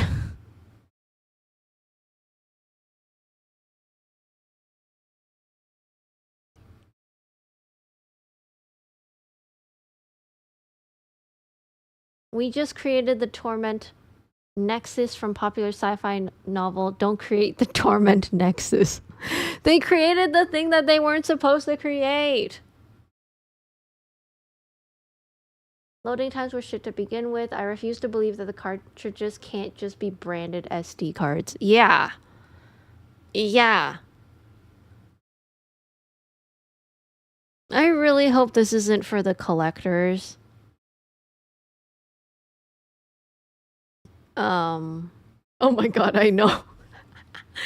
Those game keys will be very valuable in 20 years when the Switch servers are offline and the keys are now tiny bricks.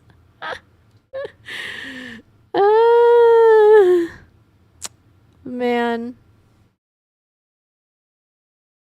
That way Nintendo has the option to completely remove your ability to own and play the game. Not to mention how you have to buy games again so they actually get the performance upgrades. It's like the PS Vita again, but nobody got mad at Nintendo for doing it. Rest in peace, PS Vita. Yeah, rest in peace, PS Vita. 2? No. 3. I had a group of friends who played video games in high school. 3 of them, which is at least like half the group at this point. 3 of them had the PS Vita. Oh no, sorry, 4. 4 had the PS Vita.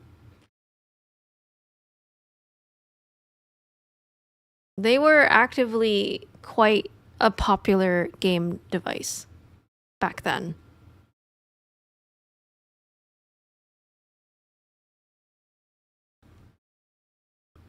Wally shoveling Gregs. Oh my god, the Gregs. Ah.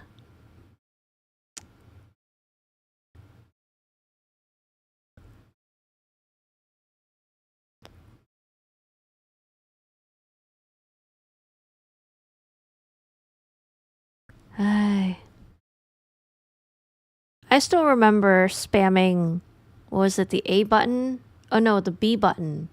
Spamming the B button on my friend's PS Vita because she was playing Final Fantasy, the version with Zack in it.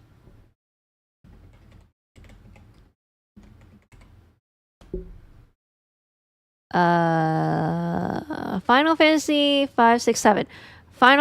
Crisis Core Final Fantasy VII. And there was a part in the game where Zack has to do sit-ups or push-ups or something.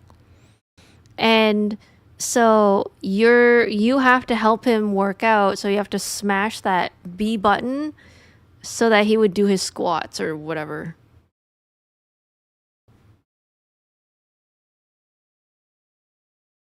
And my friend was like, my thumb is getting numb. Can you help me? And I was like, okay. And so I was smashing that button.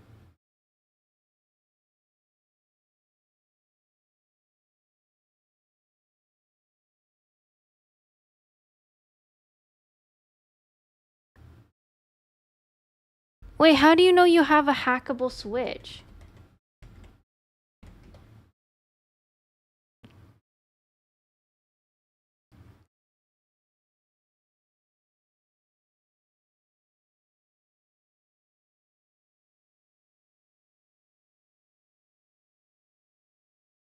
I'm too lazy to go turn it on. I'll go check later.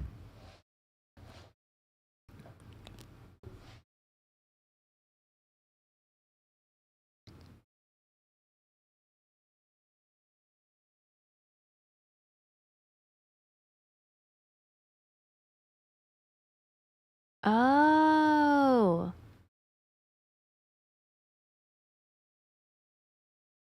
Does your Switch's battery last like 2 hours? No, I think my battery's actually pretty good. It might be possible that mine is unhackable.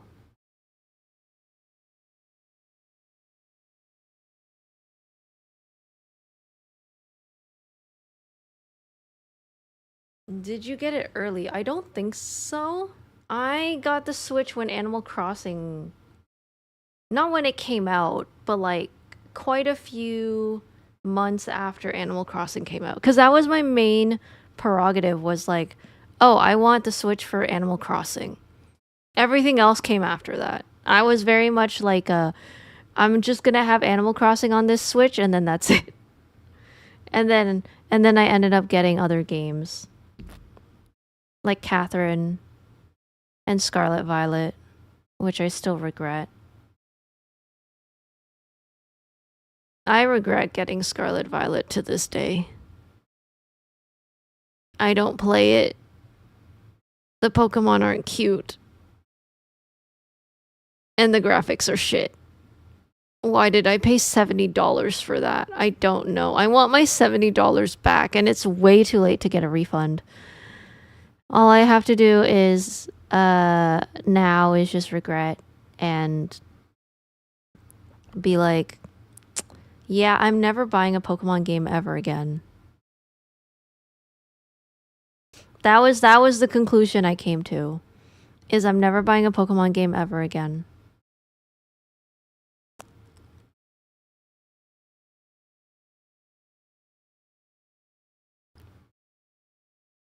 So yeah, every time they show the screenshots of Z and A, I was like, I remember when they did that for Scarlet Violet.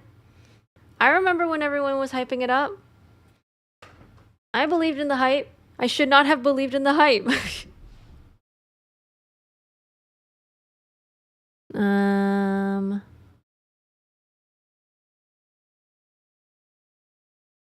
I borrowed Zelda Breath of the Wild for Wii U on the library and was like, yeah, I need to play more of this, and I might as well get the good version. Do you think they're going to release Zelda, the original games, onto the Switch One? Because if there's one thing I do want to play on the Switch, since it's Nintendo's license, is to play Zelda. I would like to try playing Zelda for the first time. Like the old games. No, I mean on the Switch One. You know how like the Nintendo for a while had like a Renaissance era where they were like, here's all these old games that were that are playable. Like if I wanted to play the classic Majora's Mask or whatever, Those are on the online thing. Oh. Wait, hold on. Which ones did I want to play that I'd never played before?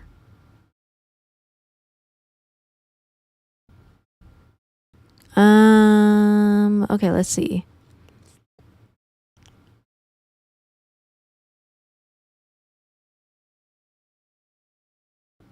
I think it starts with... No, not A Link to the Past.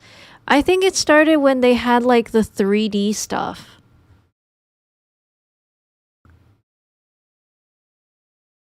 Not the pixel stuff. Ocarina of Time. Yeah. I want to play Ocarina of Time. And then I want to play Majora's Mask. And then I want to try... Well, they go back to pixels after that. Those two.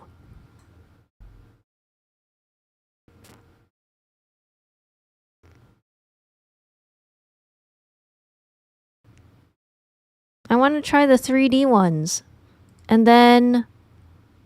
Oh, and then Wind Waker.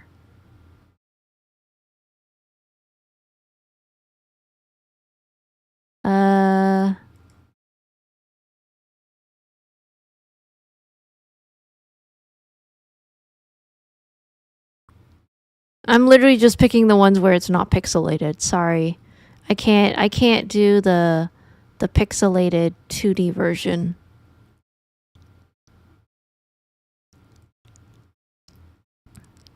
Oh, Twilight Princess is another one.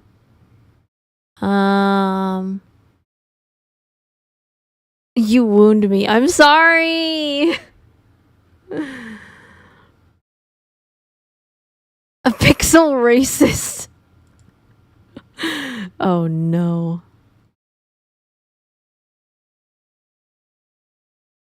And like, yeah, Skyward Sword. Basically anything that's 3D. Oh no, it's show ever for us.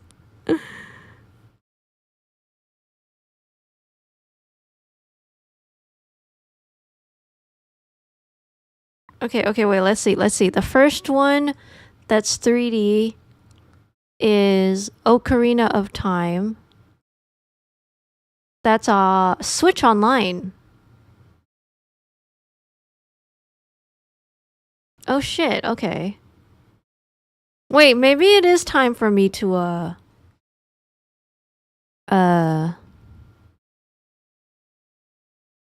revive that.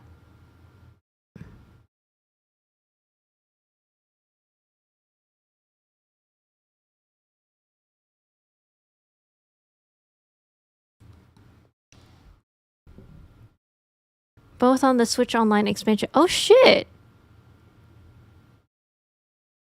Wait, I might actually play that when I... Oh, it's time to dig out my Switch then.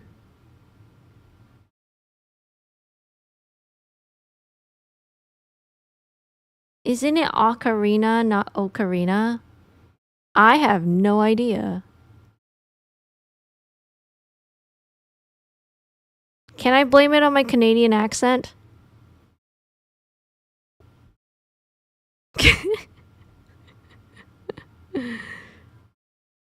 Can I blame it on my Canadian accent of why I'm saying it as an ocarina?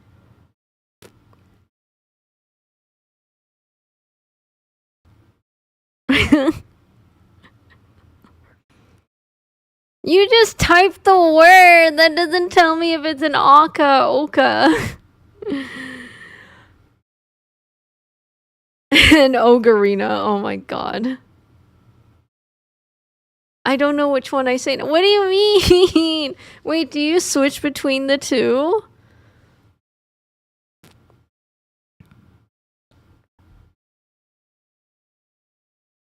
Listen, I'm discovering this shit as a hag now. Alright? We can't discriminate against the elderly. That is called elderly abuse. Okay? I am underprivileged, as I am not only elderly, but I am also a no, I'm gonna oh, Karina is cursed. No, it's not. Hi, Clammy. Old. No. I'm not old. I'm not old. To be honest, the word doesn't come up that often in my daily life. Neither does it for me. I'm just reading it the way that I see it. And ocarina sounds less harsh than ocarina.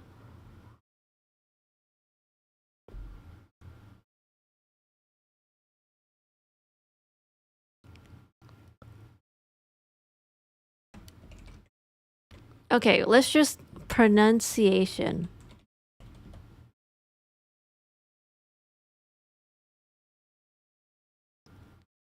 Ocarina.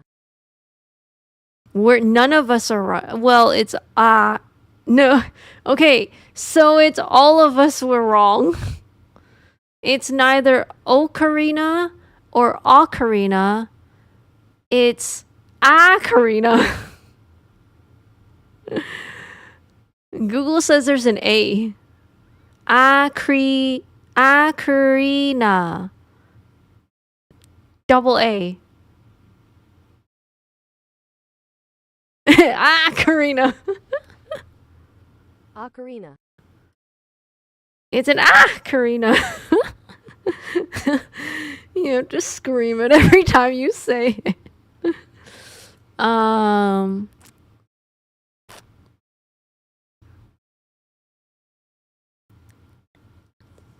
Okay, let's see. Someone asked this in the Zelda subreddit. Is the word supposed to be pronounced with an A or an O sound at the beginning? Someone said the pronunciation of the word has always been ocarina. People only ever started mispronouncing the A as A when Oracle of Time came out and kids didn't know the word. Depending on where you're from, you might pronounce that awk a little bit closer to oak.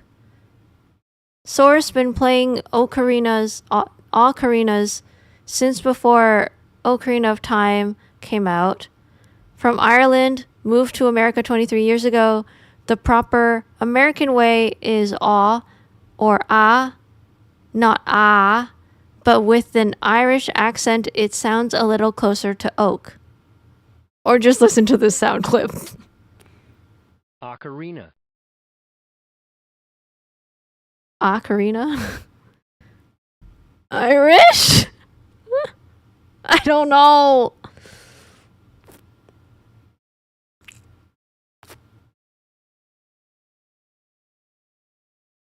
It's Italian. Don't look at me, I don't know.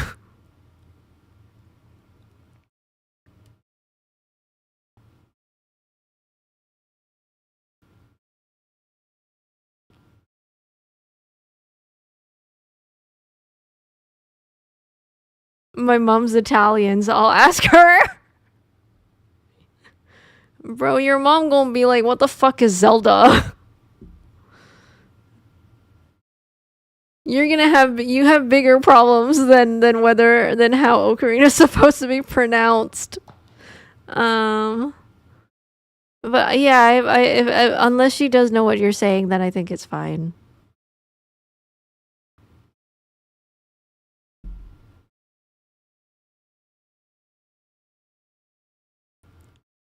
She has no idea what it is. Oh man.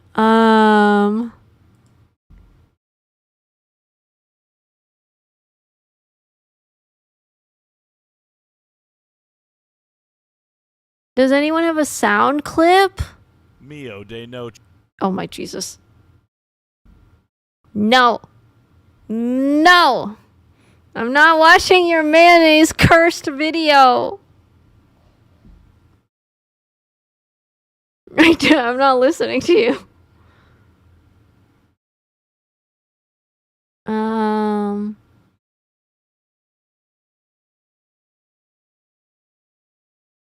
Does anyone have the Italian or Italian sound bite? Okay. Ocarina. Ocarina. Ocarina. Oh god, it's just getting worse. Ocarina. Ocarina. Guys, I can't decide.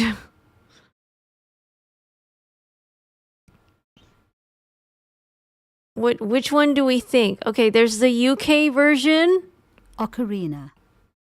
And then the US version. Ocarina. Neither of them sound Irish. Oh god. Let me put it in the browser.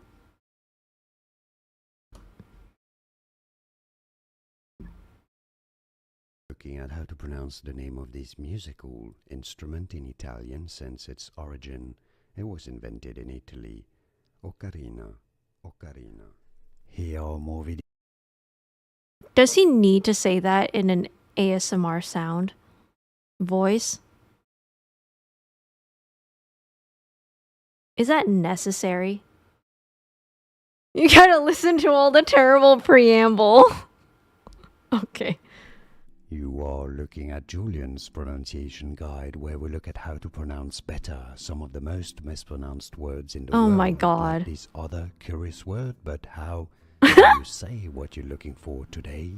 We are looking at how to pronounce the name of this musical instrument in Italian since its origin. It was invented in Italy. Ocarina. Ocarina. Ocarina. Ocarina. That's closer to oak than ak. You can't blame me for saying ocarina when his pronunciation's closer to an O than an A. At least I got halfway there. At least I'm halfway there. Sultry, seductive, how to pronounce words. That's why I said you were right. It is ocarina! Or looking at how to pronounce the name of this musical instrument in Italian since its origin. It was invented in Italy. Ocarina. Ocarina. Ocarina. Okay, he makes it sound better. He does make it sound a lot better with his Italian accent, okay? Ocarina. Wait, he's French.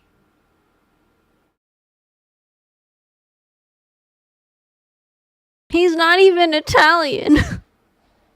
He's French. And a biology and wine expert. Apparently.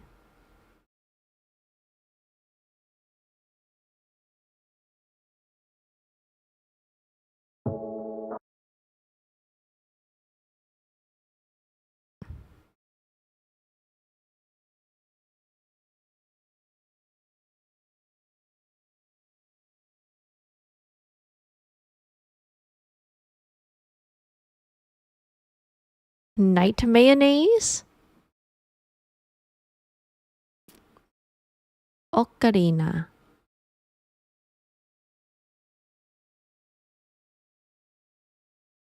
How did we get on here? Oh, right, okay. I need to find someone to raid. Dang it, you guys. Y'all got me distracted. Is this how you're gonna do this? You're gonna throw me into a rabbit hole so then I don't raid and I forget and I get distracted?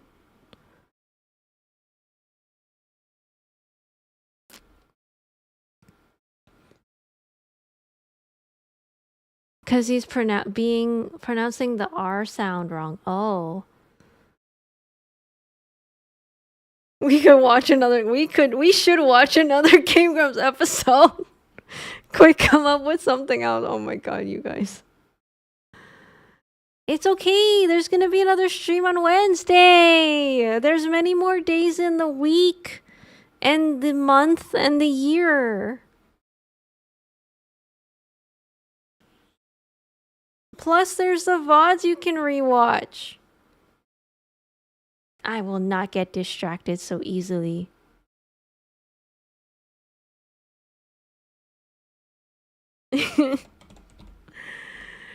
You will not hook my attention. I know what you're trying to do now. I see what you're doing. Oh my god, Florin.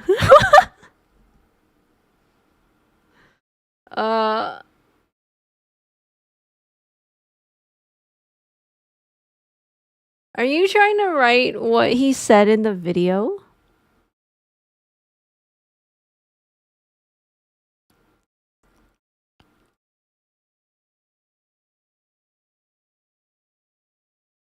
Wait, why does he say the preamble? First invented in 1853 is kind of fascinating. But no, I will not be hooked. I will not be hooked. In fact, I've also picked someone to watch. We're going to raid Guav, who is playing Overwatch right now.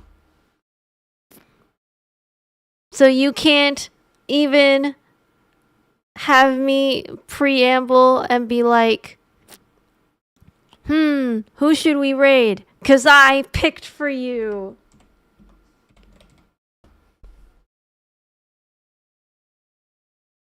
See? Saribot is like, don't forget to stay hydrated and take care of yourself. Have a great rest of your day. You see that, Saribot? Very nice, very good, very demure.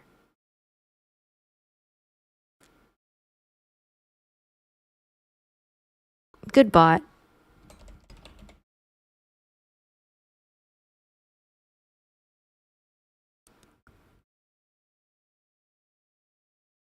You would raid this one weirdo. Oh, no, don't call it a mediocre bot. Oh, look how sad it looks. Damn. Angry table flip. You have no table to flip. Your futile attempts will not keep me here. The bed is too strong.